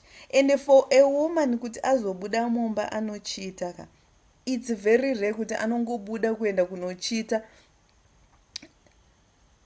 By the way, aiwa, let's be serious about this issue. Inini, I'm surprised with the women who are blaming this woman. I'm not supporting kuti chiure chakashata, but there are either three things pane murume uyu zviri kuitika kwaari. It's either murume uyu ane mumwe mudzimai waanaye kana kuti girlfriend yaanayo, so it's difficult for him to balance the wife, or either atorinewo low sex drive iye murume wacho, hameno kuti chii chiri kutoitikawo kwaari, but at the age of 37 I don't expect that. Kana kuti atoriwo lack of teaching yekuti haazvikoshesi, haana kudzidziswa kunzi mukadzi anobatwa so, mukadzi anoita so, mukadzi kana uchibata mukadzi, kana kuti ndo vanhu vaya vanongoita missionary, they don't do mastyles amamuchitaura aya amamuchataura. So at the end of the day the sex becomes boring, and saka unongoti usiku ukasvika ungoti I'm just going to do the same thing again. So you see kuti it's good to spice up your marriage nezvinhu zvakangosiyana siyana. And inango this woman wofuti anenge akapusa, you know, because honestly a man is someone who is enticed nezvinhu zviri visual chai. What is she doing to lure murume wake kuti asabuda achienda kuboys? Mozoti pane vakadzi vakangwara vekuti anomuka makusena apo agotanga kushenaira ari mumba umo asina kupfeka, agopedza agonobika breakfast in bed, agopedza agoti baby saka uda wakutoenda here mumwe kuyemererawo, so wakutoenda here kubhora uchitondisiya. Sure, you know, what is she doing for this man to stay at home? Is this a home yekuti zveshuwa murume wacho anoti ndakuenda kumba here, kana kuti it's just a home ine vana? Pamwe pacho vakadzi wetisi tunoita kuti zviitike because we are not doing it, we are not spacing up things, we are not doing anything, you know. Ndinotomboema ini kutomboberekwa kumusana ikukoti nhasi tikuenda tese, kana achizondibvajirawo zvakachienda, but kana aenda I know kuti aenda ikokoka anotombondifunga kuti but benzi rieriya boys ndakudzokera kumba manje. Kana ongoti ati hanzi ndakuenda neboys kucho, utongoti saka mukudzoka nguwai, alright. Kana kutotanga upopota kuti saka imi makutobuda kana kuti chichi. Aiwa, no, it's not always like that. What is she doing for this man not to go out neboys? Is she communicating as well? Kuti tinogara tichitaura panapa paDDC dewa kuti communication is the vital thing in a relationship. And kana uchicommunicata nemumwe wako waidouwa unobva umudza kuti hei wewe every Sunday unogara uchingoenda kubhora uchingondisiya, hei tinoita kaviri pagore, kokumbomutiwa dedi pepepa akashoma hako, but musuya ndakanakirwa zvisingaiti. Iye nekufarisa achatoda kukunda ipapo pachipauri kutaura kuti wakamboita. Manje problem ndeyekuti tinopopota when we are saying it, and pamwe pacho hatipopote but we're too nice. Okay, saka mautenda tinonzwisa tsitsi. Inini handifunga kuti angatombobuda ini. Ndinotoripfeka bamshotini, kutoripfeka kutozora inonzi cooking oil makumba agopenya aya, kutonotsvaga shiye glow yekuzora makumbo yagopenya ndigopfeka hill nebumshot, anobuda achiendepi? Because sometimes you need to be your husband's bitch for him to stick around. Manje kana iwo urungoriwo mudzimai ari ungonzi mudzimai ane vana 35 years haana kumbokura munhu zvokuti angashaya matactic ekuti murume agare pamba, unless kana murume uyu ane mumwe girlfriend kana kuti ane zvaari kuitawo zvake pamwe hameno zvaari kuita.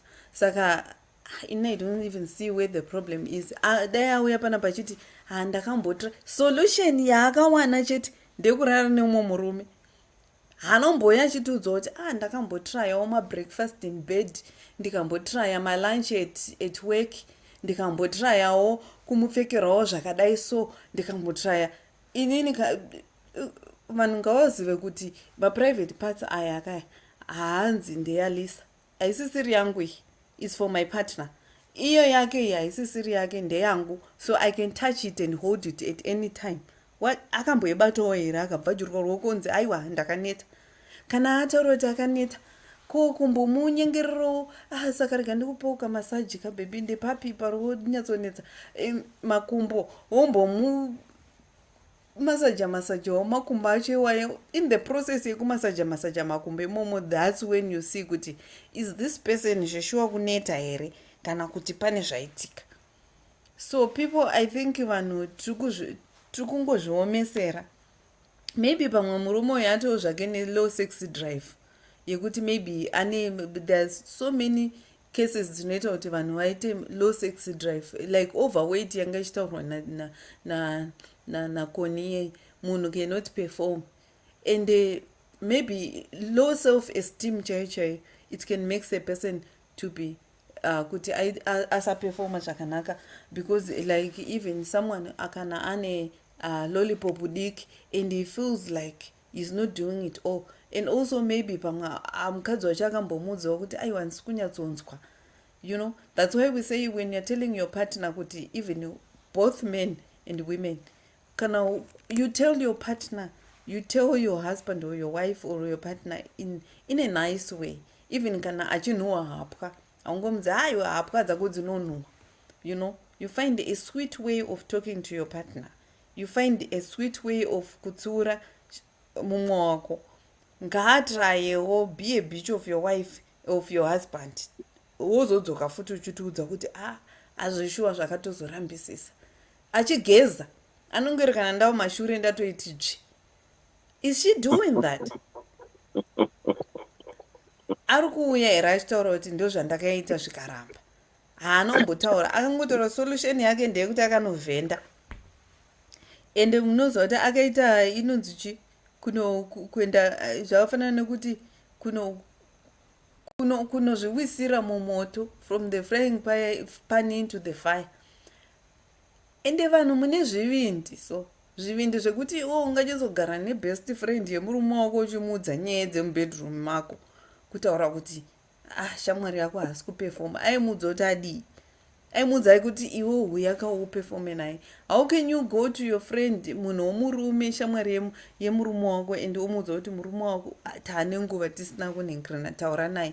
Why didn't she go kana kuna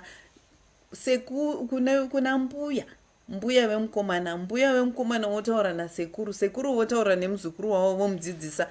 Kana ana sekuru vanenge ana sekuru gwangu ava, otsvagirwa guchu kana kuti ogarirwa pasi kunzi chii chiri kunetsa, pane zviri kunetsa here mumarriage menyu, pamwe pane zviri kumunetsa mumarriage make, pamwe mai havasi kugeza kuzasuku, vari kuti vakapenengura kunenge kuchinhuhwa. Saka akati ndofirei nhaimi, regai ndingoitawo kahwani ikako. Apa hatisi kuziva kuti ane problem ndiani.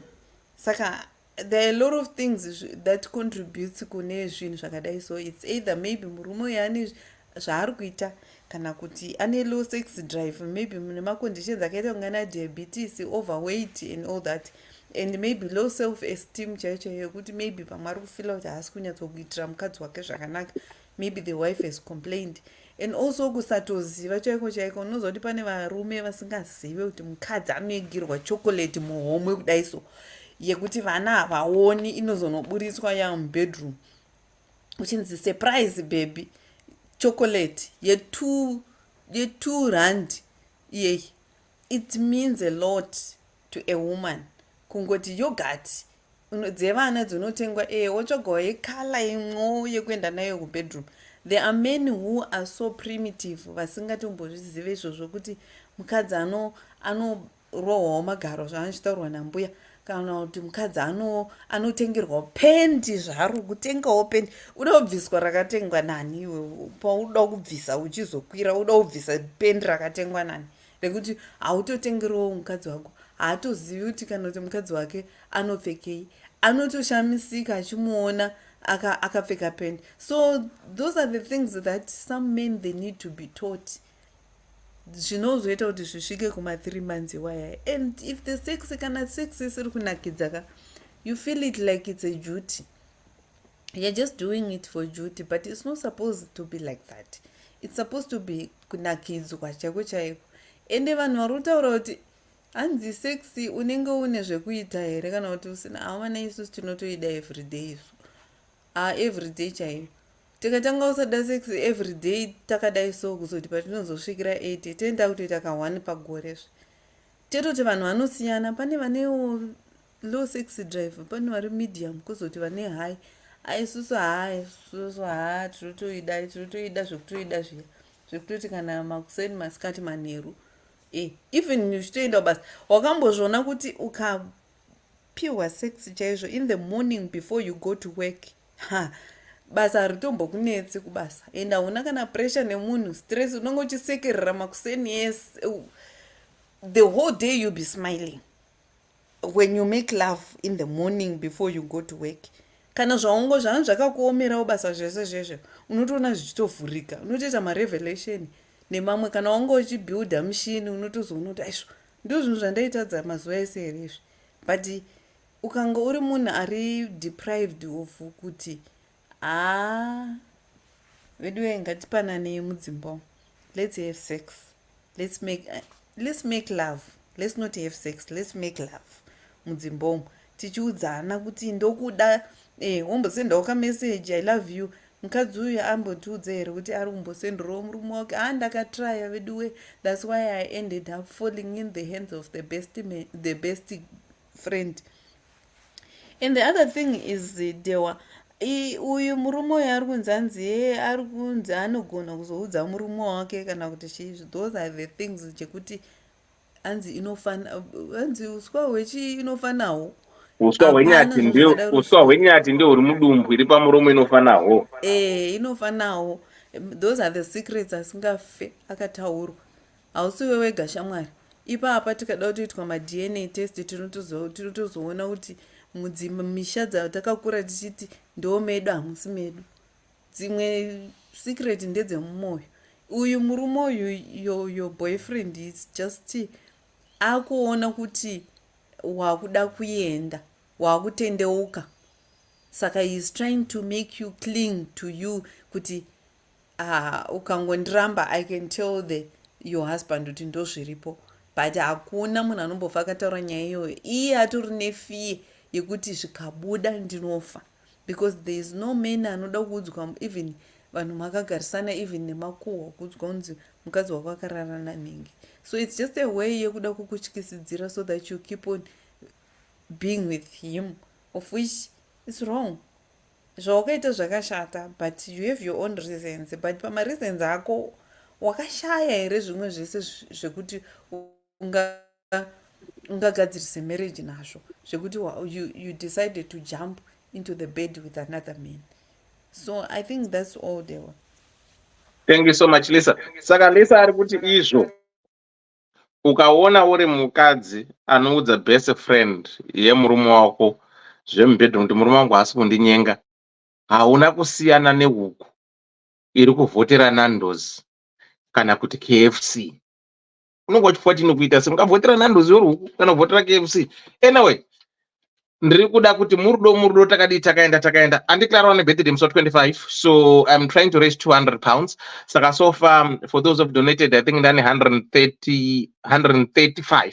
Saka ndiri kuti mukangondipawo ka 65 pounds kasara vari kuda zvavo, those who are willing, ndo vandaita sendo ndatomira ndiclara 200 pounds Wait and say, wait a birthday rounds 25. Kune vaya vari kuya kwamukoma gwangu. Murudo 27 January 2024. Tinochimhanya nani namukoma gwangu. Saka handiklara please. Vari vandibatsirawo kandiroda unga 65 pounds kasina kana basa. Toita sei tongovatumira tovapa. Then second week of December tichapa vanhu vedu veDDC vamakanominata 5 vaya vaya $50 avo for Christmas present. Right, madliwa muri sei? Saka munondibata vari vandipa mari dzandiklara dzebirthday. Thank you so much in advance. Madliwa Madliwa vanenge vadonha. Hello. Varipo. Muri sei? Ndizaiti ni makadiwo. Madi murati dzokerere tsamba iri kwani muri right ni murudo. Tiri nani vatete. Makadi mukoma. Ndakatsvukira. Saka muchimhoresana kudaroka mukangondipawo ma 2020 mini kapandikira nazvo kana mboshata muri kuAmerica ndipewo mari Indaida kutokudza ndichatumira one of the DTC members vedu vaya. Thank you so much. Vari papromotion. No worries. No worries. Muda chima jwa. Tinogona kuti one wedu otumira kungozela umwe kana mukoma musowa motumira munduudza ndokuzela imongotumira imota transaction one. Saka takaenda. Right, manya nyiti. Chekutanga chaicho ndachida kuti wedu we zvataura nanilisa kuti vanhu vasajajana, asi ndisati ndanyanya kuenda kumberi. Munomboziva here varume imi kuti vakadzi chaivo kuona ozoita chinhu, especially pamba pari kutogutwapo pane zvese he provides anoshanda, kuzoona mukadzi oita chinhu unenge wakatongomurora ari huri kana chaiko mukadzi, even mukadzi ukaona ozosiya imba kuti haiwa ndaakusiya. Hama dzangu kunai kwabviwa kure zvachitaura sisilisa izvi, pamwe akatoedzawo kuzora mafuta zviya zvinonzi navanhu vichibva kunogeza iye akagarapo ozora mafuta.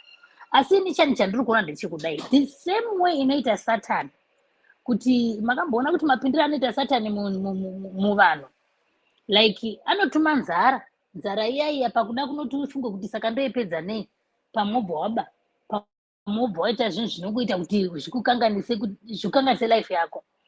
That's the same. Uyu murume uyu anozivana neshamwari yake, ane girlfriend kwavanonogochawo, ndo maonero angu. Saka paanenge achiti chambonogocha unosvika uti ngatigochei uyu ari kuziva kuti munhu anechi kusvikira uyu ozoita nyoka iye akaenda kuna Eva, osvika manje murumu oti maiguru kokuri sei kubirazi vari sei. Hazvishamisi kuti murume uyu ndiye akatotanga nyaya iyi kumukadzi uyu. Havarume tovazivazve. Handiti ndimi munoti kana tichiyamwisa mubhazi moti nipo kaka muno muchiti ndipo mukaka, imi mukushawa munhu wamangosangana naye mubhazi akuyamwisei mukaka wakeni. Ndo zvakaita exactly, ndo zvakaita murume uyu. Akangosvika pamukadzi uyu achitongomudza kuti ko bhazi varipi, akutoziva nguva dzinenge dziri, achitoziva kuti havatosviki vari kwavari, kana kuti vatoenda kuchegutu vatodhiraivha negirlfriend vaenda. Saka kumba kwake ndikaenda iye ndo ndichingomubata pafoni kuti madii blazi mondiudza kana makuuya kana kutotumwa. Uyu manje uchituma munhu uyu kuti chienda kumba kwangu unondidini, unotarisa maiguru vako chinovapa kana kuti muriwo uti tichauya ndiri kugocha nevamwe kana kuti toenda novapa madrinks. Uye ari kusvika chinopa maiguru madrinks kusvikira achawana maiguru mumise vakagara zvakashata, kana kuti achawana maiguru vakapfeka zvinomunakira, kana kuti musoro make achati munhu ari kutambisa munhu kwavo. Uye uchirondedzerawo zvakanaka mugood faith mukuti wokuda ndati munhu ngaandibetserewo sezvo vachiwirirana iri dzikanditsikewo.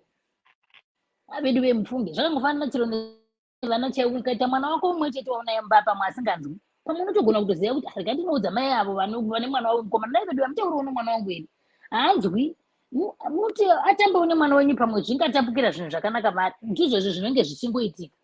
Saka uyu murume wake chokwadi chaiche ndechekuti akawo ari kuhura. Hakuna munhu angafa nenzara chokwadi uchiti uchidarika chero muchinzwa kuti mabva kumba maji mukadarika nepachikenini pachinowira munotonzwa kamwe kakuti hei akomana Shora mukadzi orara akangokufuratira asina kupfeka ozora mafuta pamberi pako okukumbira kana kunzwa kuti wotaka 3 hongu vamwe vanoda zvakanyanya pati ka3 pamwedzi kanozonyanyawo kaita kanyakita kashoma ka3 ndo katozoita taku 60 years ndo kutozoti ka3 ande futi ka3 kacho ndo kunge pastorina kana zvichingoripo zvinhu ngazvingodi zvine zvichingoshanda saka mukadzi uyu akatadza yes because akazorara but that guilt ndo iri kutiratidza tese kuti zvakaitika asingatodi munhu anoda murume wake nekuti kana usingadi murume wako ka vakadzi tine mazano chaivo vakawanda vari kupota vachinohura chiri kumabasa nemamaneja nepai musi uno tainzwa ichitaurwa dzekuti vanhu vanenge vachipromotwa wozonzwa kuti uya abatwa achidanana nevakadzi vevanhu saka ubva wafungwa kuti saka wako pamwe apromotwawo saka pakatodarikwa napo ipapo namaneja wacho saka vakadzi you can do a lot of things but tinosundwa nevarume kuita zvimwe zvinhu ipapo kana akambomudza hakuna mukadzi chokwadi ari noma vanoda murume wake anotadza kungomutiwo handani chikumbiro kuti musaenda pamwe pacho unotoona fesi yemunhu kuti panapa hasi kutokumbirika kuti musaenda amutonyatsokuti ndiri kushanda panapa imi ndimi muroda kudya futi mapedza munoda mari yekugadzira musoro unoda mari wakutanga mari yekugadzirwa musoro yakwana papi pa5 minutes dzatichi kuda kungoti tiite zvinhu izvi mubude mendi saka unopedzisira waneta kukumbira munhu so munhu achiita kudada atakambozviexperience izvi munhu achidada neblambi yake wakatarisa so wakabata shaya kudai munhu achitokudza kuti zvaizvezvi handisi kutombozwa kana kuti musana wangu zviri kupisa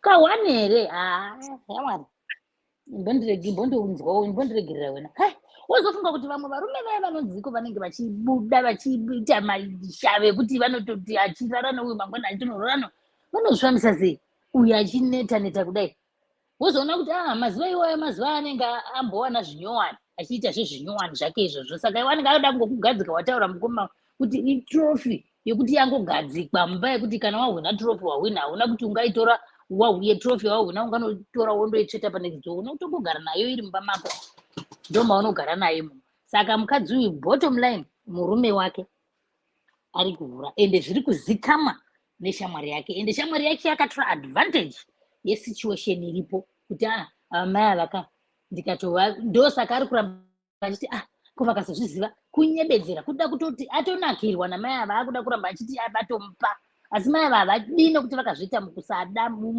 mukuti vakangopindawo musituation yacho vasingatozvidi saka yes vakuru variko vamwe vakadzi vanotori neshaviri kutobuda vachinohura but variko vamwe vakadzi vanotomirira kuti murume wake auye tiite agumira mwedzi 2 years ndosaka vana mai vedu vaimira vana baba vaenda kujoni vomira gore rese asi vana baba vaisviti vachisvika tunge mimba vachidzoka tunge mimba vana mai vedu vakaita vana gore mwana bhozi vaitoziva kuti vakasasiya vatungira nhumbu panosara pachishandiwa neumwe munhu vaitozviziva bhozi vachinoshandawo vanhuko saka vanhu vakudhara vanga vakangwara manje vaisiya vatungira voenda uko zvino vaike zvino hamutungiri nekuti vana vacho hamusi kugona kuchengeta saka munongosiya zvakadaro apo moignowa futi munhu uku monofara futi uko saka ndo vaya futi vanozoti kana musi anozviziva shuwa vanourayana saka iwe do not ever tell anybody usatombotaura izvi zvatoperera pakuti ramba uchizvinamatira zvataura mukoma zvichapera mupfungwa dzako guilt ndo zvainoita chero munhu ukaba chero munhu ukatadza unomboita kauguilt kaike kuti unoramba uchikuti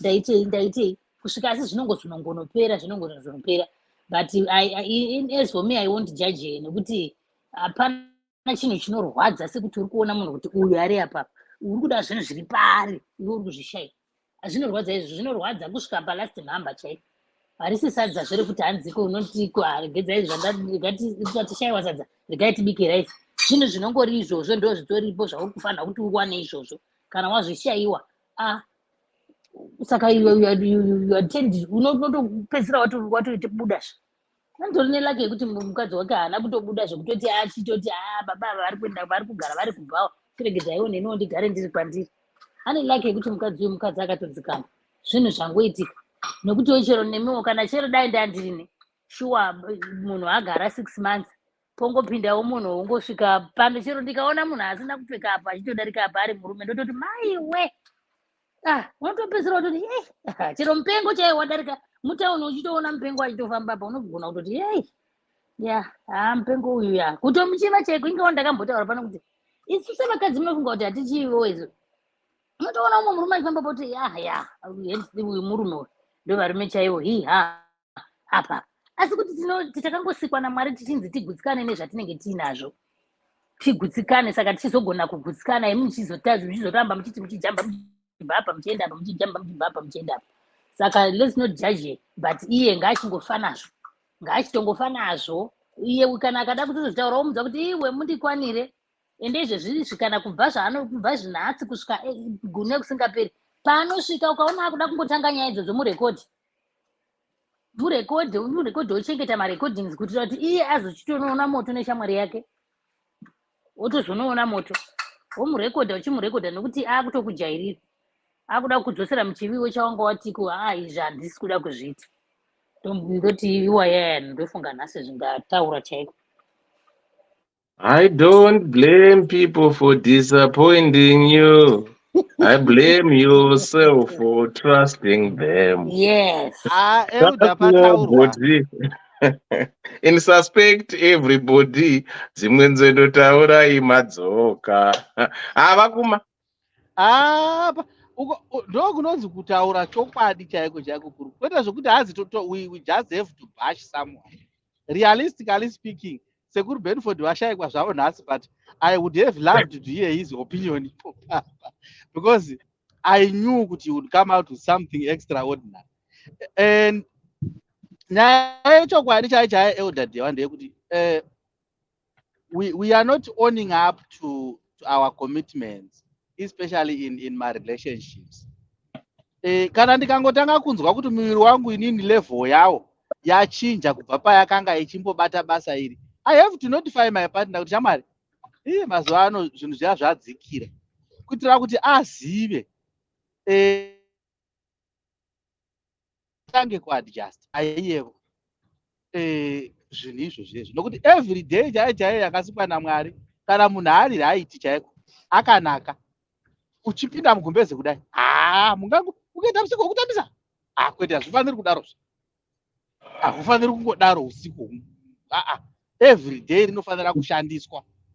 Mozongoregawo zvenyu musi wame muchingonzwawo kuti pamwe hamudi, asi zvechokwadi uyo unototi unotoda zveevery day, nyaya yake ndinotoinzwisisa. Kwete kuti haazi kuti utori right, une high self sex drive, murume probably anayo, but kune kwayava kushanda more, because kana akutaura zverutatu pamwedzi, that means zvasiyana manje. Kune kwaakutodyiwa, ende kwaakudyiwa ikoko ndo kwaakupedzera nguva yake ari, pamwe unotozouya kumbatodyiwa. Saka anofanira kuadjusta ipapo. Mukoma, mirai ndimbokubatai ipapa. Inini ndiri kukashamara vanhu vachiti tiri kuda bonde izvi every day tinotodya. Chindipindurai vati high sex iyoyo kudrive iyoyo iripo. Ndiani vhiki rapfuura iro rino iri akadya bonde 6 times, nhasi ndiFriday 5 times since Monday. Mirai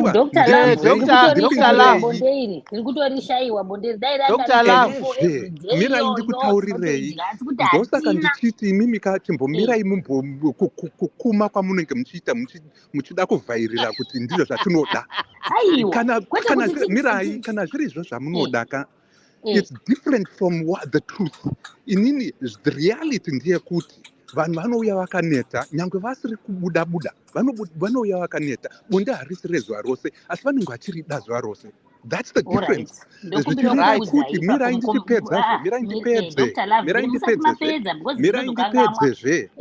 ndipedze. Ndapedza kudaroka, ndiri kuti the studies, handisi kuti ndini ndakazviita, there are so many studies akabuda through my research anotaridza kuti vanhu vakarorana vanokwirana at least 3 times a month, most of them. 6% ndiyo inoita 3 times a week.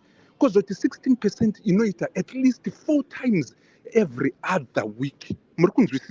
Those are studies, generalization. Saka ndiri kuti pane mukadzi uyu sezvaataura 3 times pamwedzi ka, that is on average.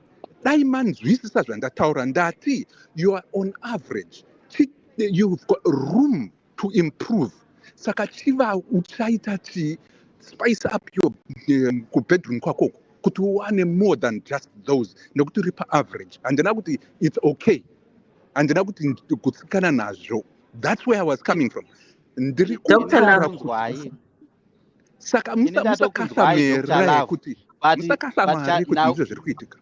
Right, my argument is pakukunzwai kwandaita muchitaura, I heard you very well. Nyaya muri kutaura yema-studies.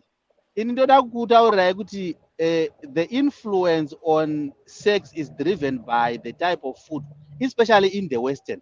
So realistically speaking, hakuna kwatinogona kuenda. Ini ndoda kutaura hangu, speaking from probably some previous experiences. Probably on a daily basis, it was possible for me. On daily basis, it was possible. Twice, it was possible. Right? The only time yazvisingaitiki ndokunge ndisipo. Right? Apa imi muri kuti ndiani? Ini ndiri kuti kana ndisipo, yes handipo. But kana ndiripo, it's possible. Kana riri svondo, it's possible every day. Saka imi musavharidzira vanhu, Dr. Love nema-states. Because those things are happening. Tiri kushaiwa ma-partners. Yes, we are not having them now. But if we have them, there should be that. Tiri kusenza, Dr. Love zvinorwadza. Kusenza, there's nothing new panyaya basa. We are here to work. Saka do not ever come up next excuse yekuti ndakaneta, ndakazodai ndakaneta. That's an excuse. Of course, tinoziva kuti kunonetwa. Mugoma pawo. Iyo sex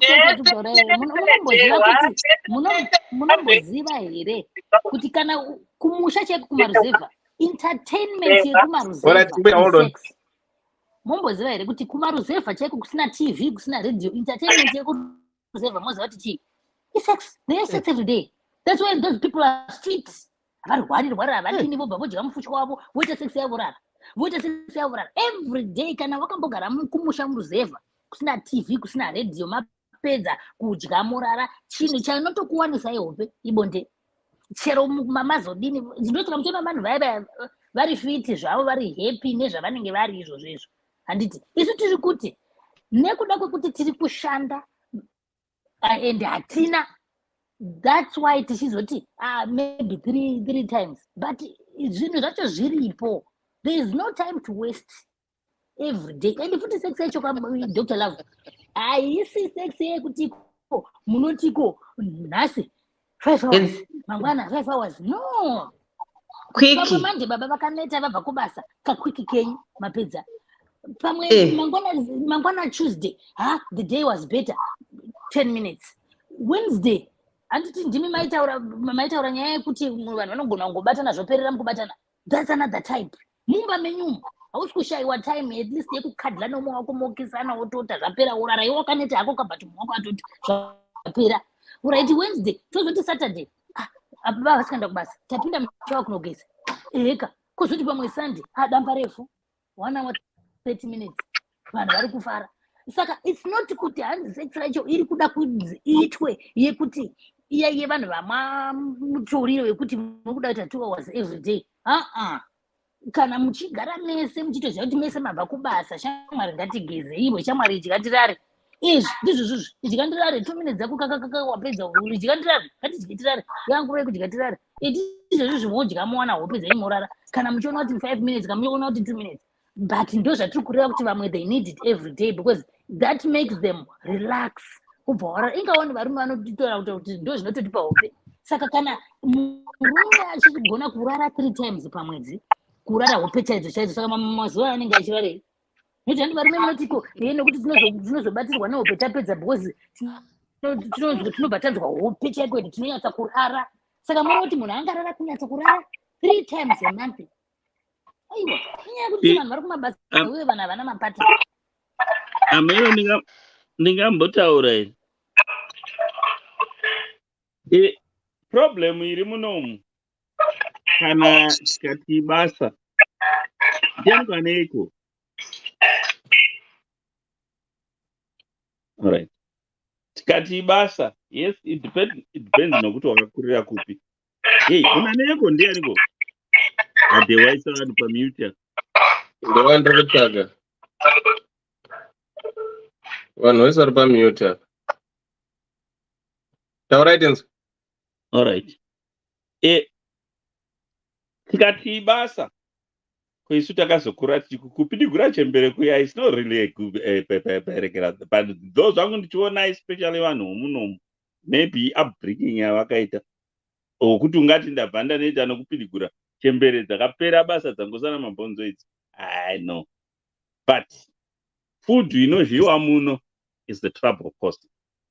Vanhu vaita 24/7 mumanursing homes kudero vanosvika pakuzodya jangi ndo iri jangi food ndo iri kukanganisa vanhu muno kunyanya kana izokuko kuzova obese kwetinoita. Pandichazondiana wataura mukagumbatirana zvakanaka mazamo omukadzi akakuguma chaiwo. Yes, I can trigger you kuti uite zvinhu and ukaona zvichinetsa isa munhu mukadzi muise pamusoro. Irekera iyi BG sport yomukadzi kana ari patopu havatani kudonha une wapedza basa. Especially imi munoda vatete, but charevo madhafu anoenda pamusoro unongomuudza kuti make me a pancake lavi zvinofamba. Yeah.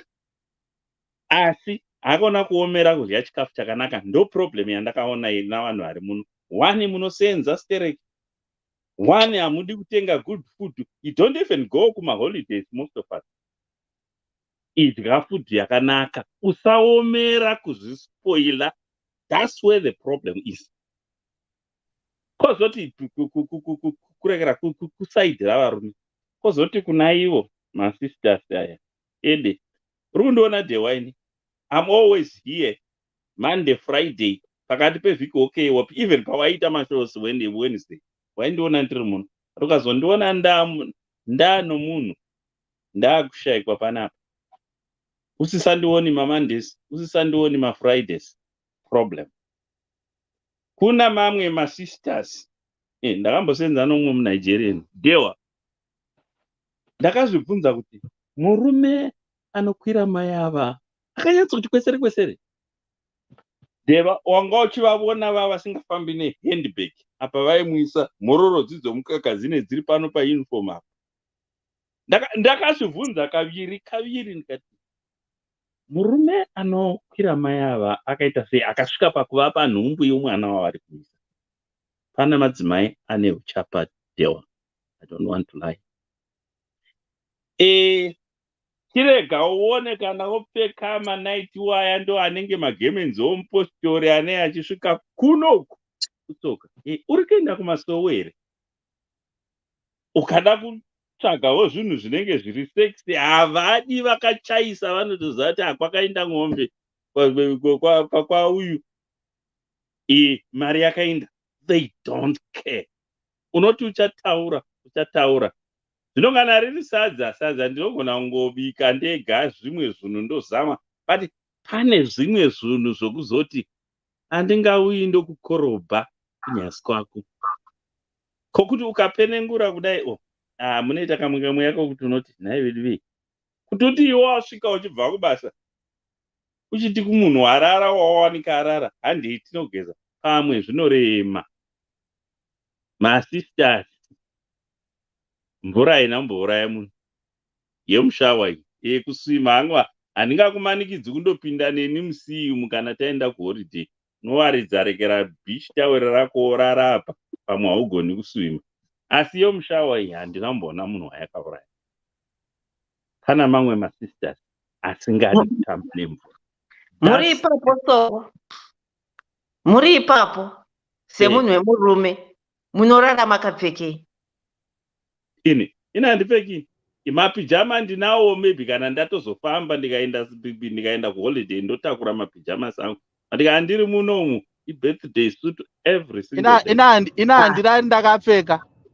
matogona nyangwe ndiri the only time yandorara ndakapfeka kana ndichirara ndiri 1 kuno kubasa kwangu kwandiri mumba hazviti haiwa magona saka muri varume kwavo ndozvandataura kuti mapijamas ndo atakura kanichinda kumaholidays because mwamusi ndingada kuzobvo maybe buda kana kutaura kuti tichitaura nemunhu padoo but kana ndiri munomba I don't know because I sweat a lot. Okay. Imimi vanhu as much as you are disagreeing ne-statistics dzauya na Dr. Love, ndinotsona kuti mataurira muri kuita mafunga pari mombe nzuma kudya chekufunga chakadya nyanga. Dr. Love is 100% right. And those statistics, they are 100% correct. In the sense, yekuti, kana uri single like this, usina munhu, right? You would say, yes, do it every day, ndozodi every day, ndozodi every day. Let's try to be realistic with ourselves. For those who have been married for more than 10 years, going up, atidi kunyeperana vakomana, pasina kuneta, pasina kutukana, pasina chii, mese dewa. Handina umboti nini sex ngaitwe every day. No. Aiwa mira dambotaura kamira chimwe mira mamuchaura kamira. Ndakutaura pa sex Dr. Love. Guys, under normal circumstance, kana uine munhu wagara naye for too long, you can never have sex every day. Musafu makanyipirana. Azvibuda. Ndane 12 datewa. Aiwa chimwe mira kutata. No. Aiwa. No. Let's put it this way. Mama kataura ndakanyarara. Chimbomira kundikata. Atingarambiri vanhu vese. But what I'm trying to say ndezvekuti, under normal circumstances, vari mudzimba wacho chaicho vanovarume nevakadzi nhasi iye zvinezvi, kuvabvunza kuti hamuna kuneta, hamuna kurona, you can go to holiday with your wife wawagara naye 20 years. I'm telling you, munokwanisa pedza kuti maita sex ka1, not makatsamwidzana, but you become so compatible and get used to each other to a point yekuti unoti ndinazvo, you won't feel anything. Let's try to be realistic. Kana uri munyowani into someone, yes, we can have sex every day. Why? Is because I want to prove myself. But those have married for too long and they've been together with the same partner for more than 15 years, 10 years going up, I'm telling you this, they can't have sex every day. Monday, Tuesday, Wednesday, Thursday, Friday, Saturday, Sunday, every day having sex. Yes. Guys. I'm a statistics. Every day it's possible. I can do it every day. No. Have you been married for 15 years with the same man? Yes. And they have sex every day? Almost every day. Not almost. No, we don't almost. Mira, hold on. Even if it's almost, that's not every day.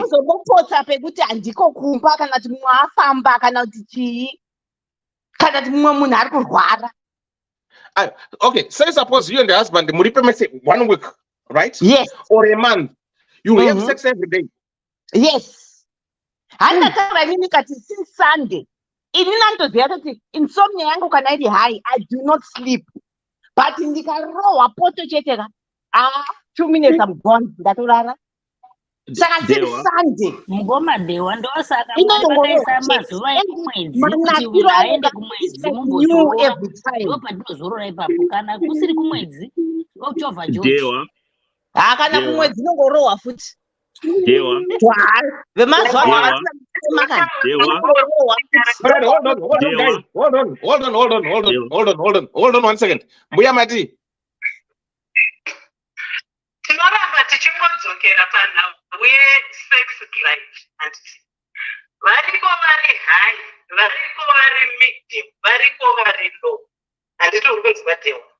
Saka iwewe chiregedza kuti kana uri low ukanzwa zvako munhare hai achitaura kuti wetiwei inini ndiri kuda kukweshwa everyday oti zvakadai zvinoitika kana zvichiitika kwauri iwewe and that is yourself tinegedza kuti kodzera gumbeze nevamwe tese tese handitori kunzwa teni inini pandiri panapa amai vangu nyakundibereka vakatombondireva tofunga ndakatombozvitaura panapa vakatondiseka nemunin'ina wangu vakati uyu munhu uyu gauyi anonyanyoida handitori kunzwa munin'ina wangu inini tinozvarwa naamai vamwe chetevo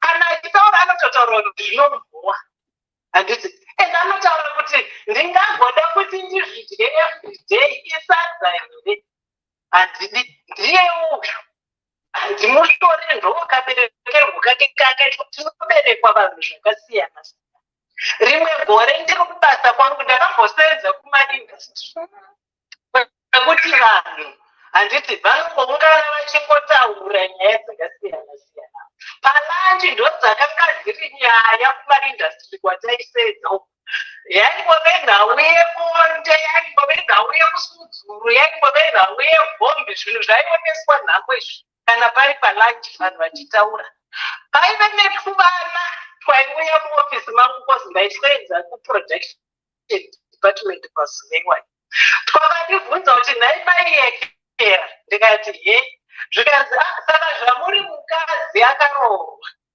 munobva udhana everyday here kana muine murume makanga muine vamwewo futi vadhara vechikuru kozi manga muri muofisi maproduction manager ndikatika zvinoitwa everyday kamwe kamufana kakazungudza musoro kakateka ndipi everyday zvinopedzera zvakutobho mamwe madhara akanga arimo akati zvinoitwa everyday asaka munegedze ngemaonini paive nevamwe vaitaura kuti aiwa everyday hatidi paive nevamwe vaitaura kuti aiwa zvinofanira kuitwa everyday saka ndokutosiyana kwatakaita vanhu inini handina problem nemunhu anotaura kuti inini izvi handizvikwanise dambudziko rangu rinouya pamunhu anotaura kuti vanhu vese izvi ndozvinoo you are not our spokesperson takatosiyana inini kana ndichitaura kuti vedu veni tiri kuzvida ndisiyei takadaro ndinotozvida ende sekutaura kwandamboita dzimwe nguva varume dzimwe munotuma akadzi kuti vahure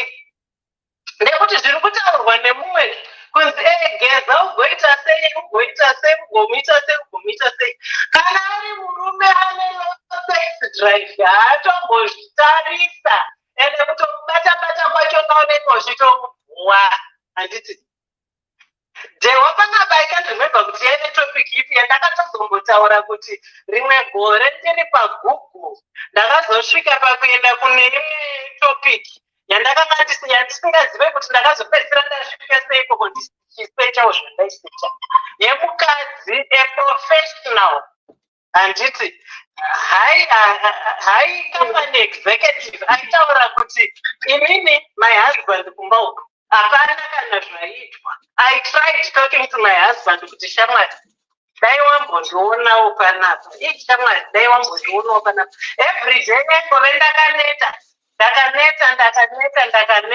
kusvikira ndakuzoona kuti inga panapa akuvara ndii ngaizvinetseredza uku nekunetsa baba apa panapa ndiri kuvanetsa akazopedzisira awana ipo pamaindaneti ipapapa ndo pamwe panoitwa futi zvese akazopedzisira aenda paindaneti akanosechawo munhu wake waakasecha akawanda waitaura kuti every lunch hour taienda tonosangana handiti muhotera chaimo kozi havakanga vari vanhu nemari dzavo ka muhotera chaimo vochaiwa musudzuru asvika vobva ipapo vogeza miri odzokera kubasa manheru 4:30 dzichichaya akuenda kumba 5 o'clock dzichichaya apamba pake ava baba vabhoya ava vana chavari kutomboziva kuti musudzuru wachaiwa kudhara saka izvinoti unenge usisabvunzwa unenge usisaitwe sei unenge usisaitwe sei handiti saka point yako iri pakuti kana patina yako ikaukange waita munyama wekuti wasangana nemunhu ari hai iwe uri low kana patina yako ikakutaura kuti shamwari ndichovheu chitsvagawo kamastrategies aunoisa in place chiregedza kuzotaura kuti hatingaite everyday hatingaite aikona kuminimize mafeelings angu handidi zvekuminimize kwamafeelings angu when I tell you kuti shamari izvi ndo zvandiri kunzwa acknowledge that totaga kuti toita sei nezvazvo kwete kunditaura kuti uri kutaura iyi ngatomboita wakunditaura zvemastudies ako handinei nazvezvo vakaita mastudies avo nevanhu vasirini vakamboyo kune vamwe vanhu vakabvunza here kana kuti vane vanhu vavo vavakatsvaga gupu ravo ravakatsvaga vakabvunza saka vanhu ivavo they are not our representatives hatidi zvekurepresentwa kana mukadzi wako akakutaura kuti inini ndiri kuda kuchaiwa everyday wanga uchibvunza vanhu panapa kuti wataura iwo dhewa kuti hakuna zvakambodaro isu takatobuda mumamarriages aya handiti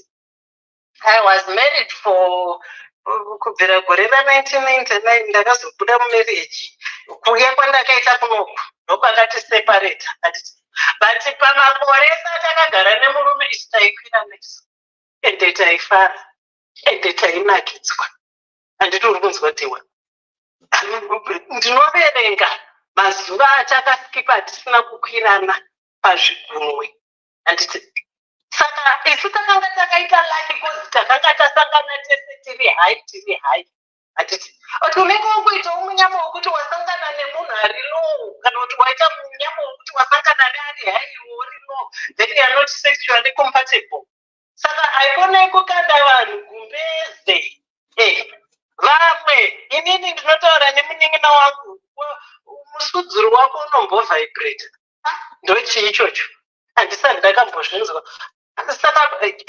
ndokuzvarwa kwakewo ikoko kwaakaitwa but wemwana wangu unovibrate ndotomunzwa vachitaura kuti mama panapa ndanikirika tofunga I told you before kuti ndakambogara nemwana wangu madays elockdown akatadza kudzoka kugume akanga auya kuzondiwe akazopedzisira ndibvunza kuti akati mama ndakuvara ndoitawo sei kuti ndizvirilife ndikamutaura kuti nindika ndinochaiwa bonyora but mwana wangu please don't start on that cause ukazotanga izvozvo manje wakazozvijairira pamwe uyu haasi kukusvitsa pauchagona kuzvisvitsa iwe anenge akuboa saka kana tichikutaurirai zvatiri usauye muchiti krasha kuti kuna zvakadaro zviriko simply because it's not happening to you does not necessarily mean that it doesn't happen zvakafanana nemunhu iyoyo anoti akanzwa kuti chakati chinoitika kuti hakuna zvakadaro simply because you don't know it doesn't know kuti it happens. It does happen, but you just don't know, or it's just,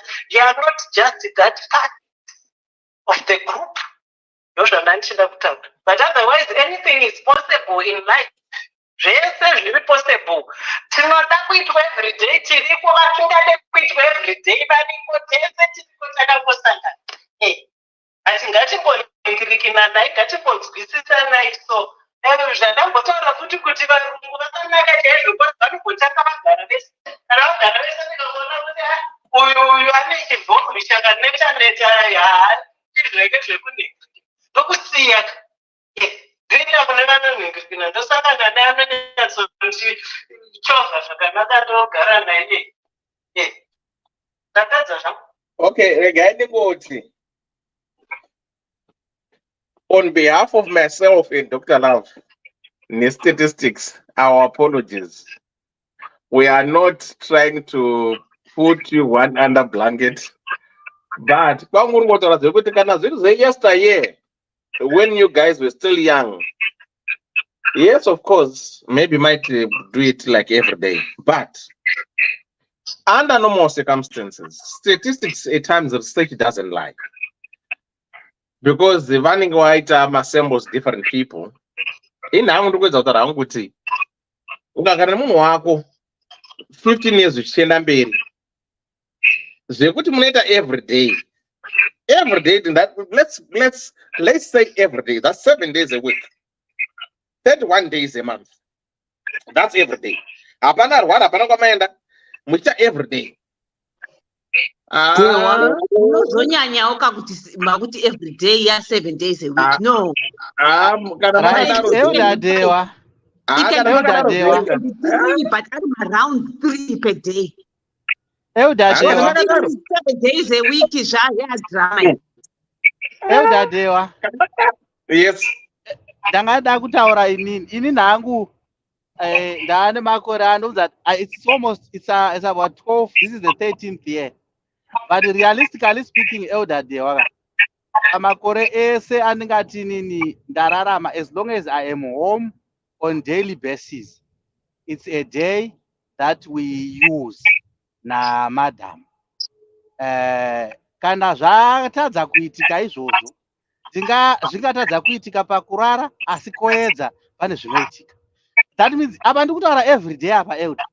Ndikutaura zuva nezuva. Handisi kuti ndasirira, even svondo yachena yekuti kutaura kuti tode kuende kuchechi rungwanani rwacho irworwo,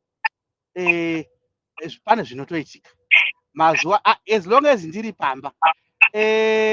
Ndingatoti probably kana zvaakuzotanga zvinogona pamwe zvinodefiniwa netime period yokuti pamwe unenge usiriwo pamba mazuva acho onawo, pamwe ndo zvinozodefina that high groove. Handiziye, saka ndisingaziye kuti kana munhu anogara anorara mumba every day is he able to do it, kana ari kusenza achidzoka kumba, handiziye.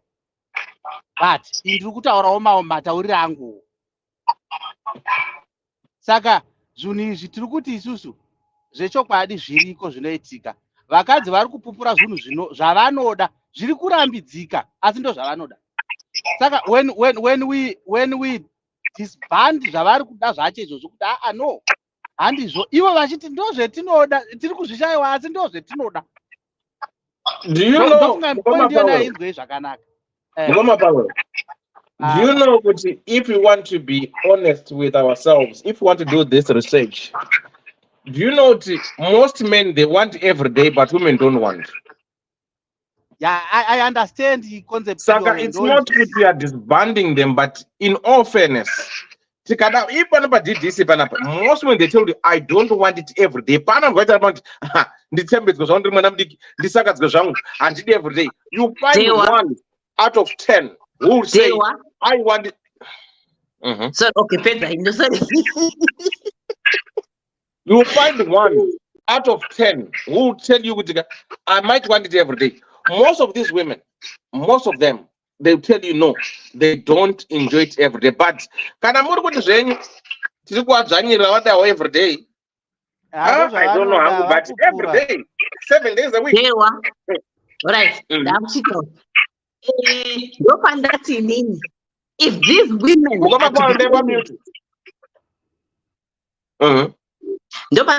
if these women are to be honest, you find that they're having a challenge in the weight.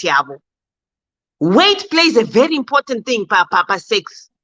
The overweight state, sex drive very lower as well. Saka ukana mukadzi achingoti kwanzi nini ndakaneta handidi every day, chitarisa aone body thing yake. I'm not trying to diss, but that's what it is. Mumwe anenge ane maproblems ake kuti pamwe ane BP, pamwe ane chakuti chakuti, they are not healthy. Yeah, even men too, they struggle with weight. Aiwa ihose atokukwidza muground. Saka ngatichitendera naye kuti healthy hold on. Sibo, how are you? Then Mukoma Thomas, then Katia. Sibo Ndebi. Hi, can someone else come in and then I'll come in after? Sorry. Okay. Mukoma, let me can I take a Mira, hold on, Katia, hold on. Mukoma, Musi apinde. Ndopinda. All right. Taura Katia. Okay. I don't know kuti do you remember kuti penape patanga program ndapa 2 cents dzangu ndikati idewa naseku gwangu ndati, do you remember? Mataura uchambotobata mabhora. Exactly. Saka ladies and gentlemen, itai homework enyu. Dewa, marriage it's a tricky, aina formula. Unogona ororwa, amwe anoita honey, amwe aiti honey, it's all depend. But kana Mwari apindira akupa munhu une same ideas, une fantasies newe, you can do so much, you can accomplish so much. Inini hanguka I'm talking with the experience. Mwari wakandikomba first marriage, it was a little bit funny. Haina everything inoziva ma-Germans anota everything is in rule. But this time Mwari wakandipa jackpot.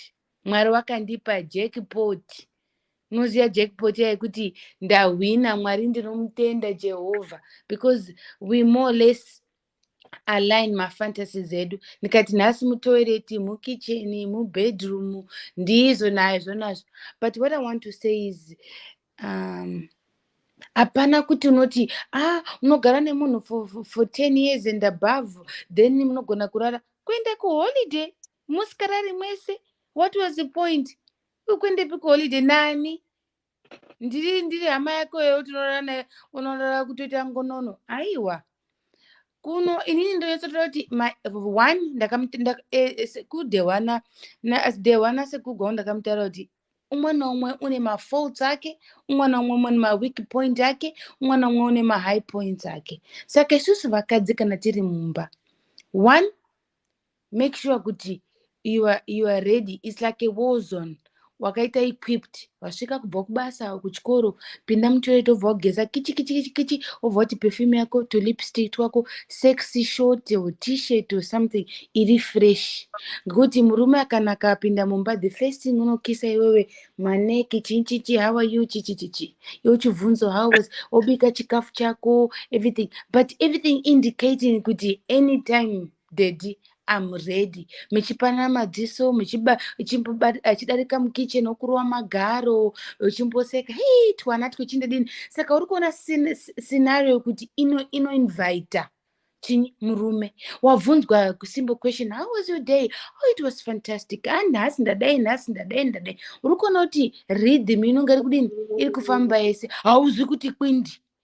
Hauzi kuti veta sekuru gwangu kuti uri kunhuhwa since wakandopfeka the same dress kubva yazona mubedroom mabudire mwaita ndozvaachasvika chisvika kitchen yakandoti fararira makapu kuti vana vari kumhanya up and down. Of course it turns a man off, but mukadzi ukaita homework yako, wabika, waseka, unozoti dedhi anofarira before his food vanofarira kumwa bhiya ravo, vati kabhiya kao paside, uri kudini, uri kunyinda chini target yako, and it works. That's how men, at least how I know kuti ndozvanoda. They want to be pampered and they want to be to have a communication and they want everything in line. Believe me, dewa unoita every day. One time to be able to select time. Vasvika kumba vana vataura neana 10 minutes nevana mahayamwese mabhuya moona news vana let's shower vana voenda morara 8:30 everybody good night twana tikoengerwa mabhuku. Inini tinoita news chiko maturns. One day ndini, Monday ndini, Tuesday murume wangu, Wednesday ndini, Thursday the other daughter unorengera mabhuku. Apedza manje ndini ndamu mulounge ndikubata tumabhora twedu kutamba natwo kumbotuvhenekera kuti turiko here how far twakazara here kone turi empty, wechitudai wechitipururudza tuchipinda mhepo tukazodai. Uri kuona kuti zvese even kana akaneta it becomes a habit kuti mukadzi wangu kutamba, it's a signal. Haikona kuti hamba itorara nhasi tikuita sexeri nhasi zviripo. Talking language sign yekubata kana murume wako unokotozoti madam ari kuda nhasi nhasi dzakaneta. Saka it's not only penetration. I think what you're not understanding each other, muri kufunga kuti it's only penetration. Haisi penetration yega, kubatana, kuitana mablow job, mazobata zodai zatopera. The next day moito, even if it's intercourse, whatever it is. Saka muri kuona kuti there's so much to do to invest in our marriages kuti zvinhu zvifambe. Dewa, I'm telling you, even kana daenda kanaka sei or ndiri richi sei, mukadzi unejambwa usikagoni kucommunicate newe, usikatauri mafeelings ake, usikadi kudini, unorara akapfeka ziya mheno kungari kuenda kuwoya Hitler. Of course munogona kugara kana 3 months musina sex, but kana mukadzi uri wakachenjera, like somebody said, a woman can either build the marriage or she can also break the marriage. How do we break our marriage? Kutaurisa, kusabika, kuchijambwa, kudini. Of course, it goes down. But Dewa, let's put, remember there, I don't know how many men are here. Wasika ubobasa. Indo zoti Dewa unoda kasadza kake, kakamonwa zvakadai, netuma veggie paside. Vana vanoda maspaghetti, nobikira vana maspaghetti. Dedi Masika, how are you? How was your day? Huh? Dewa, let me help you with this. Hey, by the way, ndabhadhira chakati. I was thinking of this. Urikona rhythm ekubuya endine voice rangu kuti riri kuita smooth and soft, handisi kukustressa nemabills, handisi kutaura nyaya yemare, handisi kutaura kutukana, tikutaurana something nice and my plans and how was my day, ndichikuruwa magaro, ndazokupa sadza kako nebhiya rakupa. Dewa urutoti kana wakurara unondisiya ndiri kukona iwewe, unondisiya ndiri kukona uko kumbedha. That's a lie. Why? Because everything is it's according to how we behave. Dewa, nikakuti ewe, unofarere Dewa. The first thing unongo, hey, why are you raising your voice? But nikakuti, hi Dewa, how are you doing? How was your day? Over it, murudo katia. Takadaro. Urukona difference. Saka isusu wakadzi, what we lacking or what I see, there's a problem.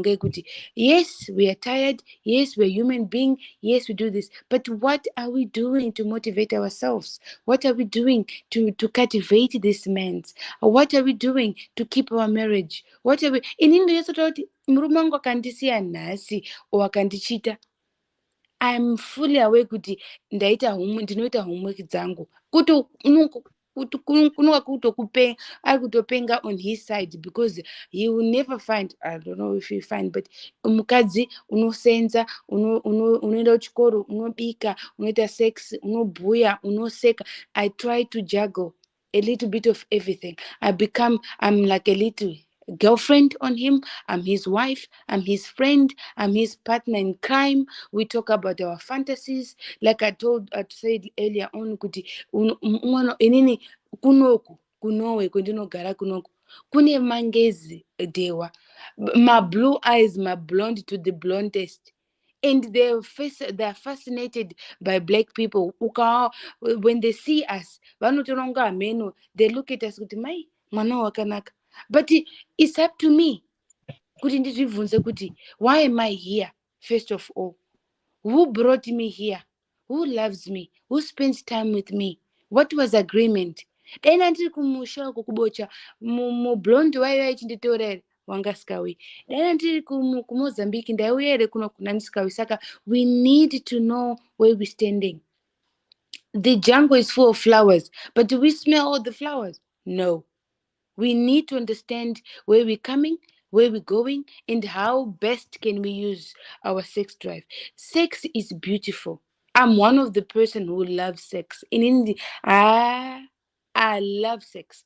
Even kana ndikaipinda muma big shops munema ma fantasies, munema vibrators. Nditonga kamwana kadoko, and I make everybody laugh because I'm always asking, itingeshe kudini? How do you use this? And my husband is the first one to say, Katya, lower your voice. Don't talk too much. Don't ask. Ask me. Ndotaiwa ndinovhunza munhu unosenza mushop kuti what is this for? Saka even kana ndikapinda mushop ndakutozikana kuti uyu unovhunza unoda discount, ndinotenga zvematoyi zvangu ndichizviita zvinhu zvangu. Kana ndada kushare naye ndomuti daddy, how about this? Let's use this. Kune mabubble-gums ari kubuda mazuva ano kuti unoisa pa stick ori ya bubble-gum racho richimelta. Iye ndiye akutoenda kototenga. Ndini ndakatenga first time akaenjoya. Iye ndiye akutotsvaga iyena muridzi wacho ndiye akutoti maiwe Katya utitengera utitumidzire tiri kumada. And yeah, actually let me go and take the box. Kuti muone pamwe unogona kuita screenshot. That's a miracle in itself. Too much sweets. Let me not make noise. Let me put it. It's in bedroom. Let me put the light. I need to put the light on. Kuti ndikwanisa kupinda nakarara. One moment. One moment.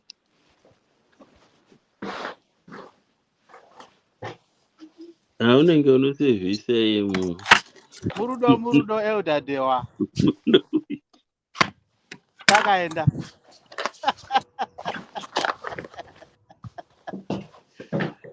Ukoma gwangu. Muri kuzwa here zviri kutaurwa ndiketia? Aiwa, ndiri kuzwa. Yeah. This one. Can you see?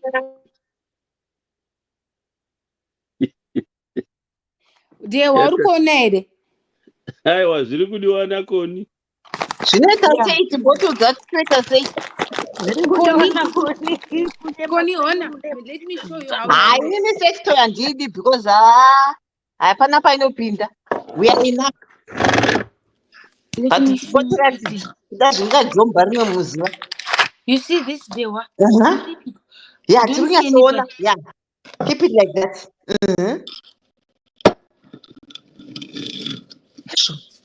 Jesu wangu. Urukona? Yes. Sorry, this is it's a garlic. I brought it back from home. Because I don't like that this yeah.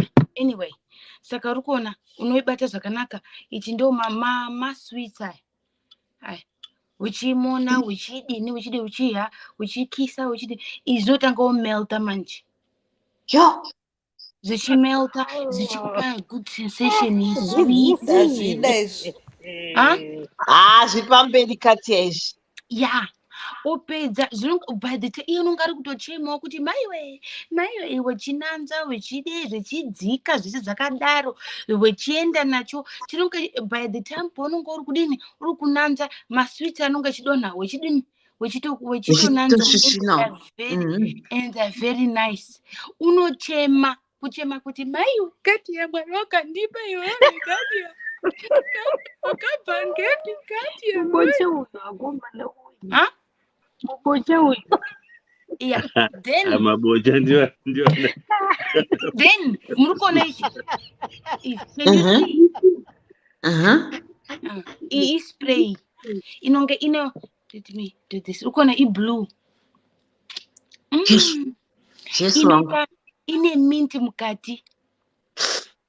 Saka inokupa that sensation fresh. Yeah. That sensation is freshener. Saka ukaisa mkanwa undonga kuwawa kuda uchironga mune mint, but this is a very strong mint. Even ukona color yacho is blue. Saka unozvisa uchide muri mondedza kunyenga usiku zveshuwa mimi uchide zvinanza kudai. Time musitamba nesex ba. There's no need kudini kundotanga kuti maiwe uchizvinanzwa chinyiko in the try this but this opa my excuse unoona yatomira kuti gi yega varume hagoni kunyepa vakadzi tinogona kunyepa kuti pasina chiripo murume kana isina kusimuka forget. Saka iwo target yako unongochitarisa ipi kudzasi kuti iri kumira here. What is happening? Iwo hautarisi murume unongochitarisa chii nefriend yako kuti my friend what's happening. Yeah. Tiri kunzwa aiwa tadzidzi. Iwe majimafu iwe unonga ndingavhunza mukadzi une vana 6 kuti wakazvidzidzepi ndendotogwara kai. Kudini? Uyo ndiri kuanza comment yawo yasister Majo ati hey vana museyamwe havazviiti zvinozonzi wakazvidzidza kupi. Ndivhunza munhu una problem kuti havabvunzi kuti makazvidzidzepi, but if we're to ask my relationships, maybe my sex toys is just an enhancement, but sex is jangoka. Vashoma vanoiziva. Kuyaziva kuti sex. Yeah, but vamwe vakawanda is just vakutotunda, that's it. Majority of people, especially Africans, sex yacho amuri kure nekuiziva. Yeah, that's when you know why that's why they wapangari kuti statistically people it's not why because unongo chidondonyudza obudisa here do foreplay unongo exactly mira ati anze koni tati vaneiziva ndokupi maafricans matihazivi because varungu vachona vari kuda vanhu vatema hatichazivi chandokusanangurira vaneiziva ndokupi. Yeah, that's actually a But good is yes question. anywhere else but not African. tiudze Kana Koni. yawakamboravira Okay, iwe Black Americans. Black Americans hamuna do navo. Black Hamuna Americans. do muri Andova ne-statistics dziri kudai. kure. Aiwa, statistics ndevanhu vane diabetes. Imi, daikwanzibisa macameras mabedroom avo ka. Do you know kuti ma-Americans have got high sex drive, especially varume? Varume vacho. No, Koni. Vanopina zvototi ndikudza kuti amurarwi mumba zvazvoti kwanzi chiitika. No, mune muchinyepeni. Une low sex drive. Odanana Imboteererawo kani Koni ka vanhu vachitaura. Yeah, but can I say something quickly? Koni, can I say something quickly? Do you know that kuti mangezi ari kutsvaga vanhu vatema? Do you know that kuti most of the white or foreigners are looking for black people? Why? Ask me why. Because they've got a low sex drive. No. Yeah. No, I want to tell you because yeah, but listen to my theory. Mangezi kubva nguva Hitler. Ndiri kutoti mangezi, they look for us Africans or black people, either women or men. Why? Because we learn. No, we is ones. Chirega mwambopedza ipapo ungagara nani Koni iwe imbondiudza iwe. Koni kuti mubhilive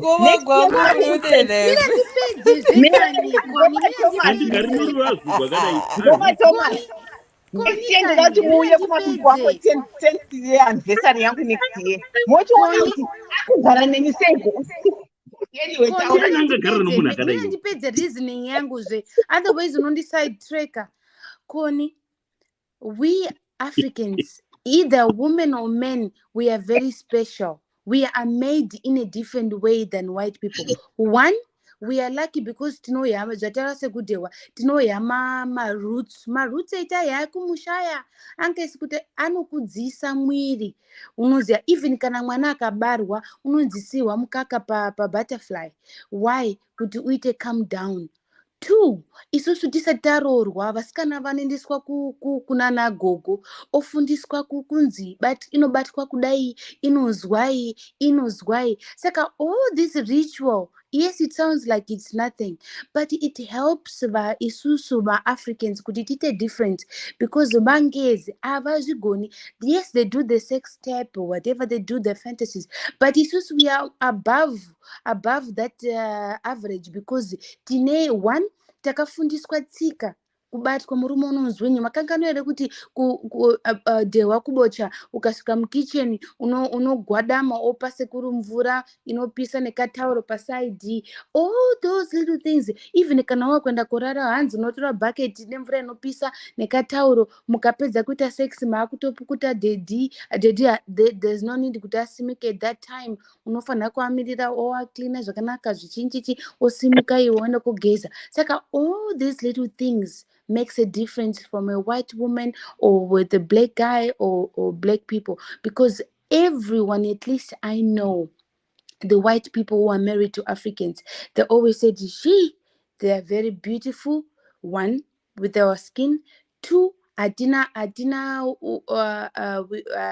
complaining pambedad most of the time kuti ndakaneta musoro wangu uri kurwadza musana wangu nhasi hameno pano ndima tinotoirowa kusvika yapera. 3, tinogona kubika. 4, we are amazing mothers. We are nurturing, family oriented people. Saka ukonoti ma points ari kuita higher and higher. Mangezi anokura ari vana vadoko chitaura honzi 50-50. Murume haakutumi, murume haakudai, you're not a slave. Irikona difference ye upbringing. Isusu tiri kuzinana gogo, murume akati ndoda kuti ukwire unokwira, murume akati dzika pasi odzika. It sounds like it's a submission, but it's not. It's a way of showing the man kuti he's the king of the jungle, he's the lion, and we are I don't know, my zebra, I don't know what you want to put it. Saka urukono, even in as African, I play with my husband like we in the jungle. Ndinopfeka zambia rangu. Ndobva ndati inini I'm a virgin. Ndisina kana brugwa mukati. Iyo nomhanya like lion. Kungano akamboiona lion yacho. Ini ndichitiza. And it's fun, Connie. It's fun. By the time yaanozopinda, it was amazing. And we talk about it. Kuti, lion ndaona nhasi kana yanga isimbonyatsa kuita kuti ukonoti it's a foreplay where we promote our culture, we promote our sex life, and we promote our communication. Haikonoti yasvika manheru 360 degree watovhura wovhara. We talk about it, we have fun, and me, I invest on things, not only waiting for him. Ndikaona something chinoti try it. And there's nothing wrong with trying with your husband together, discovering things together, because he, even murume wangu handibvunzi kuti saka wakazvifundepi wakazvionepi. This is a modern world. Katia, I would disagree with you when in terms of love making. Kuti unofunga kuti varungu vanoda maboy because of culture or kudai. If you talk in terms of foreplay and exploring and enjoying sex, varungu vakadzi vari kumberi. Trust me on this one. No, I'm sorry. No. Hausi murume ndikudza semunhu wemurume. Dewa, iwo uri kuzvitaurira wega nditi. Because we have, I'm always saying this, kuti there are different kinds of women and men, in the sense yekuti some they want to take charge of the sex during sex, some they want to be slaves, vamwe vanotoda kusungirirwa. Saka iwewe, for you it's fine, but for other men vanotokudza kuti I want to be in control. Mumwe anokudza kuti toda kuti tifambe tese. I want to be a slave. Saka, Lisa, Mira, hold on. Lisa, do you know kuti tagara padiri panapa, if you want to kubvunzana kuti how many of you here would believe kuti varungu vane malembe vakadzi vamweni moti havatorina because vanawo. No, that one to some people it's natural. Unozoti vamwe havadhonzi vakatozvarwa vakadaro. Yes, but for those who don't know, one of that havatorina musanyeperwe zvenyu. Saka let me just say this.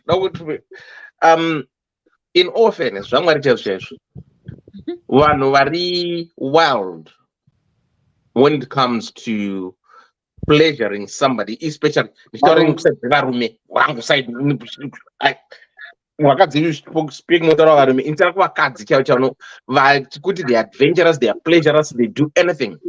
Mwana wamisi usanyeperwe zvako. Usanyeperwe zvako. Usanyeperwe zvako.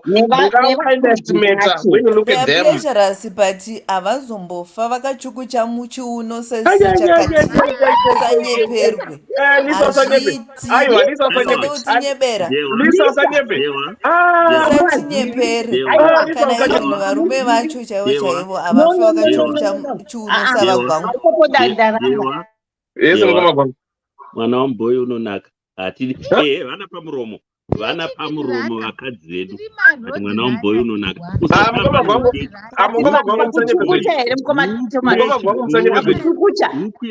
Ukinoteta pasi yechibhoyi. munonyeperana zvinhu zvamutaakoni usanyepere vanhu.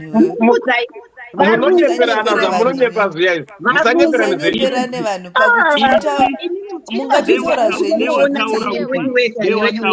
demataura kuti pakubata-bata nokuita sei noti kana mafa basa apa shamwari yes izvo zveromanzi zvokuda kuita maforeplay chichi but kana tasvika panyaya yekuti game raakutambwa pano usatamba Yes. nomwana wechiboi.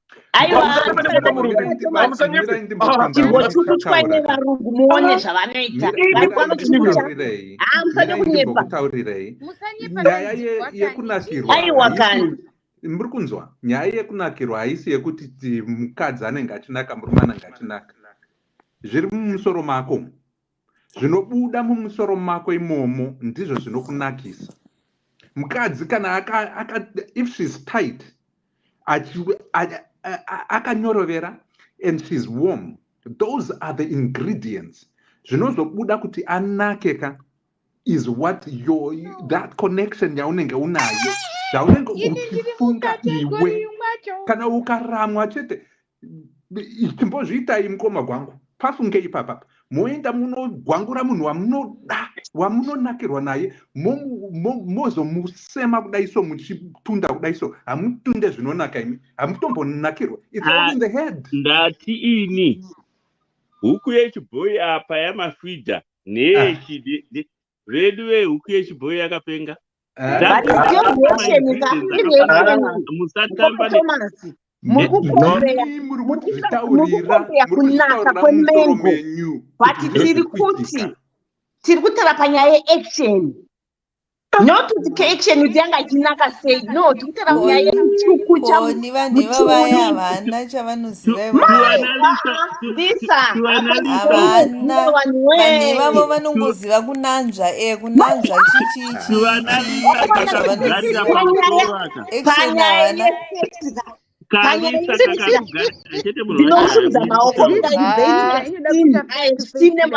marowa nevhotika mautirwa pasi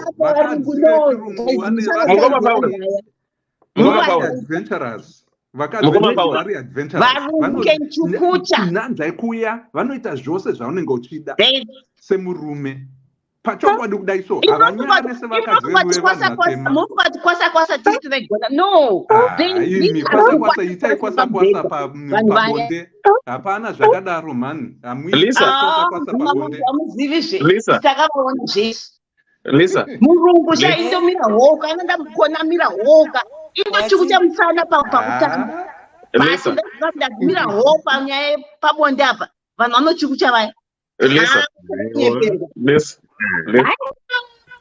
Lisa, do not underestimate mwana wa Mrs.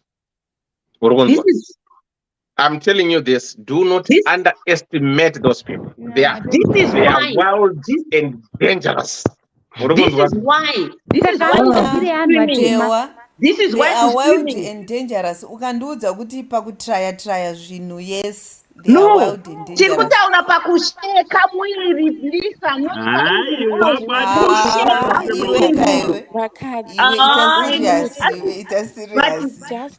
Let me say one statement, guys. Let me say one statement. Chimbonyarira bichara ndoda kumbonzwa Lisa wati kudi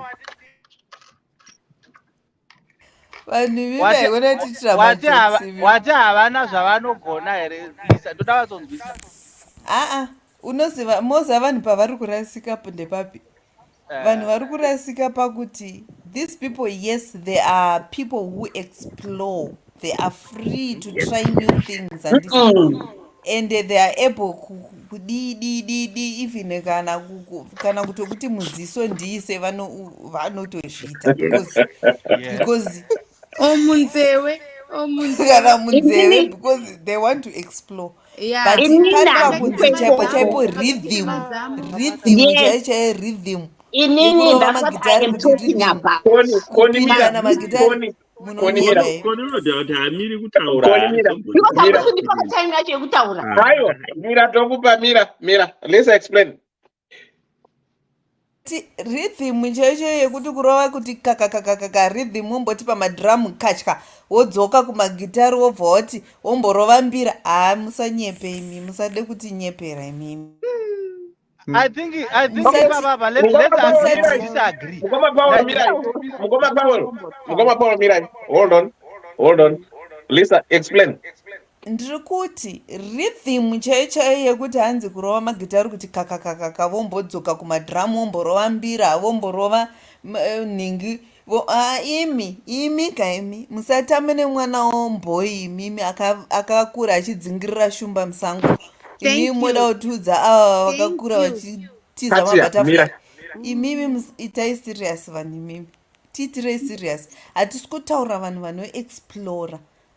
People who, yes, a black girl or isusu maafricans ka, we close ourselves in zvezvekuti because takangokura tichingonzi ukaunza chinhu unovhunzwa nzi wakachiwana kupi. But in dai taipiwa dai vanhu imi taitora mikombe All right. taitora Sure. yese Ini Okay. ndotaura mukombe Katia, zveshuwa. hold on. Katia, hold on. Connie. Right. Ndada kuti mboti ndimbokuudza something that people don't realize. Kana tichiti varungu, do you know varungu, they're very different. Ukatora murungu ari muSouth Africa, otora murungu ari kuEurope, otora murungu ari kuAmerica. They're totally different people. That's what Katia paakachitaura achipa example. Murungu wake muEuropean andika. Yeah. Tikatora murungu wekuno kuAmerica, they don't consider cooking. They don't consider zvekuacha because all those things is not in them. Havabiki mudzimba dzavo varungu. That's why they hire us to clean for them. Havatsvagi mukadzi anogona izvozvo. All they want is an affectionate version. You know, that's the love they have. Ukapinda uchiti kwanzi, that's why you find kuti varungu vekunoka havawanzodata maboy. That's why number yekunoku is very low. Kuona murungu achiita muboy. Ukamona ari ine kapo yekuti murungu nemuchakudi anenge asiriwe muno. Haasi muAmerican murungu ye. Kana kari kuEurope kana somewhere. Kunoku zvesho hazvidyidzani because ndauda kupinda panyaya yatiri kutaura. Varungu from what I know. Vandiri kuona kunoku because mavhidhiyo avo ndomaona zvinayo handikoshandika usiya vhidhiyo yako apa ndotoiona henyu. West hatipindirani nezvandiri kuona ini. Ndisaka ndiri kuti varungu vedu vekenchukucha pawest apa kana kakasimukira so ezvanemastaira anditomadzidzisa kwava kana kakasumukira ndisati goni kusumukira ka because tiri maheavyweight iko kachita mbiri kachita forward. Connie, sorry, I have a question. Katia, wait. No, Katia, one wait.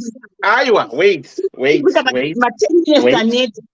Wait. Ivo vanorova damba refu nayo hatitaura nezvekuti jewa hanzi najikwani ndipinzewo hameno kana wampinza George arimo arimo varungu kudai varungu vekueurope havo but vekuno I can tell you kuti vari kugona kutokunda zvandinozivawo zvekuafrica zvedu izvi.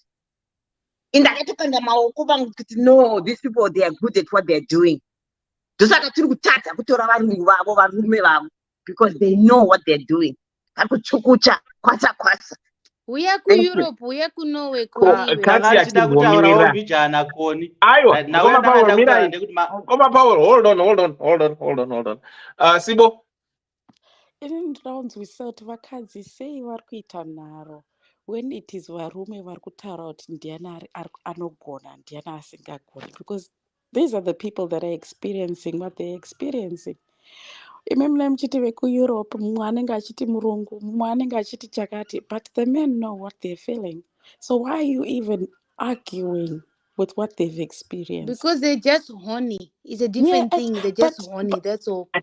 Katia shamwari inzwa nyange uriwo zvakadii Dr. Love Wataura zvakapenga vakataura kuti 3 things: heat, moist and the brain. Full stop. Ndinazvo zvese Katia chimbomira kani. havasi vese vanoda izvozvo. Lisa chimbomira kani wakomana.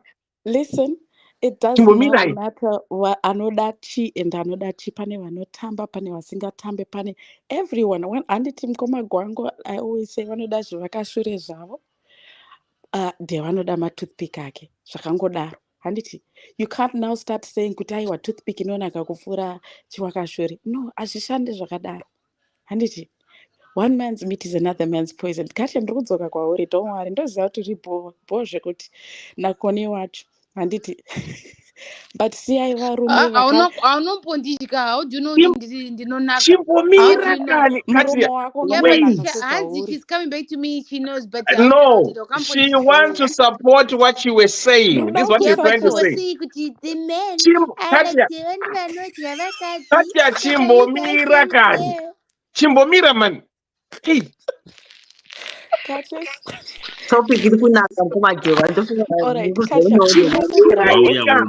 uri kuuya here? iwo Ndiri deho kuuya mberi matoothpick unonetsa chimbomira vanhu vataura Right, network yangu inenge yakunetsa. Anyway, eudadewa hapana, handina zvendichazviita. Asati ndapedza though, but Sipo asitapedza kano. Regai vapedza. Inga haana kumbotaura kana kawani. right. Alright, the other thing is, guys, Katia, I'll get back to you. Zvako zvekutaura kuti unobhabhadzira murume everything and unoprepare. Help me understand why it is a woman's responsibility to keep a man happy. Handiti handisi kuti kudayira iko zvinezvi ndiri kudzoka pauri, don't worry. Handiti it's not really about how good you are in bed. It's not really about the woman's responsibility. Sometimes when you get into a relationship, you have a spark, it gets going, and then things go down. People suffer from grief, commitments, financial constraint. That fire is gone. Yes, I'm in agreement with you. Kuti munhu unofana kuitaka light the spark. But Nini, based on what I've learned, nekukura kwangu, I just feel like monogamy is a sham. A guy is still gonna cheat whether you cook for him, clean up for him, do everything from top to bottom because arikuda kuexperience zviri different. Ndosaka vachida ivo varungu vachona vanozokwanisa kuita kuti ndise muziso chakati. They want to experience that. So sorry, they want to experience that. Saka mukadzi uyu ka, just imagine kuti the tables have turned. She's now the man who's losing the spark. Now she should be seen kuita unge munhu ari the wrong one nekuti mukadzi. But iwe uri murume ka, you're not getting spark mumba, zvakapresa vana, iwo basa rauri kushanda haisi kupinza mari mumba, kana maybe depression pane ashaya mumba. All of that, it's normal, it's life. But it can't always be, okay, the woman must be the one sparking things. What does that say about men? What does that say about you men? Kuti, saka, if I'm the only one who makes you happy, your end all, your be all.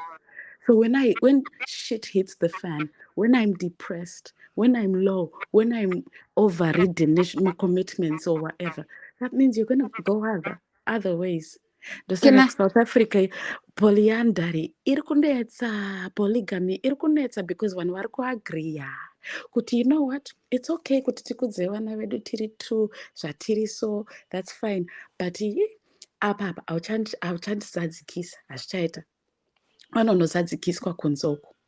So that's what it is. I just genuinely feel monogamy, I'm not going to lie to you, it's a sham because people still go out there. I've never known. It's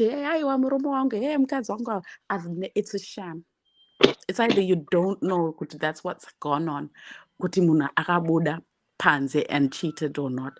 This lady, she's just behaved like probably what murume wake zvaari kuita zvataura pane, and I think the auntie Claire anchaziva ndianataura kuti shamwari yako iri kuziva kuti murume uyu ari kuchita, best friend yacho ari kuziva, anenge ari panze achitandara achinzwa murume wacho achiti atimboplayer, and then ozonzwa mukadzi uyu achichema. Saka she's just looking for an outlet. She just needs a spark. Arpa midlife crisis. She's just having fun. Musiye, iwe msikana uyu satauri guilt, babadzira ndokubabadzira musana, zvapera, chinyarara zvapera, chidzokera back to normal. Siyana nazvo. Dewa. Ndingambopindura rekera uyu Siwo. Pindirai. Siwo. It's not a question of saying iwe ndo unofanakisa spark umba. Listen. Inini ndakaita ndambotaura naDewa ndikati Dewa ukazoona ndana somebody ndane mukadzi muno usisandioni pamashopu ako ndakugara ndiri out. Ziva kuti maybe mauya munhu akaita sakoni anotaurisa ina handidi noise. Sivo unga uri zvouri ka-toothpick. We can stay pasina ndikaona kaunhu kako kuti tinotaura tichiwirirana. Yes, of course tinogara pari pana dhunda ari papa anotaurisa. Tinogara newe zvigozosipaka zvikasi. Vanhu vagotoshaya kuti uyu vagwangu vaida zvivakashure kudero vakazotora slimi uyu sei. No, tine tichisipaka tichiwirirana. Ndozvisingazi. I can't just paddock myself nomunhu anotaurisa just because ane zvivakashure. It's a two-way traffic. Saka you've answered Saka mapindura mubvunzo ndanchitaura kuti at the end of the day, give or take, regardless of what happens more relationship, the spark ends regardless. And at some point, munhu achataurisa kwamuri at some stage, and you're not going to be fire nemunhu faka pressure nemunhu iye kana ari kutaurisa. Nyangwari dunda. So you'll settle for even. That's why sometimes unoonaka, sometimes particularly men, you downgrade yourselves kana makuenda pama cheating levels. Because type yacho yaunonga wakuzotarisa kuti munhu wachona kwazosvika kuside kweso uko sei. Inini manje nditori paape. Sibo ndimbokuvhunza kuti paunenge uchiti type unenge uchitarisa chii apa? Unenge wakutarisei kana uchiti type yacho yavakazonotora vagwangu? What are you looking at? But look at it. You look at their personality and stuff. We know that these guys are just out there just for sex. That's all they want. And whatever it is, it's fulfilling their drive. It might not only be just sex. It's also that friendship, that fun, that kick, that thrill, that intimacy that they're lacking in the house. What they have in the house, they're happy with it. They're content with it. They are loyal to the family. But there's just no buzz, and they want that buzz. Apart from ma slippers thing, I don't talk with treasure to tower and Katia. How was your day? Foreplay, bedroom, muziso, munzeve, chi, all of that. They'll do that. And not only that, there's a little bit of a cat and chase, there's a bit of a thrill. And men love it. They just are drawn to it. So when it comes to type, I'm just saying, kuti look, it doesn't even matter. Ari borango machaye. But if kana fulfill that need yemuno ari needing that kind of intimacy and filling in that void, that person will always be there. Which is again back to what Dr. Love said, kuti it doesn't matter if someone's skinny. It doesn't matter kuti munhu murungu. It doesn't matter because even Mkoma Gwangu is now agreeing with it. Kuti you could be skinny. And you could be fat, but at the point of the day, ndogona kusiya chidunda arikutaurisa ndonouya kune matoothpick wire. So it's not really about type. It's not really about varungwana gonere or foreplay or whatever. But I think okay. All right, let me but I think that izvozvo ndezvevarume zvekuti varume, because mostly they are moved by visuals. Chekuona and varume they are moved by movement mostly. I think all right, let me just finish off. Let me just mumba zveshuwa vanhu tikawirirana ndataura uri toothpick uri wotari mvura idzodzo dzongopesera dzakuna kana tichipindirana. But ukati woita zvinhu izvozvo pamwe woita uchapa wotaurisa kuti it puts me off, ndinobuda mumba macho because hamusi kugarika. Ndandichimbogara ndataura kuti unondiona panapa every Monday and Wednesday, but ukaona usisandioni wanzwa kuti vane munhu chiziva kuti there is something wrong. Mumba chaimo muri kuti kana mukagara nemunhu anotaurisa anenge akukurambidza kuenda pamalive here kana kuti muri kuti munenge matosvotwa mumba macho mukaita noise fanika yaunoita iwewe. I'm telling you I'm gariki. But munenge mazombosvika sei kune munhu ndomunga mbuya vataura kuti vamwe vanombotanga vadheta. Ndangosangana newe ndakufarira, handina kuziva kuti uri chatterbox unongogara wakamurudza musoro haudi kana kupa vamwe chanzi yokutaura. Alright. Unozozviona Ndopandiri kutaura kandikati ndopamuri kutati that's why you end up having failed relationships because muri kunongana. Padating ipapo mukumatamazika padating ipapo unotodzwa watoziva 2 days later unotoziva kuti nditaurisa. Connie, let me try to answer mukoma gwangu. Sometimes imimi varume ndimunotita kuti taurisemi. Imi varume imimi ndimunoita kuti tiite machatterbox. Sekugwangu. Let's say maona mukadzi usina jambwa unoita zvese but une problem yekutaurisa. Saka that means you ignore all those potential positive things just because of one thing. Exactly. But do you know It's that true. Kuti? But do you also know that Kuti, you men have a potential to change a woman Kuti, my lady, I think you should do like this. Then kumutuka or kutaku gariki because everyone, umane ma faults like I said, we're not perfect. Kana uskata urisi unu au gonu kubika. Kana uska gonu kubika au gwangu zakanaka. Kana uska gwangu zakanaka au to shandi. Kana uska shandi zakanaka au na kupeza kana chikoro. Saka there's always something lacking. There's always a little hole in the pot. Okay. Chatterbox inenge Koni zvinganaka agaita gwangu inonaka sei aiwa angaigare zvai. But ngoma Thomas soko Hello. muri kuvhiringa chinhu wani. Do you know kuti Koni wamunoziva pamalive apa hasi Koni wekumba munombozviziva? Iyo chatterbox iyoyoka mai unozati ndinonzwa kufara. I don't know kuti ndingati chikufara here kuti ndiri amongst my people. Handiti unonzwa kufara so kuti ndine vanhu vekuZimbabwe kame ndo ndakazvarwa zvangu ndiri chatterbox. I know pano mumwe muspana wandakati kuna Dewa imbosiya zvikweshane pakaitwa nharo pana vamwewo futiwo machatterbox kata kutonzwa nzeve kuti no saka alright who should we listen to ipa vamwe chanzi yokutaura kunyaningirwa kani handisati topic yanasiri kunaka ngoma Dewa vanosiva pamwe na11 nhasi varipo kunati topic iri kunaka ndozvinoita kuti titaure topic kana isina katotaurwa zvedu tipo katokutaura ichi vamwe zvimumu saka why can't I use my gift? I think mukadzi anenge Koni anongoenderana na Dr. Love because Dr. Love vakanyanyonyarara saka vakazowana Koni imba yacho inonakidza. That's very true. Sibo, you said something regarding kuti Katia wati uno submita murume aiwa. It's a way of cultivating varume. Inini handisi slave murume.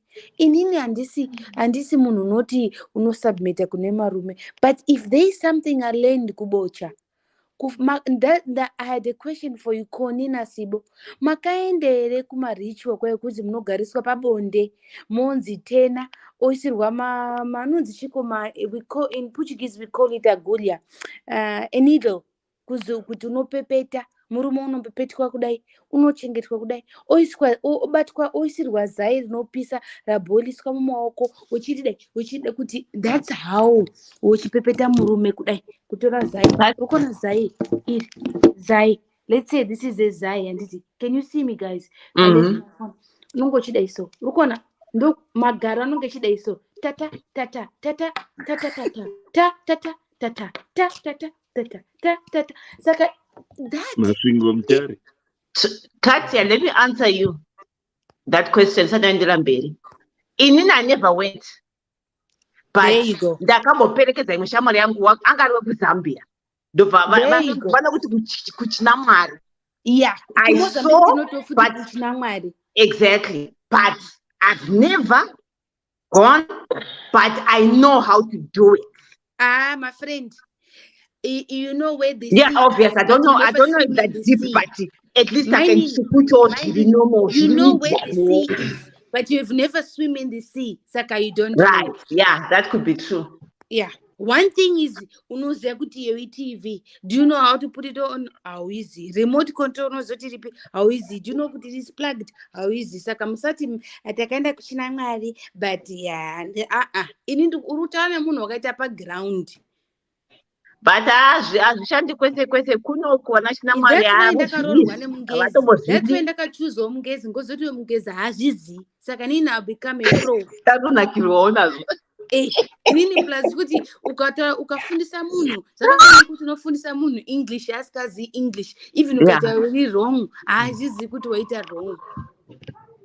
Antonakirwawo. Ndombotaura were. kuIreland kuAmerica kupi bage chaibva. Ndombotaurawo here. I can't see you guys. Taurai. Hatisi kuratidza koma Dewa dzosera screen. Taurai. Good. Right. Zviya zvekuti tata hazvichengeti murume. Garai maziva izvozvo. Lisa. I agree. Lisa uripo here? Dzokororai munyatsa kuisa microphone. Dzokororai. Ndati zviya zvekuti wakazoenda kuchina Mwari tata. That doesn't keep a man. Lisa, are you there? Why is Lisa, it keeping mine? Why is it Lisa keeping chipo mine? here. Mirai nakutsanangurai. Lisa chipo. Why is it keeping mine? Right. Hold on. Right. Lisa ripera. Ndoda Lisa. Aripo zvake screen yake iripo but I don't know. Mute. Right. Lisa, my friend, let me help you. Right? Kana uchifunga kuti vakadzi vechirungu havagoni kutambisa muwest zvaungoitaura zvaizvo kaizvo. Uchiona wenyu werumba vanotamba muchiuno vachisheka vaya. Mubhedha havamboiti zvaunofunga zviya zvokuchukuta kuenda muchiuno vachitamba rumba chikwechena vachidaiso zvezvo. Mubhedha ndo matanda ekupedzesera vanhu vaunotamba rumba vachichukucha muchiuno. Mubhedha they know nothing. It's completely different. There is a rhythm yamunoita when you are being intimate, you and your partner. Zozati makamona achitamba parumba achizodaiso uchiti hey musanyepera nezvonywa kumani. Varungu ava do not underestimate. Ini ndikutaura semunhu wemurume, right? Personal experience. Ini ndikutaura semukadzi. Right. Chimbomira kani vaikati chimbomira kani. Hatisi pacompetition chimbomira. Vakomana zvaMwari chaizvo. Zvamwari. Vanofamba nebhora vanhu vaya zvokuti wega unobvunza kuti iwe wakachipindira kupiko zvinhu izvi. Chibage.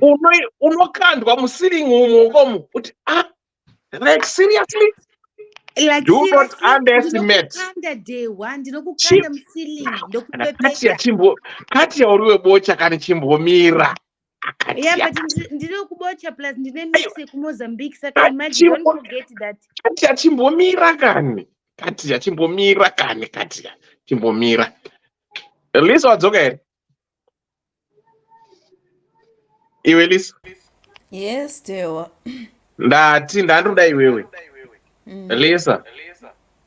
Zvinhu zvokuti hanzi munozotamba kwamashure muchitweka muchiuno. Zviya izvika ndezvekutamba pamaspika. Mau machira vamwenyu vanotweka havatombozvigoni kana anotorora kuita ungadanda mutsi kuti iwe. Kuzvongochimbojibirika uku. What's going on? Dewa, let me tell you pamunokanganisa imimi. Let me tell you miandikupindure ipapo. Kutamba radio kwakasiyana nekutamba mumachira. Because mumachira ndiri kutora rhythm yako ndichisanganisa neyangu tichiita mix. Hatisi kuita kutamba radio. Sure ndingati matambira andayondo sister yaya, do you expect it kuti ndo zvinenge zviri mubedroom? No. Katia, what she's trying to say is kuchina Mwari kuchina Mwari kwakangofanana neinonzi co-conditioning kugym. Unoiziva? Co-conditioning kugym yekuti you are working out your core so that it's strong to support a body that comes on top of you. Inonzi our African culture muri kuiti china Mwari, but in the kugym chaicho exercising it's called core conditioning. You are making your core to be strong to sustain kuti even paunosumuka paya those are exercises anoiswa Imagine Polisa kutakura munhu chimbona wakaita kapesi unga yako dehwa. chitaura. Kati Imagine achimbomira kani. kutakura munhu wakaita unga dehwa. Imagine kutakura munhu wakaita unga dehwa. Sibo ndori padzasi pakati yaratidza kati yakumusoro. uri kuona that's what I'm Kati trying to tell you yachinyara. kuti imimi mune problem yekuti munoti mukaona mukadzi achitamba ubva kuti akomana ndikamisa mumubhedha. That's not the thing. She might be able to twist her waist but she might not be able to carry vagwangu. You know how it Thank is. you. She might not be able to carry vagwangu because in relation, in marriage, in sex, your hands have to be strong, your waist have to be strong, your legs have to be strong. That's why kugym chaiko you are encouraged kushanda makumbo so that you have Lisa strong chimbona kapesi Question, muscles. yako. Lisa. Lisa, Siyana question. nefesi yangu inzwa zvandikutaura. So Question, that's Lisa. how it is. So maybe let's remove the word yekuti china mwari toti core conditioning because you're Lisa. working out your core. Uri Thank kutakura you, munhu ane Lisa. 68 Lisa. kgs iwe une 40 kgs. Lisa, I have a question for you. Thank you, Lisa. Thank you, Lisa, for clarifying. Kuchinangwa, it's like a GPS. It's like a GPS. Kati ya GPS timbomira konada kubvunza mubvunzo. I have a question for you, Lisa. When it comes to strength, statistics, who is stronger, a black woman or a white woman? When it comes to the core strength, that's where the answer is. Who is stronger? A black woman. Before she speaks, iyo yamatotaura kuti ko yacho iyoyo varungu vari kutoita ndo vanotonyanyisa kuenda kujimu kudarika varungu vanotogona because kakachonjomera so kakadaiwa so kakachonjomera imimi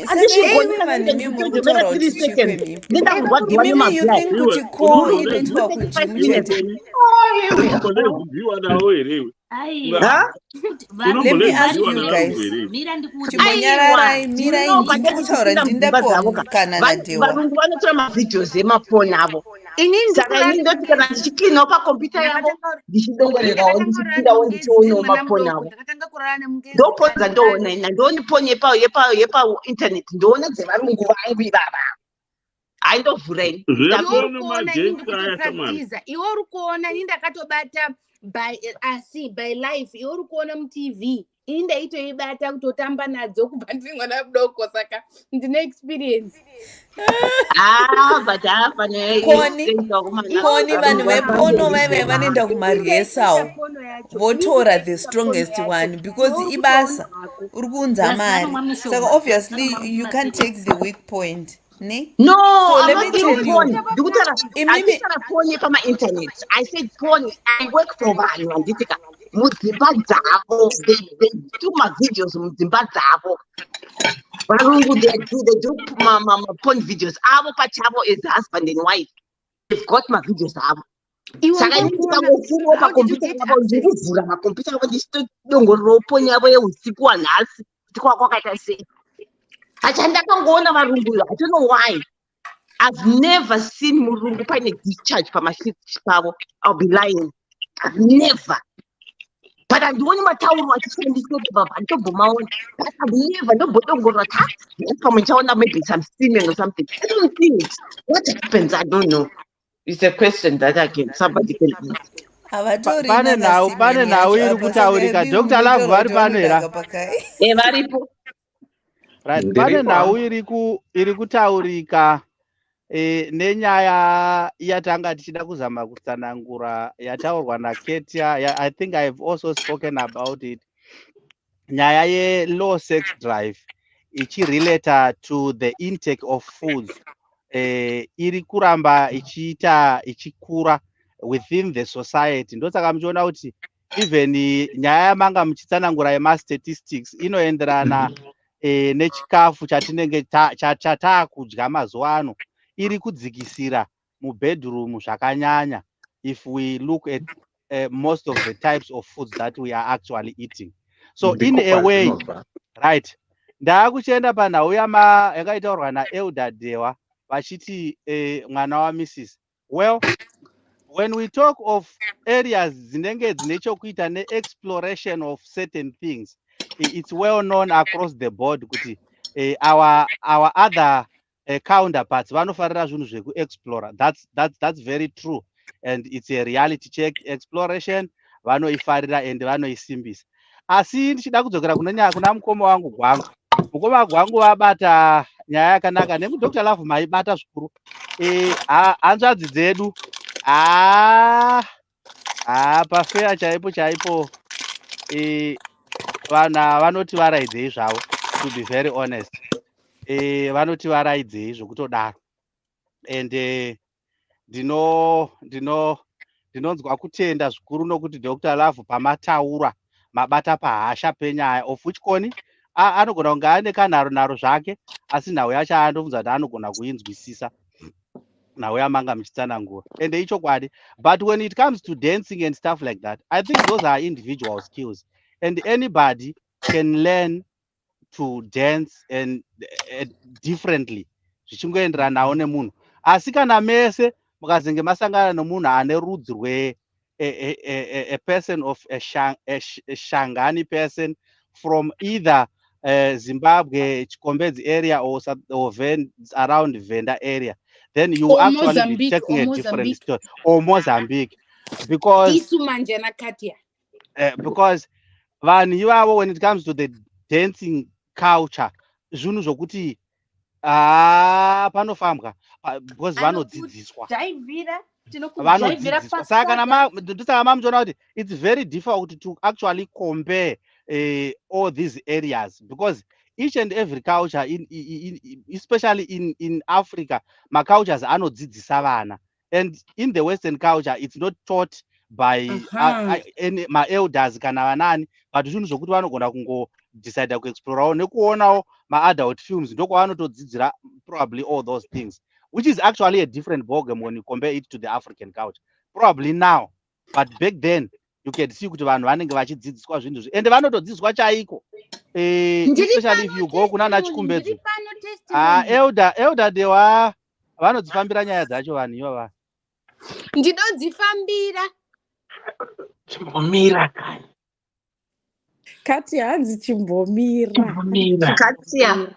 Ndokubvotana statement isati mapfuura. Alright. Chimbopea Dr. Love namukoma Paul kana wapedza mopo Dr. Love, please. Kondinyai Dr. Love. Yeah, no, I just wanted to say, Kutika, when everybody is talking, it's on a personal level, yes. Yeah. I want to agree kuti vanhu have different experiences. Pane vamwe vakabatwa chibharo vari vasikana vari vaduku kunyanya vekumusha kwedu, and they are not that open, and they are not that free to explore their sexual their sexual being as they are. They don't feel sexual, their sexuality, because they've been threatened, and sex to them is a dangerous thing. Saka ndinoti vakawanda actually suffer silently panyaya dzekubatwa chibharo, even if it wasn't chibharo chaicho chatinoziva pamahumbwe kuya kana kuti hanzi kunonzi kuita zvemuramu and all that. I think we underestimate the effects of that. Ndozoti, when people actually talk about sex, let's put it this way. Varume have the power to control and to shift the way their women respond to them. Vakadzi vanoda and don't get me wrong, vakadzi, I know kuti they are my boss ladies, and we respect the individual independence of a woman, but vakadzi nguva dzakawanda vanenge vachida kutevera varume vavo, asi varume kana takaita rough, takapinda wrong, vakadzi vanoteera ne wrong rachona irworwo. And the mood basically changes. If you ever, and I've always said this, if you want to change, to see a dramatic change in muupenyu wako nemukadzi wako ka, change your attitude paunosvika pane mukadzi wako. Pinda uchifara, pinda une rudo, pinda une consideration. Usangopinda uchingotuka kana kuti wakatsamwa. Kubasa wamanikidzwa and it's rough. Pinda hako uchiti mukadzi wangu ndinoziva kuti nhasi pane nyaya dzakawanda. Chimbondipawo 10 minutes. Ndombopinda mubedroom, ndombonozvirefresha, and then I compose myself. If you just give me 10 minutes, 20 minutes, chaids, ndozodzoka hangu kumpanze totaurirana. You will see the difference. The market difference yekuti mukadzi will appreciate you. Wakauya une mweya werudo, moyo werudo, I mean to say. Murume can actually dictate that. Avasi vakadzi vanozviita izvozvo. Kakawanda mukadzi anotarisa kuti murume wako ari kuuya neattitude rudzii. And that's how she conforms in many, many, many cases. Prove me wrong, varume. Varukuda the right relationship. And just I'm an expert in it, but just prove me wrong. 1 week chat, and akumba, waka fara, what's amniswa kubasa oko, I know, no fondo. And akumba, waka utinyemerera, une mkadzi wako, womtaurirawo zvakanaka kwete zviri rough, and then you try and help her. Chokwadi would I say in 1 week you'll see a changed woman. And the reason is that the lady will actually take what you are bringing to her, and then okukandira iwewe. That reciprocal and deflection kwaurika, kutsamwa kwake ndiwo wamutsamwisa, ndiko kutsamwa kwako. Kufara kwake is you, a reflection of you. Ngoma mgwangu, makambotaura one time 2 years ago, na mkoma dewa, kuti kana uchituka mukadzi kuti haakwanise kutsaira mumba. That's a reflection on you, kwete mukadzi. Kana wouya, kana shamwari dzako dzouya dzichinyomba mukadzi wako.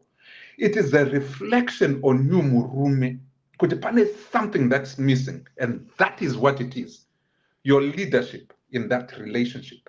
Kana usina leadership yoyoka, chitokanganwa, pane zvakawanda zvichaita, and things that you won't even want in your relationship and in your life will come through. Zvinopoya. Eve, munoziva kuti Eve akatitadzira isusu kuti tive nechivi kana kuti tive inonzi sin. It wasn't not because kuti ndiye anga nepfungwa dzose. She had a husband, Adam, anga asingakwanise kuita leadership iri right. If Adam was leadership ya Adam yanga iri right, tanga tisina Satan anga achadyisa Eve ngirikini apple. Chokwadi ichocho. Because Adam ndiye aka-abdicator the power ne leadership yake, wona ikuti nyika yose ino yakonekera se nechivi nezvose zvakaipa. That is where we are coming from. Until and unless tanzwisisa izvozvo ka, nyaya dzebonde, nyaya dzerespect, nyaya dzemumba, nyaya dzekuenda nekubudikira kwemhuri ka, dzakagarira isusu varume, but varume vachona hatizive, hatina nguva kana kuti tine nyope dzekuda kuti tinzwisise nyaya iyoyo, and then be able to stand up as men. Kuti tirespectwe ka, tinofanirwa kurespectwa nemunhu anenge vakadzi vakangwara. They won't, there is one person wandinofarira anoti, I will never follow a man who I don't respect in the thought of kuti kwaari kundiendesa ka kunenge kwakaipa. If a man stands to be true in their leadership, otungamira mhuri yake munazvo izvozvo ka, be it in sex, be it in mhuri, kukudza mhuri, you will understand kuti nyika iyo inoi zvehupambi izvo zviri zvikaizvi kune vanhu vakaroorana ka, zvinoita minimum, hazvipere. I know it won't go away. Ndiringotaurira kune vanhu vari kuda those that want to understand kuti vangakudza mhuri dzavo sei. Men, let's pull our socks up, tie ourselves on the bootstrap, and become the men that our women want us to be. Kana takasadaroka chitofa ifa yenyu kukanganwa kuti zvinhu zvinochinja, and we will still talk about these issues day in and day out. Tichitonga nyaya idzodzidzi because Can I just varume, we don't have add? our spine. We don't have our spine on our backs, and they are tiri kutya kwedu handizwe kuti kutya kuitei, kuti unorambwa nemukadzi kana wakamutaurira chokwadi. Ukarambwa nemukadzi nekuti wataura chokwadi ka, it's for your better, nekuti mukadzi haana kodzero. So ita zvaunofanirwa kuita semurume. Kana usingazive kuti murume anofanirwa achiita seika, bvunzana sekuru wako, bvunzana mukoma gwangu avanana mukoma dhewa, vanozviziva, ndiri kutodzidzirawo. But at the end of the day, honestly speaking, when it comes to a woman and the way she's going to attend to a man, it is not because of her attitude towards the man, but her reaction and reflection of that man. Mukazvikwanisa kuzvinzwisisa izvozvo ka, change your attitude, munoziva kuti mukadzi wenyu anofara. Happy you, happy woman. A very frustrated you, a very frustrated woman. Zvapera, ndapedza. Dr. Love, I just how is it possible kuti if then the frustration iri mumba, and it's about leadership nevarume, makamboona here kuti when they go out there varume ava, all that energy that they are supposed to exhaust into the actual relationship yavari, they will expand and do above and beyond when they're out there. Makambozvona, why is that? Why can't you, and this is where I'm saying, why can't you keep your leadership skills in the household, in the ne partner yako, as opposed to cheating or venturing out? Why? Because munarkungo depend on that one person to make them happy. But what are you gonna do to bring joy into that environment? Which I say, because it can't always be the woman. It can't. Can I answer you? And what does that make you as a man? A failure. Can I answer you? Because number one, yes, you can answer. Sorry, number one, it's wakadzi, and you know what? Just imagine. I want you to think of yourselves. Panel never in background. Just imagine when you started your relationship. How old were you? Apart from kwenda kubocha zvachitaurwa nakati kuti makanodzidziswa kubata mazai, or anopisa or chipino or whatever. Apart from that, doing the actual business, what other experience have you explored about your body? Handiti, about someone else's body? What do they like? What do you like? Handiti, have you in that relationship, have you explored that? Because mamure wanadiki. And then there's stereotype and stigma yekumusha. Oh, makadzidziswa chihure kupi? You can't, vamwe vakadzi havatokwanisa kuona kana porn chaiyo havatokwanisa. Vakaona vanotoona kabisira. But you're supposed to watch it nemunhu wako. Kana ari ma-toys unofanira kuenda out nemunhu wako. Kana muri kuenda kuma-strip club munoenda nemunhu wako. Why? Because you're spicing it up muri too. Handiti. But my issue is, if mukadzi akangodzikira chete, mve murume aenda. Handiti. Why can't you be the spark? Why can't you take leadership? What is your problem? Can I say something? And you in your head, you know what you want. Yes, Katya, don't worry. Dr. Love, you take the leadership role. Conform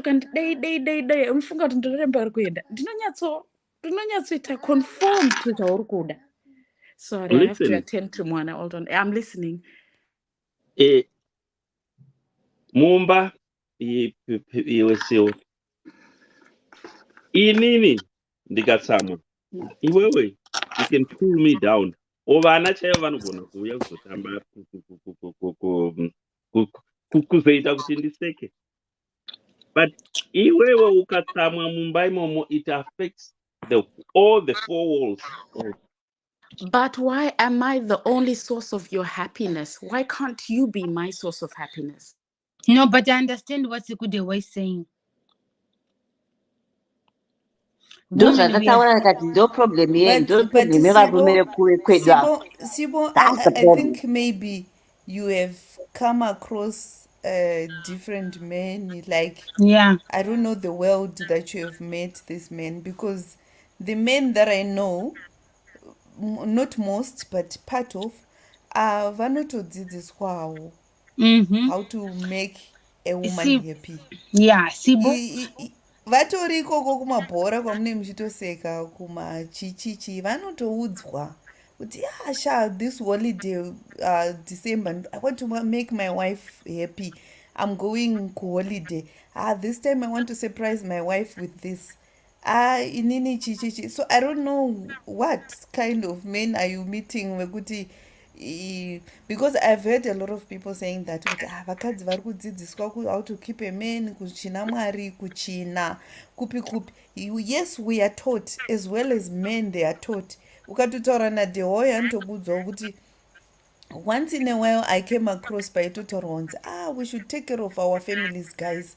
We should look for policies to take care of our families kana tafa or something like that. Kana kuti ngativakei kumusha, ngatistatei macompanies, you know. I want to spoil my wife, guys. Ngati come together. We want to take our families kuma holidays and all that and all that. It's not like it's always, it's only kuti isusu vakadzi tine bapu zvinhu zvedu zvese zviri pa open.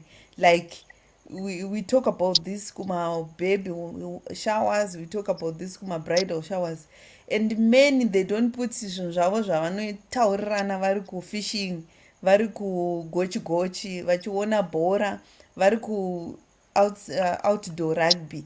But vanototaura, ndiri kunyepa here Dewa, munototaura, you discuss how to please a woman, you discuss about munototaura. I know kuti they talk, talking about how to please a woman amongst a group of men is different to talking to just being that person within your own relationship. But growing up, let me just finish what I wanted to say. I think there was always saying this padewa anditi makadzidziswa zveguchu zvezve nana sekuru venyu mamusingaudzwi, handi maitoudzwa when you were young kuti this is what you do, this is what you do, this is what you, I don't know if it still exists, but let me just other finish cultures, what I was saying. Rekera yangu yadona iPad ya neta nanichitaura ndichiti iwewe Sivo kana ukanditsamwisa mumba, ndikatsamwa inini mumba, you can cool me down. Vana can come and laugh with me, but iwewe mukadzi ukatsamwa mumba, it affects all the four walls. Ndosaka ichizvi imba mukadzi. It affects all the four walls. You know, mumba itawo kuti unoza kukura kwese kwandakaita mudhara wangu died at 91. My mom was over 100. But I've never ever seen one day ravaitukana. Kana maybe vaitukana tisipo. But nowadays unoserudzwa nomunhu unoti mukadzi wangu mumba, amene munhu ane echo, and it's really affecting my neck. Unoserudzwa mumba nomunhu waunoti mai mwana. Unoza mumba chero mukadzi akanzi imvura dzemukadzi dzinotaurwa navamwe idzo dziya akaita sei, muchiwirirana nomukadzi, honestly hamubudiki mba. Ndopaunozwa vachinzi baba vanenge vakadliswa, kana motaura baba vanenge vakadliswa, because tinegara takaita chikwekwe. Aina umwe mudhara kuma 1975 vainda nomudzimai wake vachindojuruja zvikumwe, but mashoko aitaurwa. Baba vaibatsirana kundotsvaka muriwo. Unozviziva here zvikumwe Dewa, zvinenge makurwe zviya izvi, but zviri zvidiki zvinowanikwa mumapani? Mabane, not to vainda vese kundojuruja vese vaidanana vanhu ivavo vaigara kumusha kwana mai angu. So sometimes unoziva ndine zuro here kwandaka no but ndakambozvitaura panapa. Ndakambotsikwa mugweru muya navamwe mai vakanditsika konzi by mistake vaisevenza musells house mugweru muya. Unoziva vakandotsveta zvinhu pareki, ndakagwadziwa konzi iyena manje ndinayo but ike zvino zvayo haicharwadzi nokuda kwerekera kwemishonga yandinomboisa. Vakandoisa zvinhu zvavo pareki ndokubva vauya ndokuita sevapfigama. I was young, that was 78. Ndokubva vandibhabhadzira kumarekera. Ndandina mabrothers angu, ndine cousin brother yangu nomwe mukoma wangu is still alive. Zvikai sorry ba mwana, ndandisingatombodi kukutsika ive ndine urombo. Noza pain yakainda by the way she spoke to me. Zveshuwa munhu mukuru uyu azvidzikisa kuda kuenzana neni kuinda vachitaura. Takati tabudamo zvikaenda nomwana wakamainini wangu mukoma zvikanza bamnini masoftware apo mune shoko here bamnini, ndokubva tangoseka because the way she come to speak to me. Mukadzi, hakuna munhu asingateereri mukadzi. Ndoda kukutaurira ichinwani madzimai, kana murume achizoteerera hure zvokwadi romubhawa wadawaridza ngoma yeparufu, you can do it. Vedu ya mukadzi hapana munhu unoramba chinhu chodiwa nomukadzi. I want to tell you my sisters. Ndazvitambira hangu mukoma gwangu, thank you.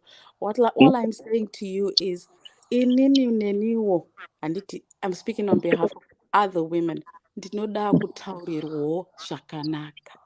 Can I say something? Handiti. And also your leadership role as well. Inini kuti ndisarambe ndichikurafurai, ndisarambe ndichikita chakuti, because just don't think it's one-sided. It's a double-edged sword.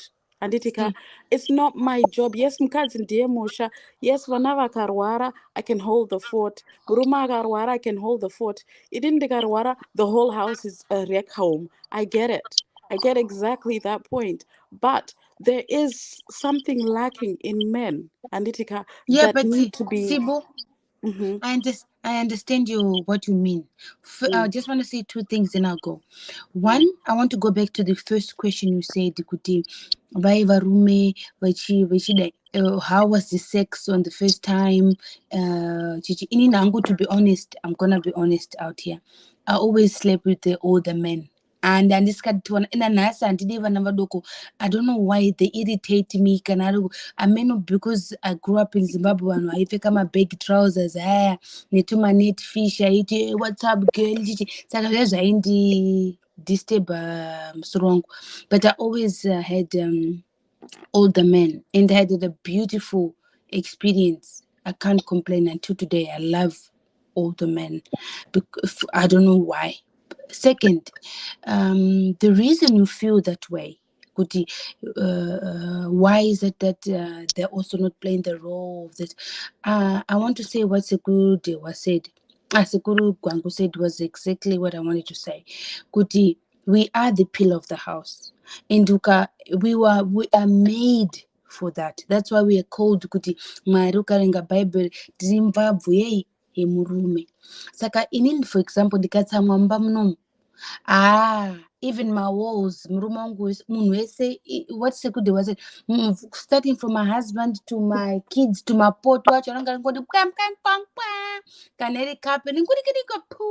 because everything talks in this house when I'm upset. Saka kana, if you are happy with yourself, you see everything will also flow according to your happiness. Your positivity will also be in the room. Your love will be also in the room. And one of the things we must remember, men and children are almost the same. They feel the vibe. If you are sad, everybody's sad. If you're happy, everybody's happy. And I don't know where you live, Sibo. I'm living in Norway, where there's no maids. It's overwhelming. Kuti unoenda kuchikoro, unoenda kubasa, obaku oisa washing machine, my plates, my poto, kubika. You are the one who need to think about food. You are the one who need to put the washing. You are the one who need. And after that, murumuka kumirira yakamira kumira. yakakumirira ukuru kwana vaneta. Saka uri kuona kuti we play a very important role. And I was like that 2-3 years ago. I used to complain, why is it my husband don't see what I'm doing? I'm doing this, I'm cooking, I'm cleaning, I'm taking care of the kids. When I'm sick, everything stops. He only makes spaghetti in this house. I'll be becoming Italian. I even have to force myself to get better because my spaghetti my spaghetti all the time. If I'm sick for 2-3 days, it's pasta with the cousin of a pasta. Saka uruko noti is different. Saka that's why I said to you earlier on, don't wangori poerichiti. We we need to motivate each other. We need to motivate ourselves. What best can I do? How best can I juggle my time? How best can I balance my husband? It's not easy, but you start adjusting kuti alright ndini ndiri kubika nditi, for example ndini ndiri kubika nditi, I know already kuti ndini ndiri kubika, saka like now in the evening manheru ndobvisa miti yangu ndoisa garlic nesalt chini nepepa ndoimarinata ndoisiya mufiriji. I already know mangwana it's just a matter of deciding kuti rice or mashed potato nesalad. I give my kids work to do. My 15-year-old put the plates on the table. My 7-year-old takes the table. I cook. My husband is playing or helping homework and all that stuff. He's doing the technical things. Kana pane chida kugadzirwa, pana chakadini. Saka uko noti tinoita team player, tinobatsirana. But that's what they were in Seku Gwangu was saying, kuti you need communication.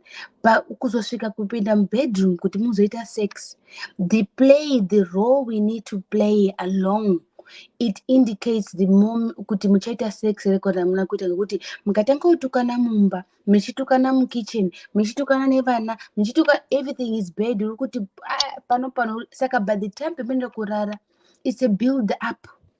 Human being, we get triggered with small things and we make it a big thing. I always give example kuti kana devil unouya ne loop. What you call that loop?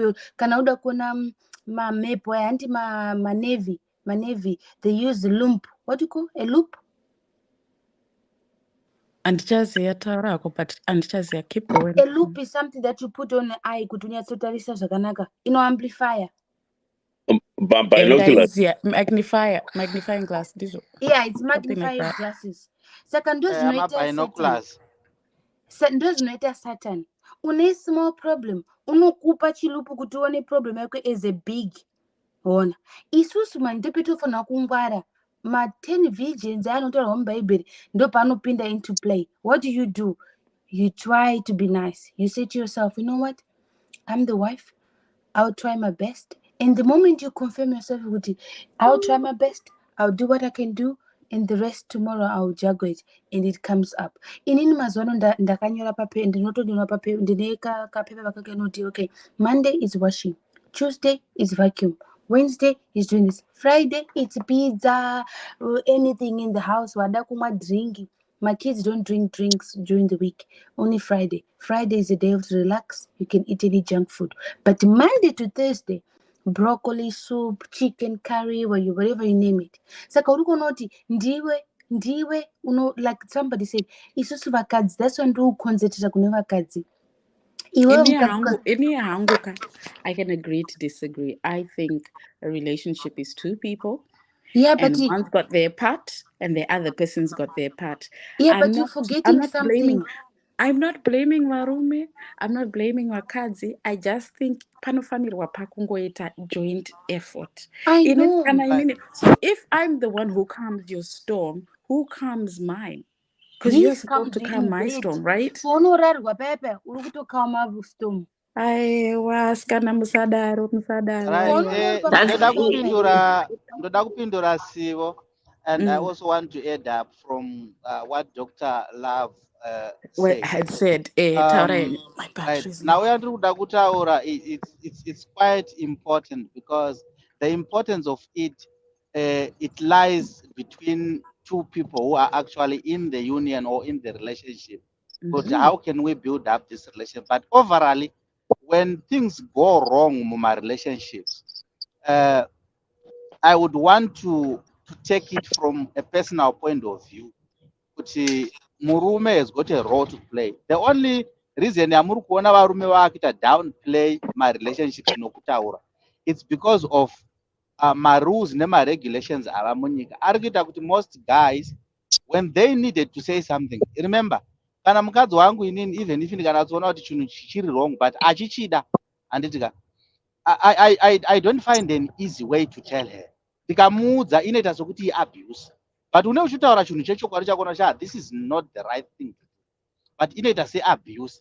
So in other words, the power that men holds coming from way back has been taken, apparently most of it has been taken by our government. And the reality is, my relationships are based not those things that either there is an equality, there's someone who actually leads, there's someone who actually have got to revive somebody in the case of right. In this instance, I have to uplift my wife, she has to uplift me. But in a reality situation where we talk about my relationships, the lady or the woman is there to support the man. And the supporting part is actually the one that needs elaboration. How does a woman support a man? Right? Ipapo, kana tikatanga kugona kunzwisisa ipapo siwo, we will actually be on the right platform. I'll get back to that. Right? How do you or how do I get supported? Right? Then kana inini ndichinge ndasupportwa, because tiri kutaura zvinhu zviri mumasocieties. You have got a family, but une mukadzi hauinaye, then you bring up an issue. Kutokudza kuti iwe zvekutoendesa bamunini kuchikoro kutotambisa mari kaikoko, kutotambisa mari. Saka unotarisona kuti ndadzoserwa kumashure panhau iyi, saka kureva kuti kesi iyi haibudi, patadza kutauriranwa zvakanaka, mukadzi watoratidza kuti is not interested in this area, saka kuti ndigone kukondinya nenyaya iyi hazvichabudi, ndaakunyarara. Then poita dambudziko rokuti kwake munin'ina orwara wake, kana kuti ani munin'ina wake orwara, mainini vatowanda zvakati, vanoitira. Zvinhu izvozvo zvazvinoita manje zvinobuilda tensions within my families. But most men are not even worried about that, because the giving part, when it comes to giving, varume they are not bothered by helping out. Ndosaka muchiona kuti vazhinji vedu vakarera vana baba munini, vakarera nedzimwe hama, they are not even bothered, vanongobetsera, that's who they are. But the problem inenge iri to the other better half, kuti ave the supporting structure that is needed, it's very difficult. But taakuchitaura nenyaya yekuti murelationship yenyu probably mune mafaults arimo. People have got to have one thing in common, and one thing chinofanira kuvapo ndechekuti vanhu vanofanira kutaurirana. Because when you speak and I speak, understandably, nyaya iripo haisi nyaya yekuti ini ndongotaura chete randomly and I talk and declare. No, we talk. When we talk, that means pane mapoints anenge achiraiswa, toonesana. Can we do this? Can we not do this? Can we do this? Can we not do this? And you can equally do the same thing when you've got something chaunenge uchida kuti chinge chichiitwa. You bring those points, vanhu vogara pasi vachionesana. And it's actually something that has got to be derived by two people who are in a relationship. Zvokutsamwisana nokutukana, those are the things zvinowanikwa pakurarama. It's not like a smoothie circle where there are no negatives in it, but they should not override the whole purpose yeunion yenyu imimi kuti inini ndiri kutodanana zvakanaka naye mando tiri kuwirirana, totadza kunzwana ipapapa, totaudzana pamwe nepasipo, then inini ndaakutotsamwa, inini handichatozia kana pokugumira, kana mai mano vacho havachatoziva kana pokugumira. Aiwa, talk about it, you have got to start afresh, and that's the real purpose, because kutaura is therapy in its own, kunorapa. Ukangotaura iwe unotofila kuti no, now I'm relieved of nyaya yanga yakandiremera yasununguka. But when you bottle up things, build attention, and unoramba uchiti hasha, kana kuda kubatwa kwacho hautodi kana kutobatwa, kana kuda kutokukisa kana pahuma chaipo, kwete pamuromo, pahuma, kana ruoko chairo unotondivhizura. Why? Because pfungwa dzako dzinenge ziri kuti but munhu yaanondijairira. But zvese izvi ma-efforts anogona kuita, but equally we have got to play maroles edari equally. Iwewe side rako ngarive perfect, inini side rangu ngarive perfect. Kana tichinosangana pakati, tichinoklashaka, tofanira kunoclasha zviri equally 50-50 so that mapoints edu ese atinenge tichida kuraisa anokwanisa kuti tigozogona kubuilda life yedu tiri vanhu vaviri vakadanana, because realistically speaking as we age probably panoti 1 2 3 vana vachizvarwa nhau yedu yakuda kuti tichifocasa nefamily, kuti we have got a family, let's build our family, let's live our lives, let's be happy, let's talk our mindset, because chimwe chinhu chakanyanya kukosha pakurarama kutaura zviri mupfungwa dzako. It's very important to speak your mind. You should not be limited to speaking your mind, because kutsikirirwa ikoko kusataura zvavo zviri mupfungwa dzako ndozvimwe zvinhu zvinoita kuti vanhu vacreate matensions, vatsamwe, vasazoda kana kubatwa, vasazoda kana kurohwa kuya kwanga kuchitaurwa. Zvinoitika izvozvo kana munhu, ende most men kana ukaona murume akagumburwa zvakanaka, kana bonde racho rinofa hapachisina usiku ihwohwo zvatodhaka, because shungu dzacho unonga mashoko ako wakubvunzwa fizi nguva unofanira kunge uchidya ota, zvese izvi hazvipindirani. So the timing itself in talking things, yeah, it goes both ways, but hapana paunoona murume achibvunza nyaya, achitaura nyaya nguva yebonde dzisinei nebonde. Ipapa you can test, you can go anywhere you want. Yes mama. Nguva paumu kunyatsotaura zvakanaka chaizvo, but chandinoona hangu inini it's I don't know, ndodzokera back to our African, that it can't be culture, but it's a way yekuti varume they vane chibaba so chekuti mukadzi I can talk to, you know, I can talk to my man and say kuti I'm not happy about this and this on, because I'm free. I can talk about anything. Zvabota namkoma gwangu izvozvo. We want to say kuti munenge muchiti munhu anotaurisa anditi, but ndazoshamisika nakati achitaura kuti anopopota and everything. I'll tell you, I've dated varume vese mukavabvunza, you will never hear Connie shouting. I do not. The only weakness I have is a silent treatment. Ndiregere ndakanyarara ndakati zip, because I'll be healing myself. And but that silent treatment Connie can be considered as stonewalling. So that's another form. Whilst mumwe achifunga kuti uri kumuitira hasha, silent treatment can be considered as stonewalling. Yes, but you know what? You have to have a partner that understands you. That's where it works. Because ukada kuti wopa silent treatment mumwe ada kukufosekeza to talk, that won't work.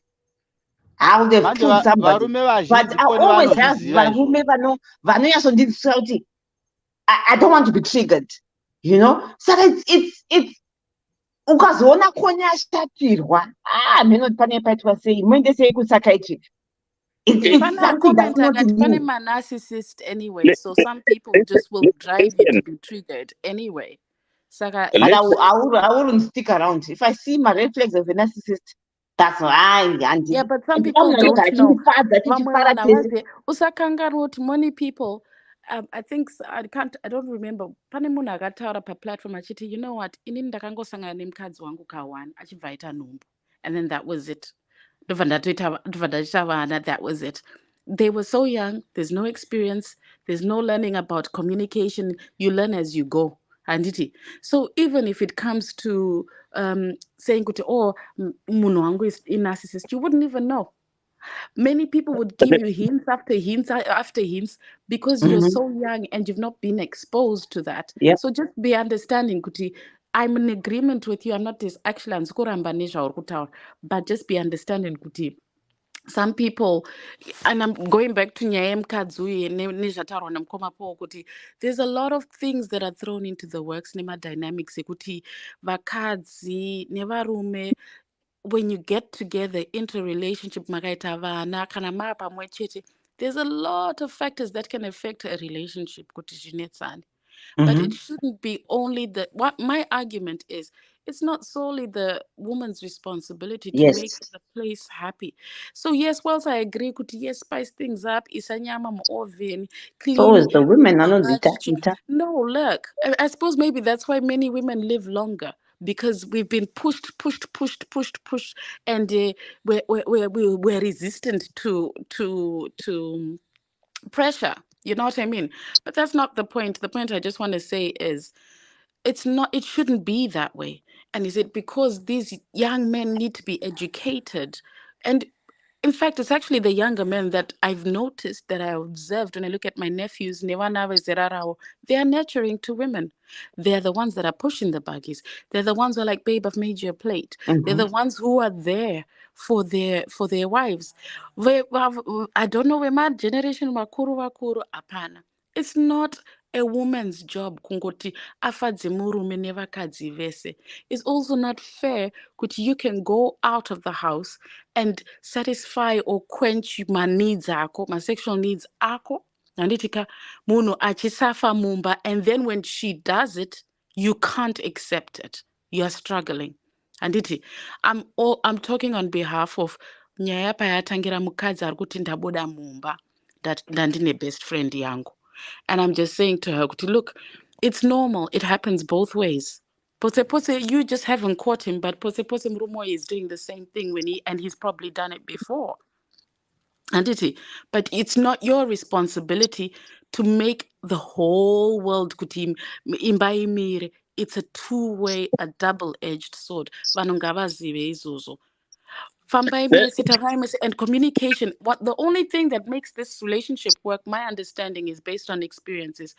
A solid friendship.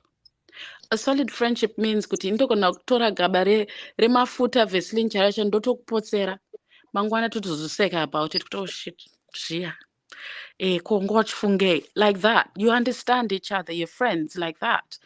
You can talk about anything. You can look at another woman and say or whatever. You're good friends. That's how it should be. But I don't think men are coached to handle a woman and handle the pressures. Because also, Varuma, remember, when they're young, they now have to support a family. They now have to think about the financial ways. And one of my ambitions, one of my dreams, pani murume anenge achida kudrive motikari yakanaka, anenge achida kuti mwana wake aendewo kuchikoro. Those are pressures. So it's natural for you to be frustrated in just communicating kuti wanda kudza kuti dzikisa toilet seat uchishandisa, or wanda kudza kuti nditambidzewo mukaka wemwana, or something like that. It can be perceived negatively in terms of communication. I know you want to talk to, but all I'm saying is, yes, it's not mukadzi. Inini pandiri ndepekuti musamirire kuti mukadzi kana achitaurisa too much, I will be surprised. No, it doesn't work that way. You have a role and a responsibility. You are the man of the house. Ndofunga ndataura zvakanaka rekera pakutanga. Do you know, ike zvino, take for example timu yebhora, kunonzi kuna Messi. Yes, Messi is the outstanding player wherever team kwari kana kuti ndi Drogba mazuva aitamba, but anotamba navamwe. Mukadzi, what I'm trying to say is, honestly, is a matchmaker. Kana muri muground rebhora, ndiye akabata mid. Kana ikange yakafa mid iyeyo, defense nyangwe mukatamba zvinenge mabhora achiuya nemastrikers, hakuna komunosvika. Mukadzi uye voice romunhu wechikadzi rikaseenzeswa zvakanaka, ndataura kudhara kuti hapana murume anombozoresista voice rechikadzi. And it's the same for vakadzi as well. Atiresistwo voice rechirume. Amadi? Apana mukadzi, if you speak to us nicely, we will submit. If you lead, tinovuma kuitwa led. Listen, madzimai etinawawa, from my own experience, honestly speaking, vamwe vakatadza kunzwisisa meaning yamaright. Unofurufushwa pane vana, unoziva hapana sivo chero ndikakutora uine vana vako vasiri biologically mine, ukandifurufusha pamberi pavo, I feel so low. very, very low. But why? Why is she doing this? Yes, handirambi kuti varume tinokanganisa. But sokutaura kwandamboita kuti munhu wechikadzi in a man you can either get a king out of him or a beast out of you. Get two things from a man. But zvimwe zvinozoitwawo namasisters edu left a lot to be desired. Mukadzi ndozvendiri kutaura, but ndataura ndikapaberekera example yarekera yauyu yalino Messi mazuva anga ari kuBarcelona. He was an outstanding player zvokuti even mumapepa ndozita ramainyatso, but hazina kuti wanga achitamba oga, yanga iri teamwork. But leading role, kamba munhu anonyatso kuti imba imire mudzimai. Zvosiyana kumagwangu. Do you know the some okay, I'm actually happy with the way kuti munhu anotora strength yake mumba. Yeah. Ina ndibiki kumbe. Because I feel strength yangu iri kuwasheni. Mbedha chaiwa ndiorara ina ndiwaridzi. Because I don't know why. Kubasa ndowaridza mabhedha zvakanaka, but kumba haina kuti hazvinyatso kubuda. Handiziti but munhu anopika strength yake mumba. Zvinhu zvekuti kwanzi irori vakadzi, irori varume, ndo imwe iri kuputsa dzimba iyoyo. Because mukadzi kuti abike kana asi pane vamwe vakadzi, believe it or not, vasingatogoni kutobika kwacho. Regani mbokubvunza mubvunzo. Why zvichinzi vanhu vakarambana zviya vananga vaende nomukadzi? Can you answer me kuti why zvichiitwa saizvozvo? Because okay, by law, right? But vakaona kuti mukadzi is the one anofunga. Murume anogona kunge ari chidhakwa, anotanga amwa doro rake asati aziva kuti ofisi yevana haina kubhadhara. But vakadzi were blessings. Hausi kutaura zvinhu zvinonzwika, handitika usati kwaiko kana ari chidhakwa, right? The rule is very simple. Mai ndo vanogona kurera vana, ndo vanobikira vana, ndo vanogona nurturing yevana, ndo inogonekamwa namai. Murume nyangwe akasava chidhakwa, nyangwe akava the best father, haambonzi enda nevana, unonzi unonoona mwana kuna mai vake. Saka usati kwaino kuti murume anogona ndosaka ndichiti musanzoenga nyaya imba chaiyo kuti inzi yamira. Sokutaura kwataita kuti mukadzi ndiye unonzi aende nevana, ndizvo zvacho zviripo. Mukadzi ndambotaura kuti can tame a man. Iwe mungandiudza kuti zvinhu unonzi ndatiza mukadzi ndakatizwa nomurume akaenda kunani, kuna marwei huri rombawa rangoita zvinhu zvimwe zvavo, because paune uchitaura naye ndanzai ndachaudwa pamberi pevana and all the stuff, ndo perinongogadzirisa ipapo. Because huri rakangoita striker aripo kusitata defender, kuti defender uyu anogona chi anotunga bhora nomusoro. Ndine ndichiedzera kuti vakomana isai bhora pasi, because haagoni bhora repasi, unotunga nemusoro. Put your ball on the carpet. Mukadzi is the matchmaker, is a homemaker compared to munhu. Kuti we are all equal. Zvekuda kunzi who's above who hapana izvozvo. Manje mutazi pane varume vari kupopotedza vanhu, vari kupopotera vakadzi pamberi pevana futi. Varipo futi varume zvakadaro. Ndainzwisisa point yacho. But rega ndikutsanangurire point yake. Tiri pa same level pa 0 tese, hapana mwari 0.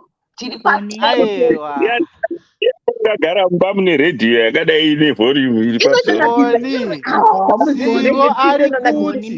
It should not be a woman's fault kuti mumba maita matambudziko arimo especially ane chokuita kana nokusafara kwemhuri kana chi, it should not be a woman's fault alone. Yeah. Ini ndoda kudzoka kwauri ndikupindure iwewo koni, because nauya ndikuda kukupindura ndeyekuti marererwo anoitwa vanhu, right? When you look at the Western world, haina kufanana the way that Africa is actually, even in today's life. The Western world, munhu wese anoenda kubasa. It doesn't matter who you are. Unofanira kuziva kuti kusenza ndo chinhu chinotipa kudya pano. Right? When you look at how people, including you, kudaba musi makanga makagara zvakanaka kwamakakurira, so you didn't have my issues. But Mati out. Enderera henyu mberi ndakurara. That's 7 hours guys. Imiramba henyu mutaura. Mukoma gwangu anozovhara ndakurara. Right. When you look at the African way yekurera nayo, taiva nema-roles. Right? Ma-roles edu ndeyekuti men are provided. Even muno Western culture macho today, nyaya iye iri kunetsa. Men are not providing. Women are actually struggling to find men who are actually responsible. Meaning even in providing and looking after families. Why is that? Yes. Because why? Ndiwe kuvaita sewe koni wewe uri kuita kuti zvinhu izvozvo zviitike. Chimbomirai, it's not Connie's fault. Let me tell you. Hatisi kuvadzidzisa. Mirai.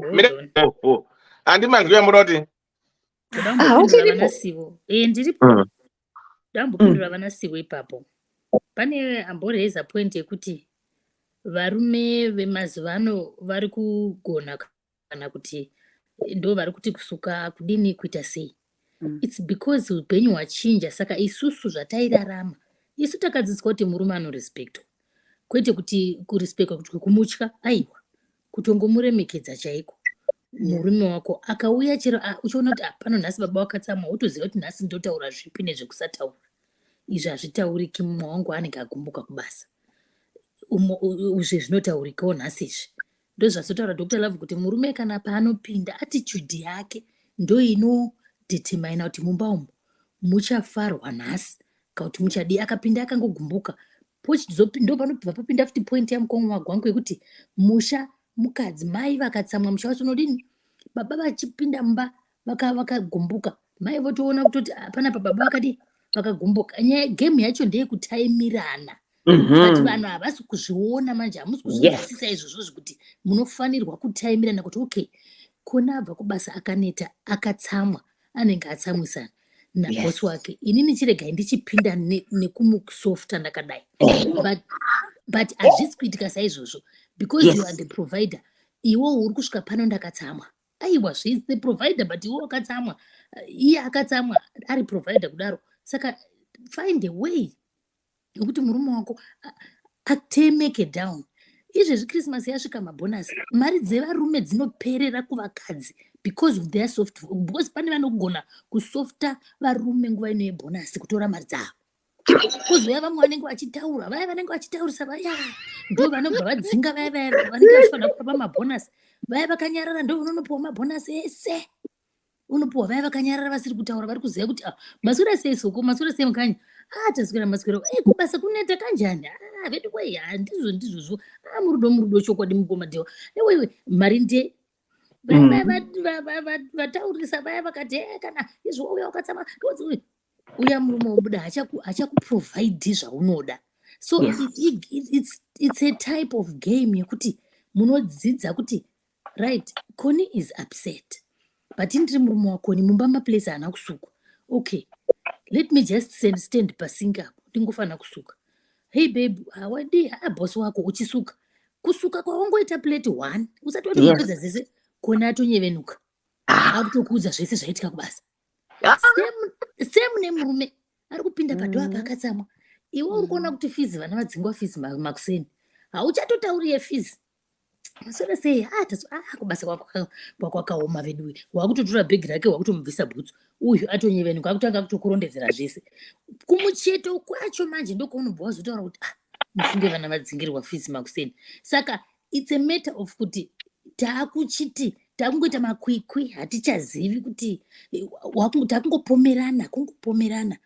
iwe waita role yako here yekuona kuti mama wangu akatsamwa rega ndidzikire, uyu akatsamwa rega ndidzikire, tese takungoti uyu anotiko am the provider, ndichatsamwa tonozwana kupi, iwe tiko tsamwai, handinei nazvo, chero mukatsamwa handina kana basa nazvo. Saka taakuhwandirana manje, topedzisira mudzimba macho hamuchanakidzi, wakupota kuti ukabuda, ende murume akabuda ipapo akaona vanhu vari kugocha apa vakagara pabridge, moziva kuti anoswera achiseka zvokuti unoshaura baba vabuda mba vakatsamwa, masekera vari kuita maiwe vachiumburuka nekuseka. Iwo newe ukabuda ukaenda pafenzi ukasangana nemukadzi ari kuti vasikana zvazida keke, murume kuti ndiye munhu anga akatsamwa, mumba maakutyisa kugara kunze ndoko akunakidza kugara. Saka izvozvo ukangodzidza chete ungoona kuti I don't want to talk, regedzai ndingotaura zvinhu zvisinei nekurwa kwataita, ndingotsvaga imwe topic isinei nekurovana, isinei nekutukana, nokuti umwe wanguka atouya, umwe anouya akatokutageta achindoda kutonomurova nhasi, da kutotagetana naye nhasi, da kupinda ndakatsamwa, iwe ubva watoona kuti panapa iyi nyaya iyi ndo iya yabva kuseni, ine chirega ndiichinji titambire, garai ndipei bhegi ndinoisako, ndipe mvura tipe dhedhe vapinda, watopedza kuti ndokavhoisi kakacharwa namukoma gwangu kaya kuti achagona kutanga nyaya iya. It's rare mune anenge achitori abuser chaiwo kuti siya. It's rare kuti murume wamubata zvakanaka kana kuti wataura naye zvakanaka kana kuti usina kumupikisa kana kumudisa naro kuti aregedze kukuitira zvaunoda. Kunyeba mastori ari kupera, vanhu vachitengerwa nevarume, vakadzi vachipedza mari dzevarume mumastori umu. Izvi paBlack Friday papa muchangoona varume vachapera mari. Thank you Tete Maria. Mapedza masports zvakanaka kune murume. Mapedza masports Tete Maria. Nditori single ipo paanofunda full time. Tete mandinakidza nhasi, ende nhasi mataura. Koni nyaya yandangada kutaura nozva ndeyekuti she. Nyaya yandangada kutaura ndeyekuti ndakataura nezvenyaya yemarose. When these roles, they were not there, they were not bad, but they actually made, because if you look at it, women naturally very good at raising kids. Inina, I've been married probably for the last 12 years, and for the last 12 years mufana vana chaivo kukura kwavo kwose kwavari kutongoita, I have not been there fully, but you can see kuti vanhu they are being raised well. Anditika, I have been somebody anongokwanisawo kungoprovidawo financial resources nekungoencourageawo apo napo, but ukazvitarisisa zvose izvozvo une uchitoona strength yemunhu. Saka nekukura kwatakaita in the African context, murume aiziva kunomuka achinotsotsa kana nehuni ndiye aitsvaga, isusu kwedu tainochera mvura, murume ainochera mvura nengoro, huni unotsvaga nengoro, mombe unotsvaga. Takakurira kumusha kaizvi kumunda, taimuka makuseni tichimuka, musikana omuka achibika tea, then he shares achipa mhuri chikafu. That is how we grew up, right? When you look at this life now, it has actually grown. Now the industry is actually fluctuated. So munhu wese akuenda kubasa, a man, a woman, vakuenda kubasa. Now the chances dzokuti titi isusu pano umwe munhu wakakura kudarika umwe, when the financial responsibilities are equal, it's very difficult. But what we need to do now is to respect one another. But here is what has happened. Men in the West, they are not up to par. That you can tell. They are nowhere up to par when it comes to responsibilities. It's all about selfishness. They are being selfish. Saka kwakudhonzerana hapachisina kana any build up to any relationships. Be it black, be it white. It's a crisis.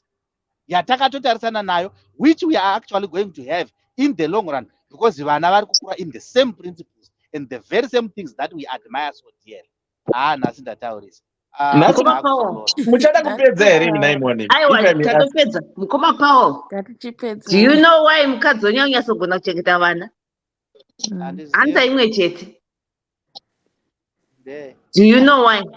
I don't know.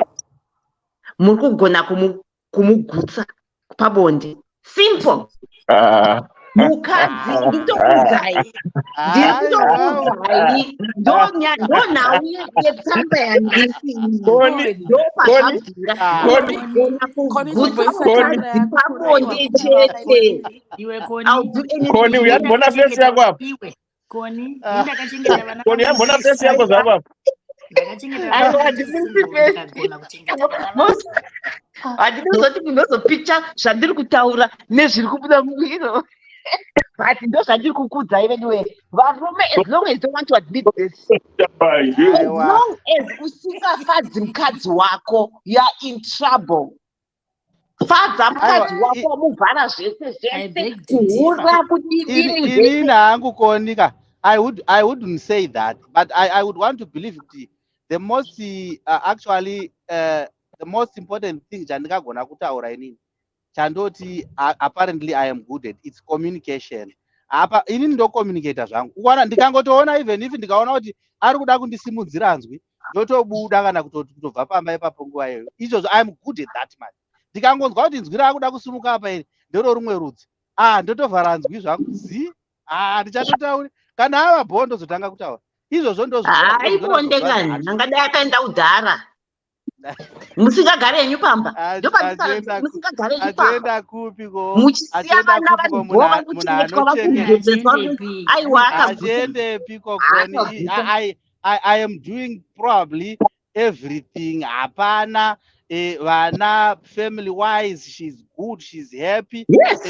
Kuguta zvebonde izvo mama small mukadzi ukasamugutsa shasha yaro here koni inonetsa kuva very shasha yekuti kwai ndo shasha it's very difficult.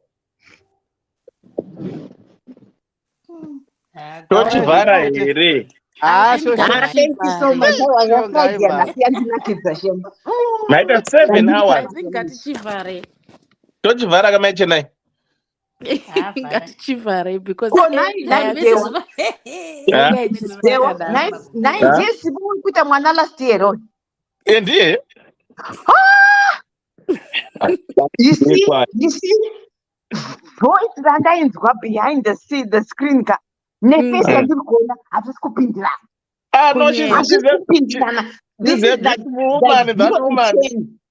No, she's beautiful. She's very beautiful. The voice, okay, the voice, it's one of those symbols. Very so submissive. Vaya, vanongo, tonzwa nevarume vachirohwa konika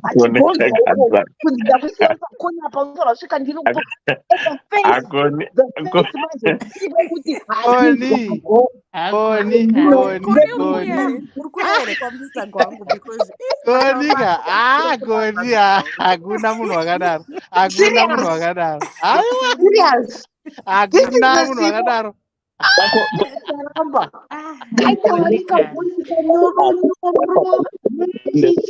varume bho inechemoenda yekuti uyu sibo uyu kauyu ndiye anotoswa nevarume nekarekta yakadai vakadzi vanhu ivava vanoteerera zvisingaita vanhu ivava vanoteerera unozva kuti vanhu vakaita sewe koniwo unotaura zvikusauzatipo you are actually one of those people vari very very vanhu vanoteerera zvisingaiti mumba ndopandiri kutaura mukuma tomasi vari kuzviramba manje I am telling you guys izvi ndezvekungopaparika paDDC nekuti ndiri ngofunga sine vangu kumba I'm totally the opposite haatauri zvokumbotaura zvokudaro taibvizana konidzoka oziya zvokuti kana utori mumba chaimoka unotoshaya kuti ndoti kudii muchinyangadzwa nenyaya dzinonakidza dzoga dzinofaya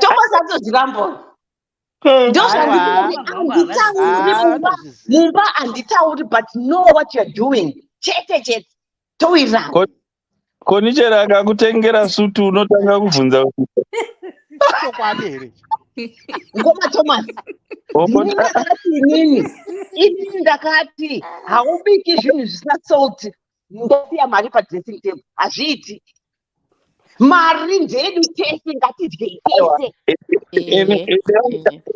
yomukadzi ndinoidyira mugwangu papefyumu yane maya. Ndozvakataura kati ndopamuri kurasika ipapo. Ini yangu unoidya wakasununguka. Sununguka chaiko. Koni. Hanzi nasiburuka kwakubhadhire kwangu magwangwe. Ariko akatobhuka hoteli kudhara. Mbuya vari kuya? Mbuya varida kona rina Biltong. Serra Lake nechizviya koni nechibage nechibage ara Biltong chibage neSerra Lake. Mukapa murugari kwangu magwangu. Inini alright, sirega ndichiita mafinalizations angu ndichiona kuti nyaya yevisa aufa. Okay. Ndiani yanzi unoita zvemavisa apo? Visa is 145. Lindsay Hamon ari kuya. Lindsay Hamon ari kuya. Na Kati handiti. Kati ari kuya. Nambuya. Lindsay ari kuya. Ndichanzwirira Lindsay musampe whisky ndapota hangu. You know what? Whisky ndomona kuti kana dzakakwidza pama comment section apa.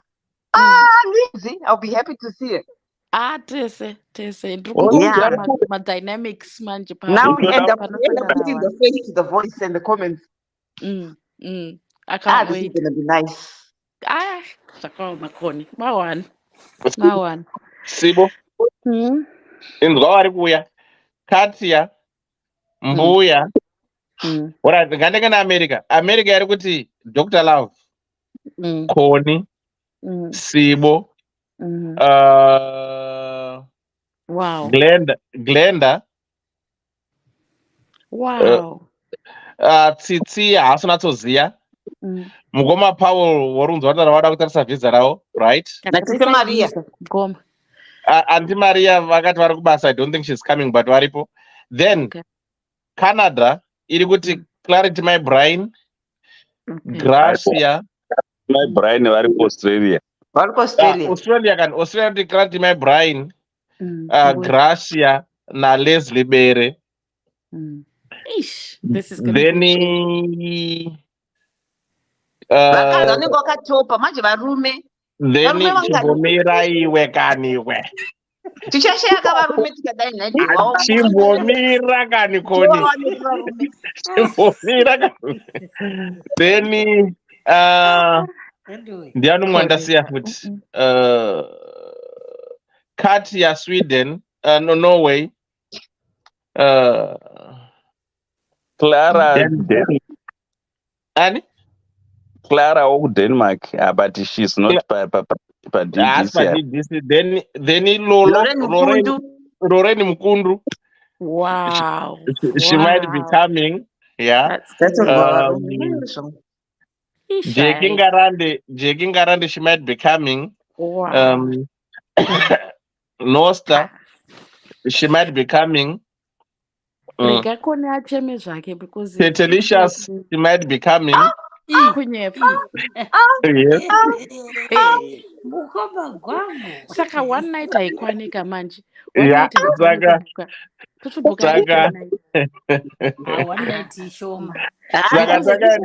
because you need to do the pre-night wait acquainted nemunhu wese then ozoita day event then mozoita barbecue mabarbecue maakuita kabarbecue you know.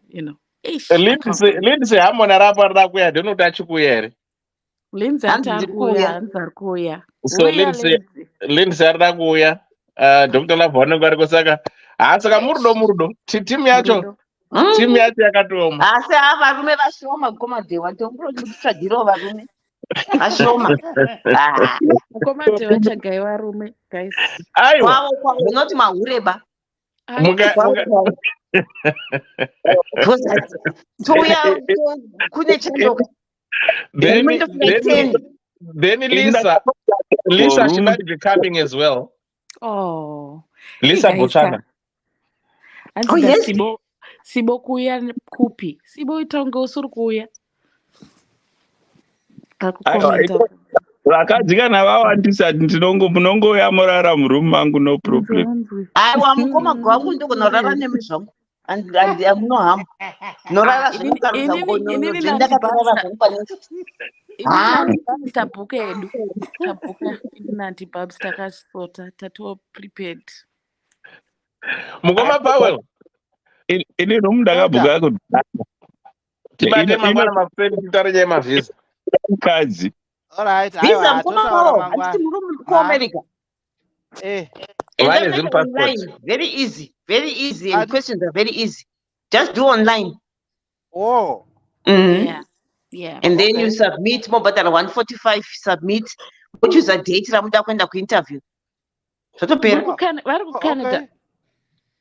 States. States. Okay. Oh, okay. There is an interview also. Yeah. Oh, okay. Very simple process. November. Yeah. Zvoda kukurumidza kuitwa ka because time yacho isusu tiri vanhu vekutenderera kasaka tikasatozvikurumidzira zvinovharana. Mukoma Paulo muri patrucks here.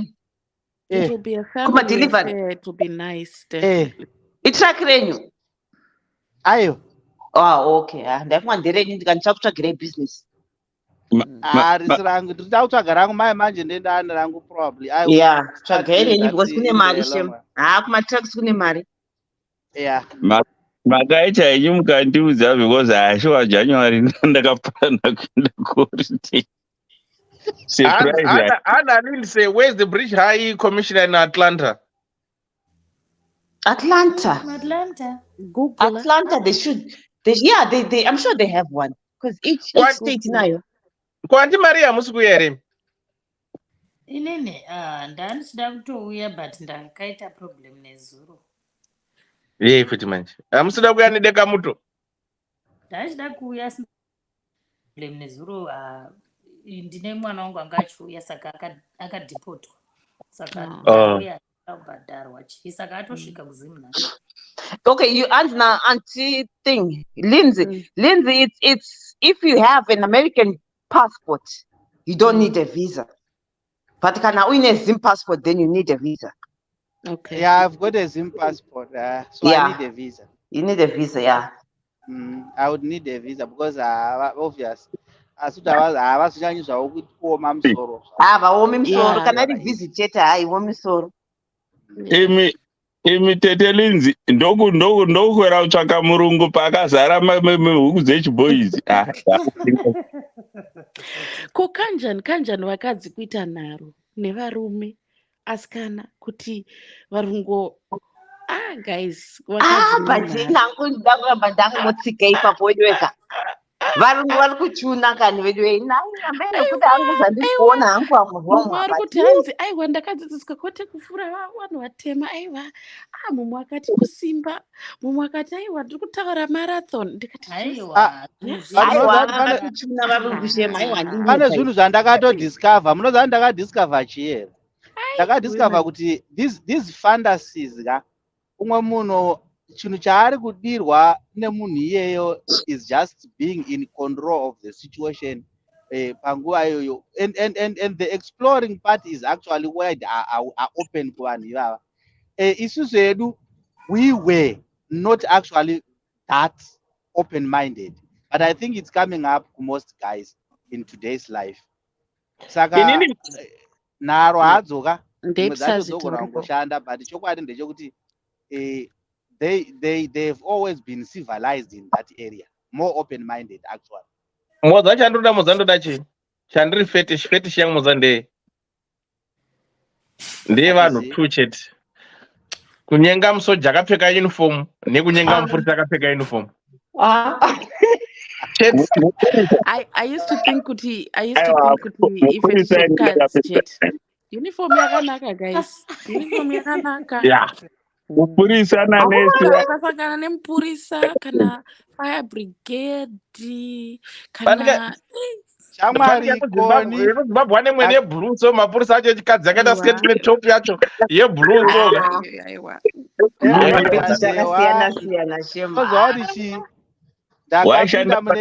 Ndakapinda mune imwe ofisi munomu yandakapinda vanoziva kuti mitemo yanga yakanyorwa imomo ka ndeyekuti unobuda wakadzikama kwanzi usamboita hako kana kakusekerera kanoratidza kuti unoda kana kuda kusvitsa shoko kumushandi wepano. Unoziva ndakati ava vanhu ava vanorevesa here ava kana kuti vari kuda kuzama kuti kudiya. Unoziva kuti mitemo imwe iri kuiswa muworld munomuka pamwe pacho unotoshaya kuti chii chiri kuda kuitwa, kuda kuomesera vanhu here kana kuti kuda chii chiri kumboitika chaizvo. Mukoma gwangu ndimi maane makore akawanda. Makaona kupi mutemo uyu? Chava ndakaona mune imwe ofisi yeUS UPS ndapotsa matichingo papo. Yes, hanzi sexism. Ukaita kunga unosekerera munhu wechikadzi kana kumutarisa nenzira inoratidza kuti wamufarira. The statement was just something else. I will take it a photo of it rimwe zuva ndichakutumirai mugoiverenga mega. Munonakirwa hakuna nhema dzakadai. Ndakasekererwa nai tingadai tichitosuwa vanhu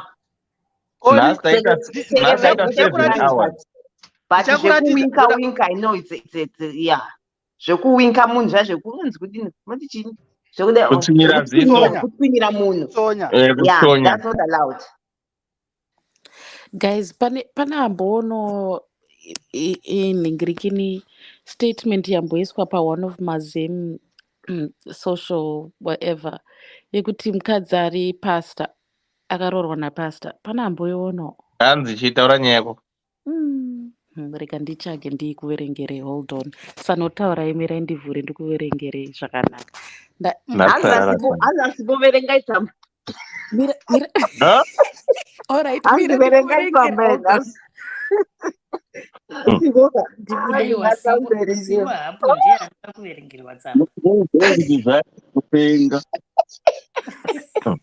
amuka zvake muhope Sevoka naro kunwa ndawanze mvura. Enga ndikuverengere hanzi. Please keep me anonymous. I'm a woman aged 32. I got married last year in December. I kept myself clean for all these years because I know my body is the temple of God. When my pastor proposed last year, I knew he was the one. I broke my virginity on our honeymoon. My problem now is my husband has weird habits. For an example, anyway, he asked me to kneel down and pray naked. When I do, he'll put it from behind while praying. The other night, he started praying in tongues. I find everything weird, but it seems that he enjoys it. Sometimes he'd want us to drive to church. What could be his problem? Guys, good night. Tozobatana next week. kuti kuchechi kwacho kana akazoona vakadzi akafunga kuti exactly wake zvinobva zvaamukama down because vakadzi muchechi magariro acho atine tichita atenda chinofast. Is it not a good thing kuti ari kuenda nemukadzi wakadzi kunonamata nawo kana achita pillow style paya unotesa bhaibheri pachiuno chomukadzi kana vane vatoita havo hanzi hana linseko nyaya q makazoti chii but ndakabvunza umwe vanhu mazimba hanzi I can tell you kuti smell baba ndiye muzimbabweni ndidararo vari kuno kuuk vanokwira mabhazi nematrain hanzi akandoti smell ndiye muzimba kunwa kuruta munhu ndiye mujama uyu munigerian hanzi we can tell. I'm not one person. I asked 6 or 7 people and they tell vakandudza this same thing. How? I don't know. Ndakati how? I can easily tell you without even talking. No, that uyu muzimba. I don't know. Ine hangu stepi yomukadzi I can tell kuti mukadzi uyu muzimba. Even kunwa hapwa idzanzwa nekuti babonwa hapwa. Munhu akatondoti ndakabvunza vanhu 6-7. Watching the different people. Different people. handizii. Hana sibo inini I can tell you too. Vanhu vakabva 7 vakatosiyana. Vaka that's true. I don't know. Sure, that's harsh though. Inini I would want to believe the story. Apa pakango vanhu vanogona kungeti hasha but ichokwadi. Honestly, handisi kutaura zvinhu zvokunyepa, especially kana tichitaura when it comes to guys. Munoziva kuti the reality is most of our brothers they don't really care much about zvimwe zvinhu zvakanyanya kuwanda. Their mindset is just looking for money. So reality chaiyo ndeyekuti ipapo vanhu vanogona kutsamwa vagokura mumuti vagobvisa hembe vagodidi, but reality chaiyo ndeyekuti mufeso wayo haana kumbotowanza, akataura chokwadi. But hazvinonetsa kugamuchira chete. Ndakataura naye zvikanzi mukoma ndakatukwa paakakumbira handakaita video okumbira kwai mukoma muzimba unotuka, kwai munongonzwa muzimba anotuka. Aiwa anotuka. Ndakataura live pavhidhiyo ikanzi mukoma ndakatukwa mukoma. Ini pandakatozonzwa vhidhiyo yake ndakabva ndakazvitambira because I know my brothers from apparently even pamadays andakanga ndiri kuAfrica ndichidriver from Africa. I could tell kuti my brothers even not only them as such but ivo havo vane kamwe vakazoita munyama wokunominatwa. But we also have got our counterparts pamusoro pacho paMalawi. They also have got the same attributes neMoscow. So it's one line iyoyo ineka that attitude. Chendinoziva irekera ini chero mukandisunga kumeso kundorara nomukadzi wokuzimba I can tell you kuti ndiuyu muzimba.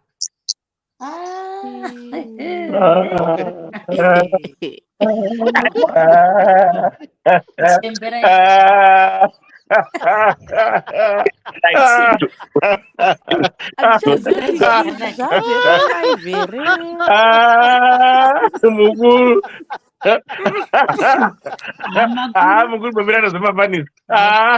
Mukuru Eudadewa. Mukuru. Ima mudu vanhu vanotaura chokwadi sei? Aiwa, kuna zvikadaro. Andi. Poto yacho. Poto dzakafanana. Andi. Saida kana vanhu vachitaura, vanhu vakuru vachitaura. Vanotoziva ipo paya vanhu vakuru. Mukoma Paul. Mukoma Paul. Kusungwa kumeso tokupinza murumu nerima toesa mukadzonzora mukadzi ndekuZimbabwe asina mutara wanowedi munonyepe flavor kawo ke vanilla so vanoda kuudza chimwe chinhu chandakadiscover eudadewa. Ndawenda ndichida kuzama kutaura panyaya yekuti chikafu chatinodya actually plays a major role in what we do at the end of the day. Kana anga manheru kana rini. It's very important. Ndosaka muchiona our sisters vari kutaurwa namukoma gwangu vari kuvaziva based on that.